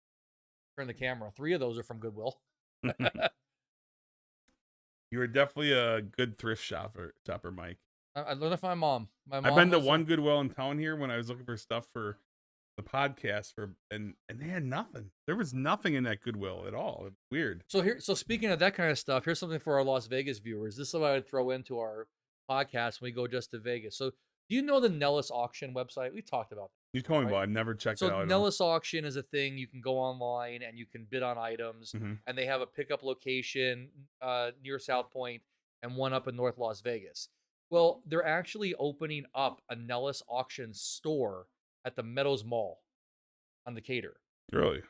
But what they're doing is it's a thrift store, but they're closed Tuesday and Wednesday to restock the shelves. Then they don't put anything else new in it. And it's within a mall. It's within the mall on the outside, like old Sears or something, probably, Mhm. right? Everything. Giants, really quick before we got there. Giant. Oh, that's a pick, Oh my goodness. and they're covering. And we're back to the regularly scheduled program That won't of be the good overturned, so I'm going to go ahead and mark this up. We are to, back to the 12 right regularly now. scheduled program of the Giants losing again. Wouldn't have happened if Tommy was in there. But Drew Lock was saying something like, I don't know why I'm not the starting quarterback over Tommy Cutlets. Well, Drew. But really quick for those in Vegas, so Nellis Auction is opening the store, closed Tuesday and Wednesday for stocking. When you go on Thursday, everything is $7. If you go on Friday, everything is $4, I think. If you go on Saturday, it's... Is the store like that a non-profit or no? I don't know their profit. They're a profit. What they're basically doing is Thursday through Monday, the prices go down. So if you go in on Thursday and buy something, it's $7. If you buy it on Friday, it's $5. Saturday and Sunday are $3, and Monday's $1, something like that. So if they call it Nellis Auction, when do they actually auction? Online, but this is separate. Okay. But it's the Nellis Auctions retail store. But what I find interesting is the way they're doing it. So if you go on Thursday and there's something you want, do you buy it for $7 or do you gamble that it's going to still be there a couple of days later? Because they're not going to put new items in the store till the following Tuesday. It's a different way of doing it, and I'm going to go check it out and see. It opens up, I think, tomorrow So for where Black do they Friday. get their items that make them $7? Are they donated or are Nellis they Auction, I don't know, because where do they get their inventory? They have other locations than Vegas, but there's usually so much of the same things that I see over and over. I think they probably have contracts with some stores to get their dead inventory. Okay. Or they probably buy some stuff. Just like Goodwill buys stuff to sell in the store. I search for specific things, video games, electronics. But when I search for like arcade, because they'll have those arcade machines there. Sometimes brand new. Like, where is the arcade 1-up machine coming from? But when I search for arcade, about 5 listings down, it's notebooks, which makes no sense. Or it's kids' birthday banners. But it's like 50 listings of the same one. Oh, okay. So I think they probably have contracts with people providing inventory for Right. cut. Oh, wait, Rob's been chatting it up. Oh, geez. Yes, the Cowboys are back. Well, I don't know if I would say Dak who yet. It's, you are playing the Giants. But Dak who? Super Bowl bound which year, Rob? Next year? That's usually when we say it is. Cowboys over under 2035 win a Super Bowl.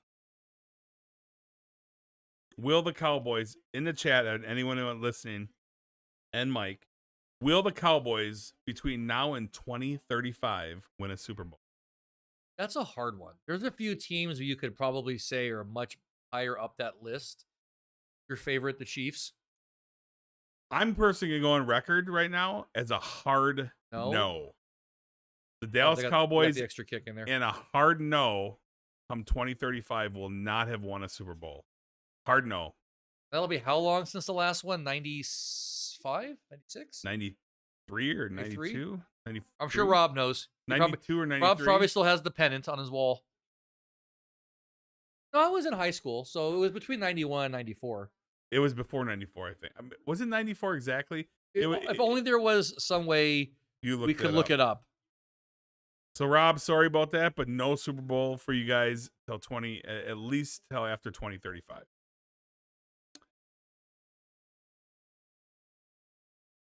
And for the Giants, we're gonna say no Super Bowl between now and 2045, unless I don't know. I just don't. 92. Okay, 92. That's when they beat the Bills. 50 something, right? Oh, Rob says 93. Oh, maybe the 92 season. Yeah, So it ended in It's 93. weird, yeah.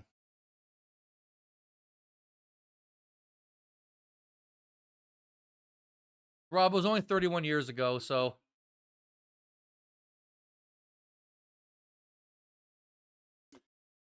Rob was just a little guy when they won the Super Bowl. he was Rob lowercase g. What do you think if they did something like baseball does, where there's no salary cap in the NFL? What do you mean? Well, baseball has like a weird it's not salary cap, but they have like luxury tax. Yeah, but you can still spend it. That'll never happen in NFL. You have to imagine the big market teams would always Yeah, win them. that'll never happen in NFL because it just wouldn't. It'd be problematic.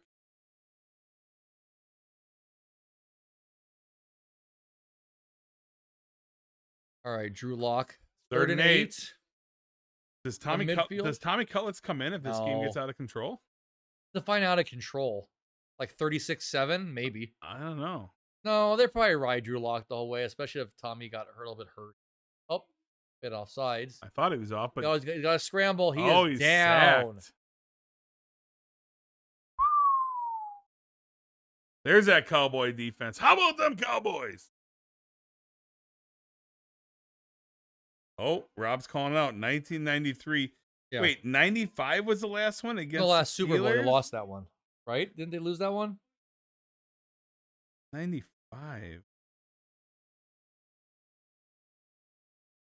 I gotta admit, after 94, I was a little bit out of football until like thousands.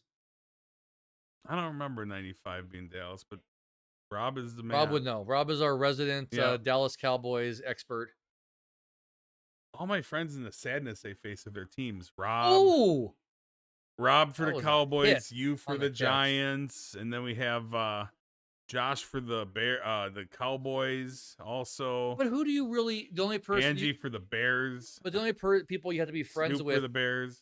Look, the only people you could be friends with then who wouldn't have that same kind of problem are like Patriots fans, Chiefs fans now. But there's no team that's been that dominant for that long. Well, the Chiefs were terrible up They were until 7 horrible. years ago. They were horrible. They've had a little run. The Steelers were always moderate until they won. Like, they beat the Ravens or Cardinals? The Steelers have been, with Super Bowls and consistency, the Steelers have been, especially in the Mike Tomlin era, they've been one of the most consistent teams Yeah. in the league. See, the knock on Green Bay, my team, is that they just don't close, right? They go to the NFC Championship quite a bit. They get to the playoffs almost every year. They win most of the division years. Hey, you won't have to see the 49ers this year, so you're loving life. Yeah, it's shaping up that it's going to be probably Minnesota or Atlanta. Like, you know what I kind of like is that Green Bay in a wild card situation, they're going to draw one of those shitty division winners like Tampa, whether it's Tampa or Atlanta, or it's going to be really crappy. Oh, like Seattle or Rams. One of those guys are winning it's possible both those division teams they don't win 10 games. They win 9 games. Right. And Green Bay could literally have 13 wins and they'll have to play as a wild card. As long as we don't have to go play Minnesota and Minnesota. Ugh. But that situation shouldn't come to fruition because Minnesota and Green Bay both in the playoffs will play the other 2 division winners. And then ultimately then someone has to deal with Detroit. But it could happen if somehow Minnesota and Green Bay end up on opposite spectrums. And then who knows? Well, we'll see. Pardon me for one moment. I'm gonna go do a check. Okay. Sounds good. Need anything? No, I'm good. Thanks, bud.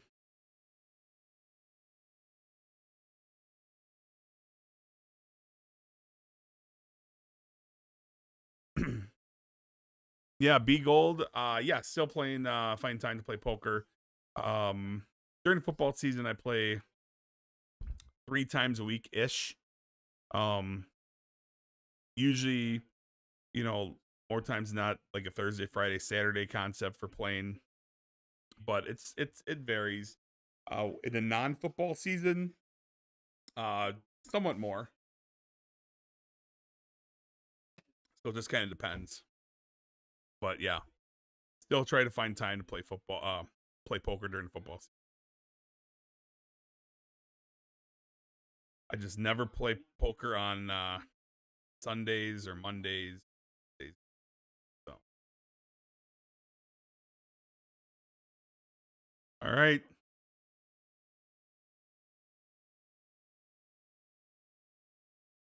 Wow, Liz stated Dallas. This is Dallas' largest lead. Oh, CeeDee Lamb taking off. Nice play. It's announced this is Dallas' largest lead at home this season. That's pretty embarrassing.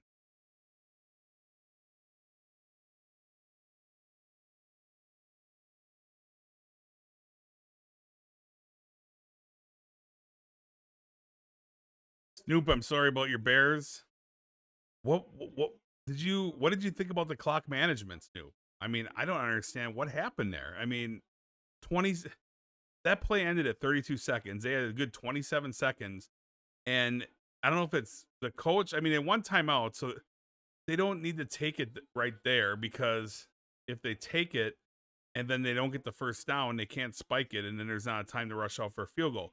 But that was like the longest drawn out 26 seconds lack of urgency. And I'm trying to figure out if it was a coach's fault or if it was Caleb's fault not recognizing the amount of time. But there's no way Chicago shouldn't have came away with a field goal attempt. The fact they'd even get a field goal attempt is insane. They could have spiked the ball down with 4 seconds left when they realized they were screwed, and they had better odds taking a 62-yard field goal attempt as opposed to an ad-libbed play that was never going to go anywhere for a touchdown. I don't get it. CeeDee Lamb dropping wide open catches on 3rd and 1? What is happening with this Dallas Cowboy team, Rob? He's supposed to be the best receiver in the land. I could have caught that ball 100 out of 100 times. All right, maybe 98 out of 100. That's just brutal. How does that happen? What? Wow. Wow.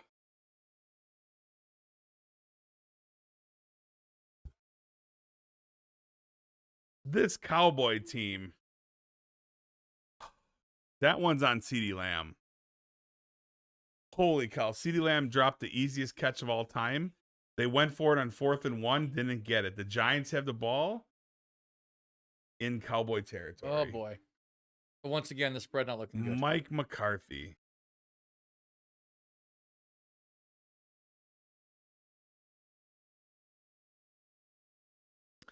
Snoop says taking half his winnings from the early game, putting on the Packers Dolphins under.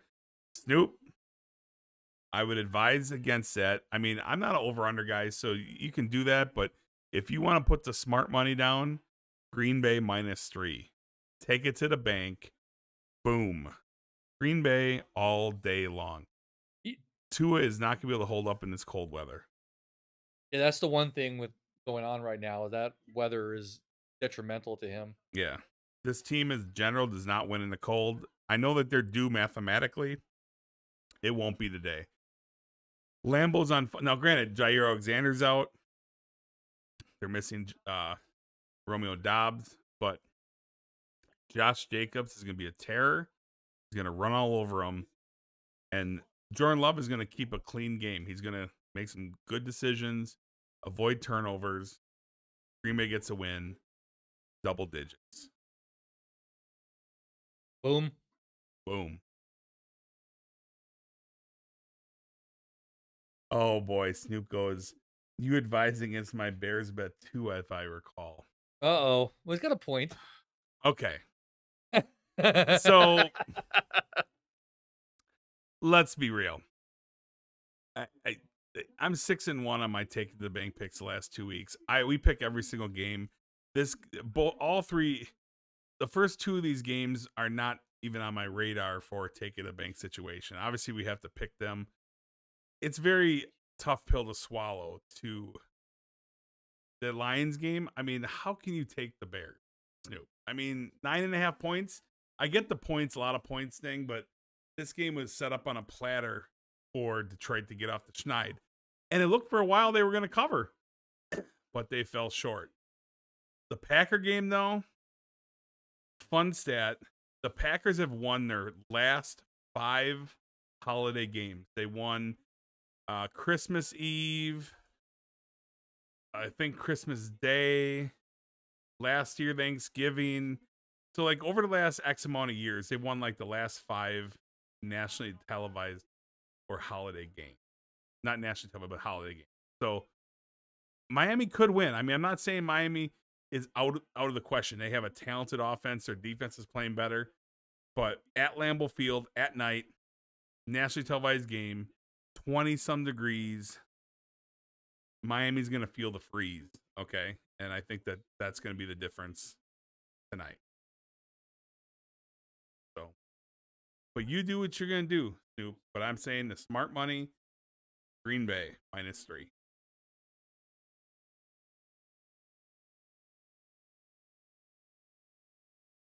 Snoop, did you bet the Dallas Giants game at all? Over, under, or the spread? Oof. Lock this took a beating.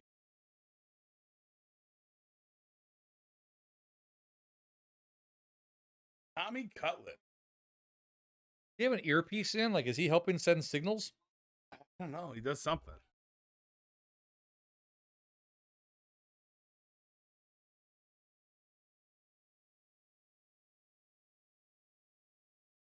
Dable gonna have a job next year? It took him that long to get rid of Daniel Jones. Maybe he's got another year in him with a different quarterback to see what he can do. But I mean, they didn't get rid of Daniel Jones. He asked for the release. well, they were getting rid of him. Let's just put it that way, right? But I'm saying it took the team a while to acknowledge what all the rest of us knew. Right. Right. So I'm like, if it took them that long with Daniel Jones, probably. But again, How bitter are you gonna be if Daniel Jones I'm not bit- I don't becomes a guy at another team and I he like don't crushes it? I don't get bitter because it's not the guy's fault. Barkley was a great quarterback or great running back on with a shitty team. So you're saying it's the franchise's fault? I have been saying for years that everything wrong with the Giants starts with the management and the ownership and the team. What they do doesn't make sense. Even when they took Daniel Jones at 12 or whatever it was, Mm. like it's such an odd pick. I mean, but then what's worse? Do you say the Bears management is worse because they can't pick a quarterback? Bears to save their life? ownership. It's ownership. Yeah. Like Bears ownership from the top down. It's like that mom pop shop, mentality. But holy cow, they run a weird ship. It's kind of like Jerry Jones. It's still ownership changes the way they are. It changes completely. Both franchises are doomed because the McCaskies don't know how to do. They don't know how to do football. Whoa, Oh, that's a flag. Oh no. Yep. Yeah. I'm thinking running into the kicker. You think? Well, it's not roughing. No. Because roughing would be 15. And this is a big one. Yeah.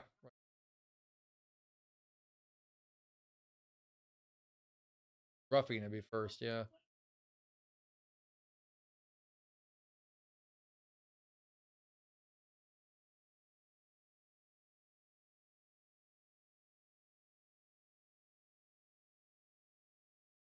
Say Tom Brady. He olayed it.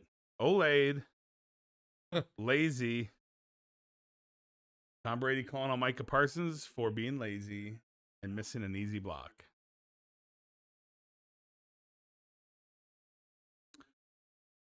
That is a heck of a hairdo. That's a lot of hair. I never like Troy Polamalu. I never understood how his helmet fit on his head, and even with the hair coming out, I'd be afraid of it getting pulled or yanked or ripped out or something. I mean, me personally, I got way too big of a head already. So with a lot of hair, it'd be big trouble. I already can't fit in a hat now with no hair. And trust me, I have a big head. So football helmets are not easy for me. One size fits all is a lot. All right. Well, the Cowboys are going to get it back on the 1 yard line after an exciting 3 and out. Giants turnover.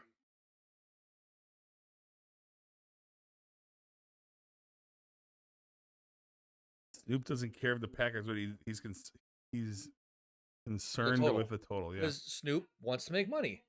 He doesn't care if a division rival wins or loses. He wants money because Oh, he cares. He does not want the Packers. Well, Snoop, I mean, Snoop, he- admit right he now, cares slightly you less. don't want the Packers to win. Snoop, just admit that publicly.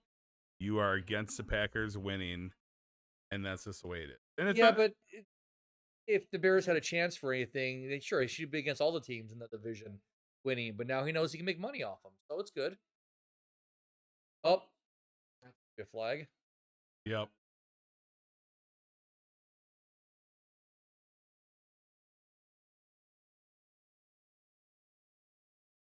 Oops.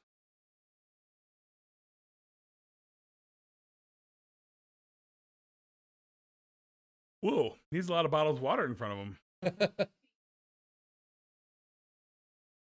He's sponsored by Microsoft Surface and Dasani, or whatever that is. Yeah. That's like when you watch a movie. Every time they drink, the label is perfectly placed, Oh yeah.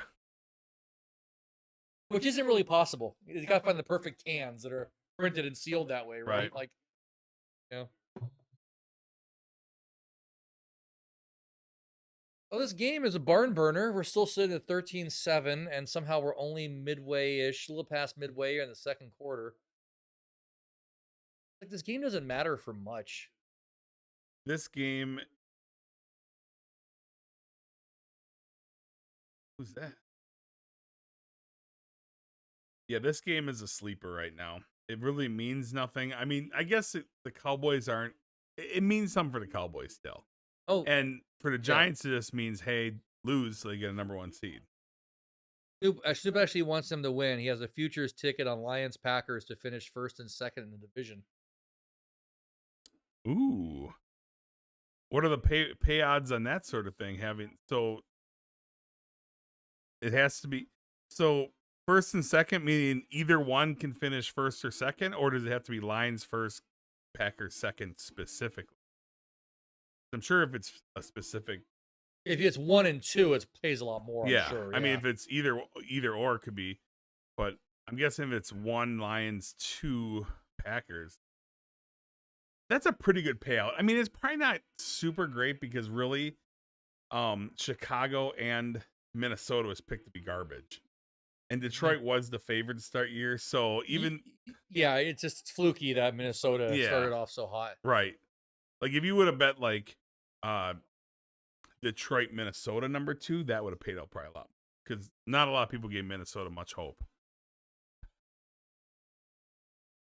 Correct. Either team can finish first. Okay. So either one. All right. I that's a good bet. You made a good choice there. I'm disappointed you didn't pick your Bears. You're a realist though, but I would have thought you would have threw out a little something on the Chicago Bears. Did you put a ticket out this year to Chicago Bears to win the Super Bowl? I mean, that was probably a pretty good payout. You know, put a little something sprinkled on the Bears to win the Super Bowl, and but you saved money if you didn't. All right, here we go. Here we go. Oof.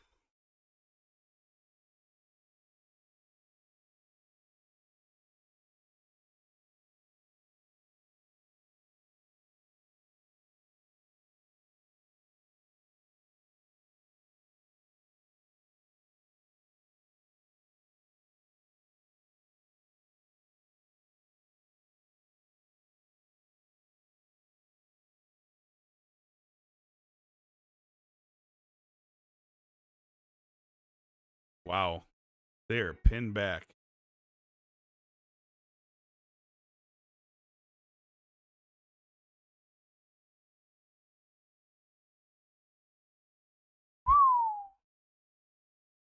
Fell short on that one.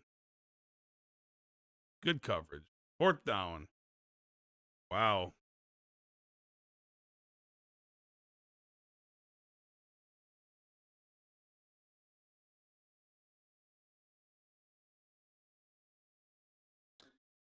In it to make money. All right.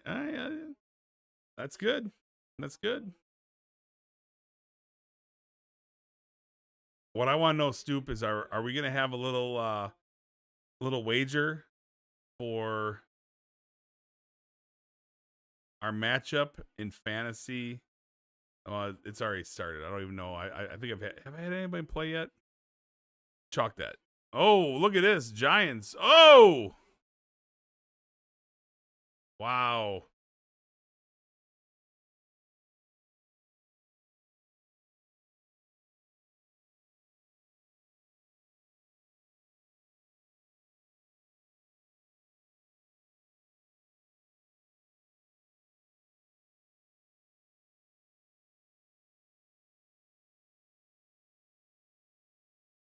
Uh-oh.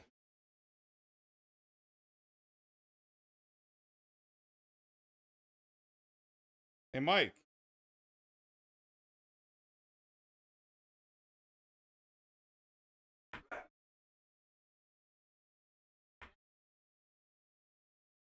Not working. It's not charging the phone.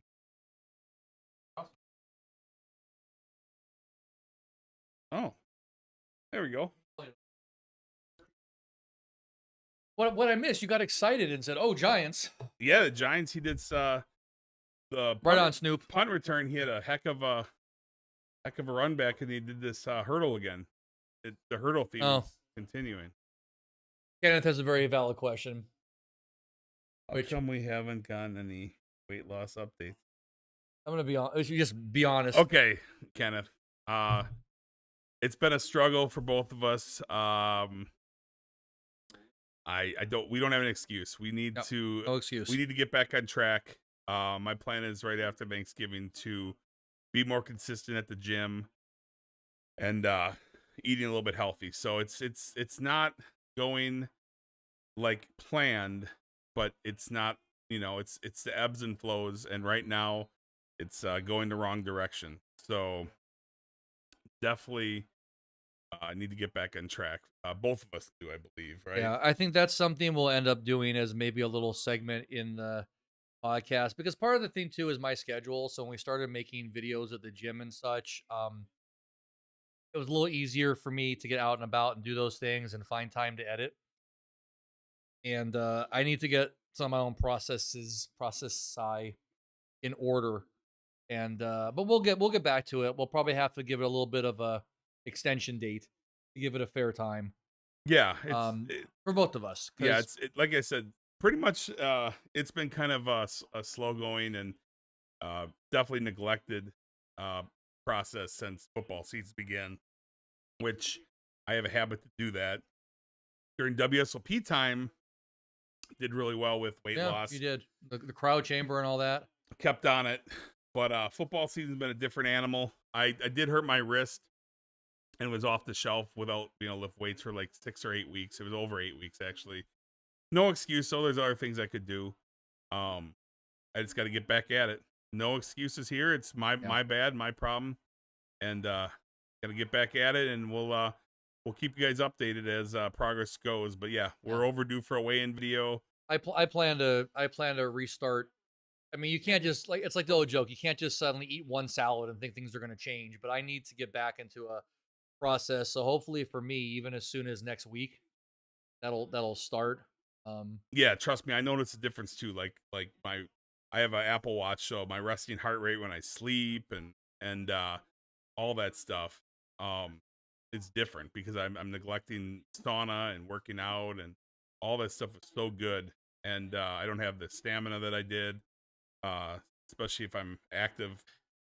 So Yeah, sorry. Beagle 99 says I did intermittent fasting and lost weight. That's what you got me into. mhm, I was thinking today that holy cow, I have been off of that since like July of last year. And I remember how good I felt, not just physically, but mental clarity and emotionally and like the drive to mhm. do things. And I'm not sure how easily I would get back to doing the 16, 18 hours of not eating, but I need to do something because how busy I've been in November. Mhm. I just use eating as an excuse. Yeah, that's what I was doing. I was getting longer too. I remember when you first, I'm like, oh my God, 8 hours of not eating. And I would not eat until about 1, Mhm. and I would eat until like 7, and I'd be done till the next day. Like that became like a no brainer for me. All So the way up until early September, I would be able to fast. I had fasting down to a science where like 24 hours was not a problem. 36 hours. I did a couple 72-hour fasts. I did some look at you. 48. Yeah. But then like 18 to 24 hours was like boom, easy. Now even the last say 3 weeks, I fasted a few times where I went like say 16, 18 hours and I was getting headaches and my body just wasn't used to it. And it's kind of fighting me a little bit because that's a problem too when you're eating more of the refined sugars and different things like that. Yeah. When you get off of it, your body kind of fights you a little bit. You just got to get over that All right, hump. Snoop, you too. I don't want to cut you off. You enjoy your second dinner and the rest of your night, and good luck with your bet. I'm not going to say good luck to the Packers losing, but good luck with your bet tonight. Kenneth also asked. I don't mind answering for me at least. He's See you later, Snoop. he's never asked, but how old are you guys? And I'll be honest, I'm gonna be 49 next week. Although the collection of stuff behind me probably belittles that fact. But I stopped aging mentally at around 14, and I've done perfectly fine living my life that way. So I am 47 years old, but tomorrow, Friday, Black yes, Friday, is my birthday. So I'll be 48 officially in about 9 hours. So about yeah, 9 hours. 9 hours from now, I Well, will technically, be. you were born in Wisconsin, so really it's 6 hours from now because you have to go by that, right? Because when is it your actual birthday? Is it when the clock rolls around on when you popped out, or is it that day? Because if you were born at like 11:54 p.m. on the 29th, That's a good technically point. your birthday would be Saturday. Yeah, they never. Yeah, I don't know. I can't. I mean, I don't even know what my blood type is, Mike. You think I know what time I was born?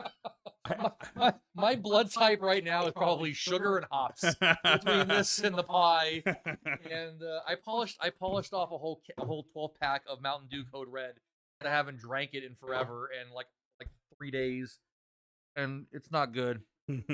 But still no energy drinks No energy drinks. since May 17th. No of this official year. energy drinks.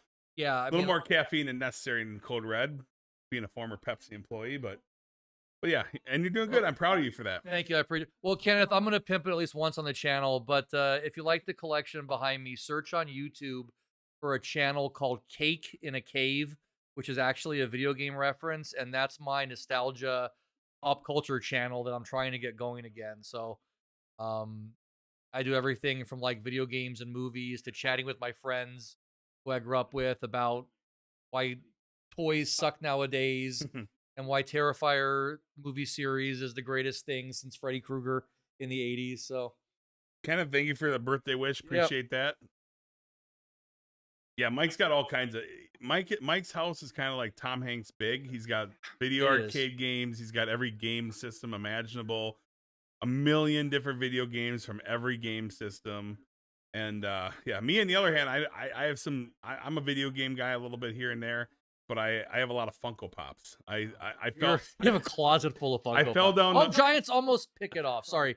I should mention the game again too, but I fell down the Funko Pop hole back in 2020. I had a buddy Josh that, big collector of them, and all of a sudden I just started to collect them and sell them, and next thing you know, I got a huge closet full of Funko Pops. So they can't see on this side, but I got like over here. I got a box full. yeah, I got a box full in the garage. you got a couple. But see, I did collect a couple to sell, but I collected pops that mattered to me. Right. Like, I got one of like, Kurt Cobain, Love Nirvana. Mhm. I got like Jim Henson, Kermit, and Whoa! other things I'm thinking of. And then, of course, Oh, air it up! how Awesome. and Funko Pops are for a clever idea, but man, There's a million of them. it's still the new Beanie Babies, even though they're lasting longer than Beanie Babies. Well, they're forever gonna last longer because they're real figures. Like, and people love so many different like Beanie Babies don't remind That's you true. of like a TV show or a movie or Fluffy the Bear, Beanie Baby. yeah. There's So nothing like if it's not so special. like if you like Funko Pops are fun because whether it's a new TV series that's on right now, or if it's a old, Andre the Giant Funko, like every kind of thing, there's Funko Pops. You just reminded me of something. This has been a hell of a month that I normally my Christmas decorating is done like the week before Thanksgiving. And I'm not even like, I have a collection of Muppet Christmas Carol Funko Pops that I got last year. Oh, really? I don't know where they are. In one of your million boxes somewhere, probably. Probably. No, that's actually kind of upsetting. There's a number of things I haven't been able to find. So, Well, you will find them. They're here somewhere. yeah. Anyway. It's like Christmas for you over and over because you have so much stuff you forget where they are. So when you Dude, find them, I could it's make like up buying them new. I could make up so many pathetic stories about myself. Not make up. I mean, it's like, it's true. When I go to buy like a video game on sale, I have to check like 5 different places to make sure I don't already own it and haven't played it yet. It's like, God bless my mom, but I got her shopping gene. But I saw your Nintendo golf game that you have in the other room. oh yeah, The old Nintendo golf game. That is old school. I have a few of my original ones, and I went to this cool site that makes miniature boxes to store them in based on the original artwork. So It's amazing the graphics on that too. It was so bad. I remember golf. yeah, regular golf and Nintendo. Yeah, like and like literally you could like there was holes where like a par 5 you could get on the green in like 1 or 2 or for sure 2. But it's so funny because yeah, you could hole out. It was crazy. It old school. Oh, you know what? We've been talking so Remember much. the Nintendo game field goal. Kung Fu? Dun, dun, dun, dun, dun, dun, dun, dun, dun, dun, dun, dun, dun. Yeah, Yep. yeah. That was an arcade classic, dude. That was the game back then. 6 stages and they loop, and that's it. Amanda's favorite is obviously Mario Brothers. That's Super Mario Brothers is always her favorite. Well, the whole reason why my other channel is called Cake in a Cave is because this game series, Phantasy Star, Oh yeah. is my favorite role-playing game series of all time. And the second one, so my friend Justin, who you've met, we used to come to my house, play games all the time, Uh-huh. right? There's a part where you have to go find a bakery and a cake that exists somewhere.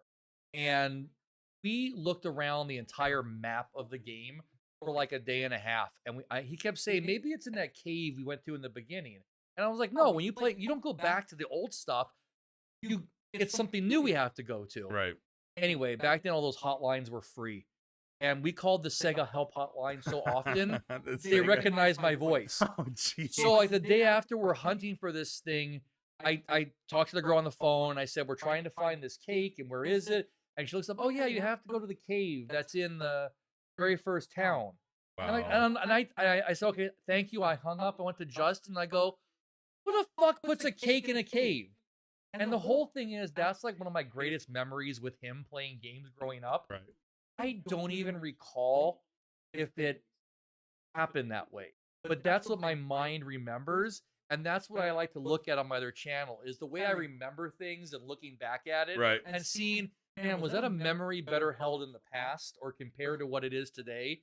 So when I was thinking of a name, I'm like, well, Cake in a Cave sounds kind of catchy, better than Mike's Nostalgia Channel. So Yeah. Yeah. Cake in the Cave. Cake in a Cave. I would not eat a cake if I found it in a cave, but yeah. What I still love though too, the line the character gives when you go in. So thank you for coming to my bakery shop. I would have gotten a real location, but the tax rates were too high or Oh, something. jeez. And I'm like, 1988, same as 2024. Wow. Can't afford to run a business because the government wants to tax you up the wazoo. All right. Still sitting at 13-10, about to get a punt received by the Giants here. I don't know what I care anymore. I wish I hadn't a bet today. I haven't been paying attention. I feel like the Cowboys are still going to cover the 4. I'm pissed. I'm I'm pissed the Lions killed my parlay there, but minus 3.5, which is the same difference because basically the yeah, hook, it's the hook. yeah, the hook to get. I learned You need that. a little more than 4 though, I suppose. 4, so True. Oh We boy. were talking about this here. Yeah. So there's the Falcons and the Seahawks leading their division at 6-5. 49ers, Jason, are they going to make it? I mean, that division is really a toss up, right? So Yeah. it's possible because really that division's up in the air completely. Especially when the Jets beat Seattle this weekend. But Arizona is going to get the W. My upset. Yeah, that's a big upset. Arizona Cardinals over the Minnesota Vikings. But I don't. Arizona versus Deliverance. Boom, that's a 3-yard catch. And I at first I'm like, really? But then I'm also like, Minnesota's been giving games away. Mm-hmm. And they try and look past the It's hard. Cardinals. It depends if Kyler Murray played a lot of Call of Duty this week or if he didn't. Because if he played a lot of Call of Duty, they're going to struggle. But if, that joke gets old. Never gets old. Nope. He's probably playing Call of Duty as we speak right now with a plate of mashed potatoes, gravy, and turkey. He's out there trying to snipe somebody.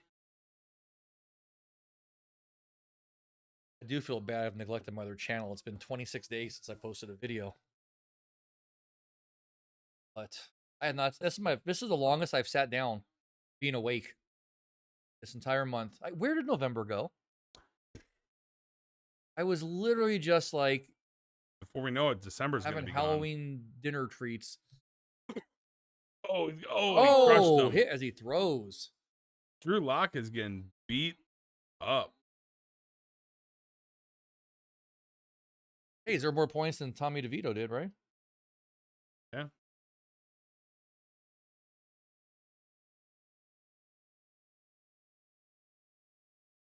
Giants have struggled all year, not just at tackle. So I'm responding to what they're saying on the TV right now.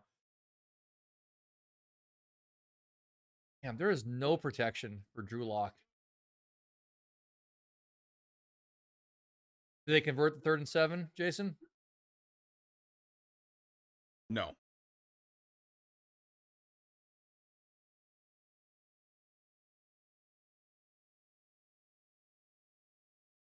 Oh, yeah. Second delay is hard to respond to. Oh, got him to jump.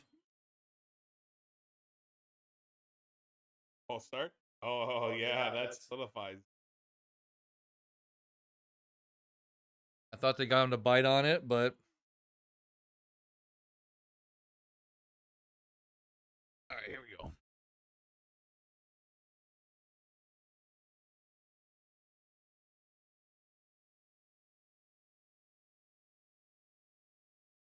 So is everyone in the comments, have you eaten, gotten your meals? I know that obviously in Canada it's not Thanksgiving, so it's a normal day, but I think some of the people in chat are coming over to our house today. My house.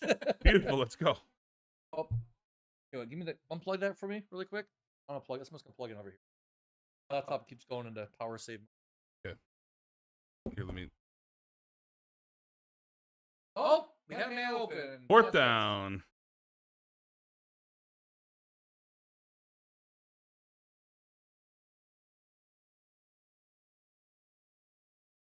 All right.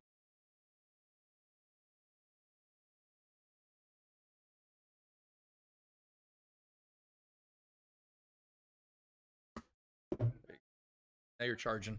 All right. Okay, hey, another punt. Giants punting from their own end zone.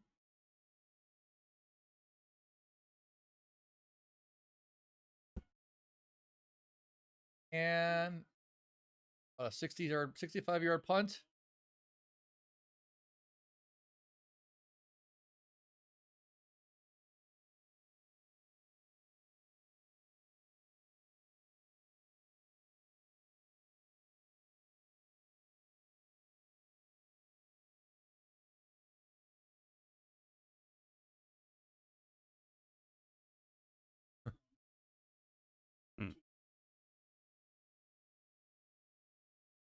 So, Jason, your real thoughts on the Chiefs Raiders tomorrow? A waste of a time slot. Raiders are terrible. Chiefs should finally cover. Keyword being should. But I'm hoping somehow the Raiders can muster some sort of moxie to Oh, pull some magic out, but it's probably not a game worth getting out of bed for even. I don't know what just happened here. We had a double pump from Cooper Rush. Then he threw the ball on the ground, and it was a late flag. People, thank goodness, Sunday Night Football tonight, Miami at Green Bay is going to be way more high octane and energetic than these first two games for sure. Oh, that's got to be a flag. That was Thibodeau. Like, what's he doing? Thibodeau's kind of a punk. He's known for this sort of stuff. He's got a bit of an attitude. Like I said, I can only speak for myself and maybe in the heat of a game. But that's like an obvious thing I wouldn't do. Just like knock the quarterback down when the play's already over. Well, first of all, it's dirty. He didn't even have the ball. It's not. It's just It's cheap. It's not hockey. Hockey, you get cheap shots. Hockey, you rough people up, and it's kind of look. That's like par for the course in hot. The refs look. Why did he try to tap it? He could have got that one. No, maybe not. Yeah, you're right. You know, hockey, you let a little bit of rough play go because that's the game. Right. It's expected. Yeah. I mean, it's always sport you can fight and it's allowed. Yeah, it's like drinking on the Las Vegas Strip. It's technically not allowed, but as long as you're not creating a scene, the cops look the other way, right? No, it's completely allowed. It's not. It's if you're open intoxicants, it's allowed on the Strip, anywhere. In front of the casinos. Yeah, anywhere on the Strip. Walking the sidewalks, outdoors. Wait, hold on a second. Is the ball live here? He got hit as he threw. Yeah, indoor, outdoor, wherever you can have open intoxicants anywhere on the Strip. Now, there's certain casinos that don't want you to bring in open drinks, but you can walk up and down the Strip with any kind of alcohol. It must be paper or plastic. Well, technically, yeah. If you got a bottle of Modelo, you are breaking the law. Yeah. And I don't even know if that's technically a law. Oh, actually, glass containers and aluminum cans. So really, then technically. Well, you know why they don't want you to be able to have aluminum cans? Because probably when sealed, they could be like a weapon to throw. Oh, that wasn't even close. Did they just go 3 and out? And so, okay, so literally the Giants took 20 seconds to go 3 and out. And now the Cowboys took 18 seconds to go 3 and out. And somehow the Giants are getting the ball back with a minute and 12 seconds to go. And the thing is, look at this. They're on the 50. All they need to do is get like 5 more yards and their kicker can make like a 70-yarder. I mean, seriously. Might be a little bit of an exaggeration, but well, he's made what, 65 or 66 already this year? Yeah. I mean, come on. They had to get like 8 more yards, maybe. Oh.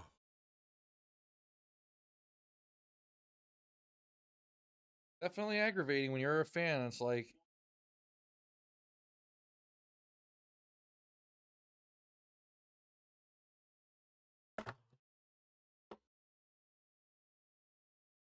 Oh. Yeah. oh, not in the chat. Okay, guys. Well, a lot of people are either getting over dinner or getting ready to head to dinner. I know we are soon too. I'm actually not even sure at the length of time this game is taking to complete. We might not make it through this game, unfortunately. Yeah, maybe not.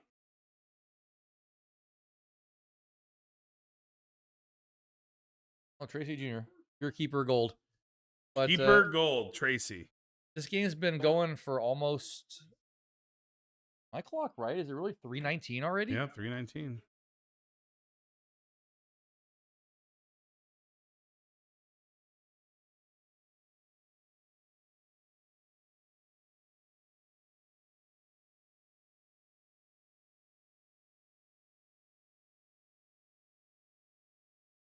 Oh my. Ooh. Wow. Poor Slayton. Once again, bad throw. Darius Slayton. I'm predicting next year's draft gold. With the last pick in the draft for $1, Darius Slayton, boom.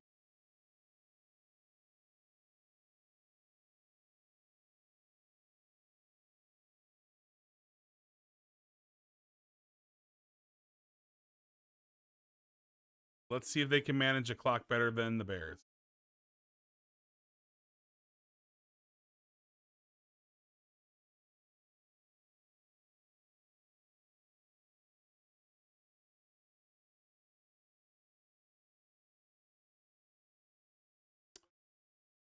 Grabbiton. uh, Oh, what are you bitching about? It was blatant. McCarthy, shut up.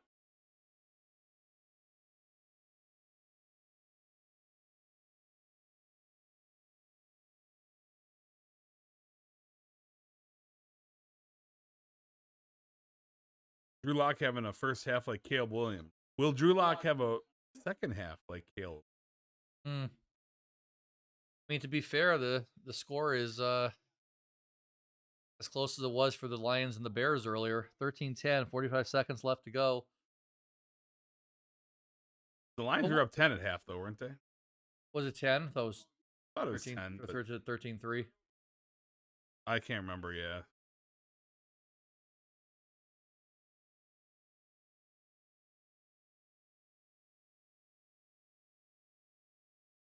Huh.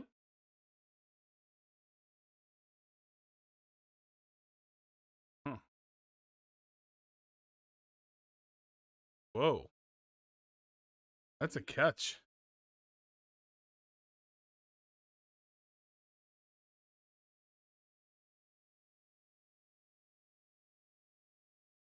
All right.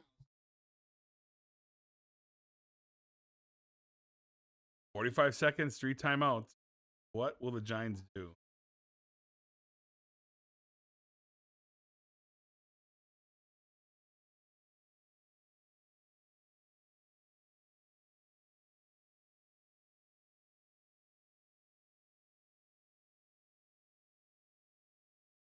No, I don't understand that. How come if the referees make the wrong call, the Giants have to get penalized to save the runoff? Well, no, it's any team. So what happens is if they would have just ruled it,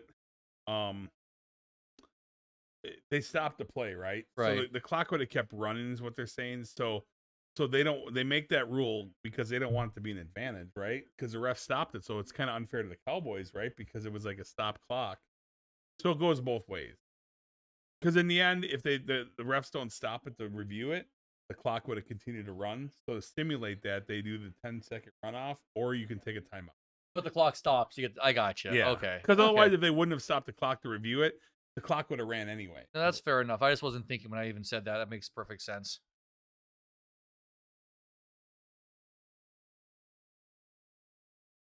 Oh, jeez. Ooh. Oh! No. Nope. 1 foot. 1 foot. Is that Slayton? Oh my gosh. Another player down. That's an interesting hat that guy's wearing. Look at that. In Dallas, go figure. Look at his boots too. He's all cowboy. He's the cowboy doctor. Where does he get hurt here? Let's see. He just went. Oh, his knee just gave out. I don't think he even made contact with his knee. No contact injury. I think his knee just like buckled. Watch. Can't wait. Right there. Oh, right there. Oh yeah. Oh. Ouch. That is what a ACL, MCL, PCL, meniscus, something is not good.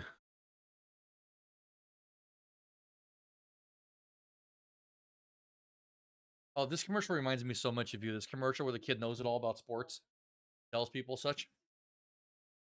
Thanks, B Gold. Have a great dinner, and thanks for tuning in. And yep, we're looking forward to a good weekend, and hopefully the picks all pan out nicely. Thanks, buddy. What's that? That commercial where the kid is giving everybody football advice, the know-it-all kid. They just showed it when you're looking down. We've seen it all season. Like this little nerdy kid when they're talking about something. Well, I wouldn't pick against the Chiefs because he scores 47 points. Well, it's Jason. That's me? It's you. You know-it-all. Come on, it's no most, not all. I would never proclaim all. Who else do I know who knows everything about what they do and never wants to take advice? I'm just kidding. I can name one person. I'm just kidding with you. Yeah, don't say it on the stream. All right, 40 seconds to... This isn't the... Hey, I take advice, though. do it, but you take it. All right, here we go. What? That's what we're looking for. We're looking for a in the middle of the field, Oh, first down. 6-yard pass with 30 seconds to go. Behind midfield. Keeping the drive alive.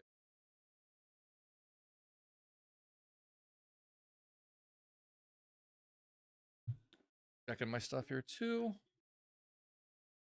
Boy, I can't wait for turkey and gravy and oh. I gotta go get ready to host pretty soon here.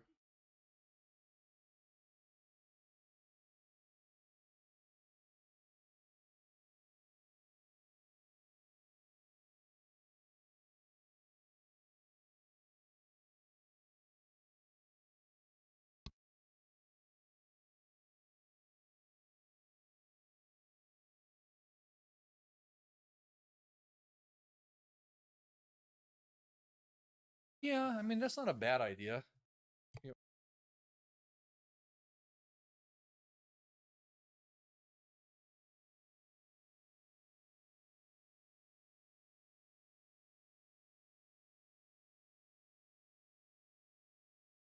But we can cut. Yours might be outdated. Yeah. Oh, now. Oh, this is Yeah, I think we. okay. Why don't you make? All right, that's fine. This game has been quite the barn burner That it has. for a game that doesn't matter much. Oh, he's down. Yeah. Well, let's see if he gets a Hail Mary off at the end here. But for those watching, we're thinking about maybe because this game is just a useless stinker, and a lot of you are telling us you're heading off to dinner or you're in your food comas, we might actually call it a game at halftime and get ready for the dinner. Yep. And have our energy back here on Tuesday. Talk about all the Feathers victories and wins and take to the bank picks. Including, as you mentioned earlier, the Jets +2 over who are they playing? I already forgot. I was gonna say it. His brain farted. Seattle. Yep. Birds flying into a jet usually does not do good for the bird. So No, not usually. So, all right, everybody, it's been great. Really enjoyed this Thanksgiving live stream. Hopefully, you guys were entertained on your Thanksgiving day. it made it 5.5 hours. I didn't crash the whole stream, so I'm proud of myself. Yeah, for we that. appreciate So, coming in. We're gonna be doing more live streams potentially, maybe around playoff time or just live streaming podcasts in general. Not on a holiday. Yeah, When people are busy, like not on actual night. holidays when people have family stuff. So yeah, absolutely. So All right, guys. Well, give them your normal sign off and wish them a happy Thanksgiving, and that goes for me too. happy Thanksgiving, guys, and until next time, take it to the bank. Boom. Bye, guys. Okay, ending. So I can stop this now.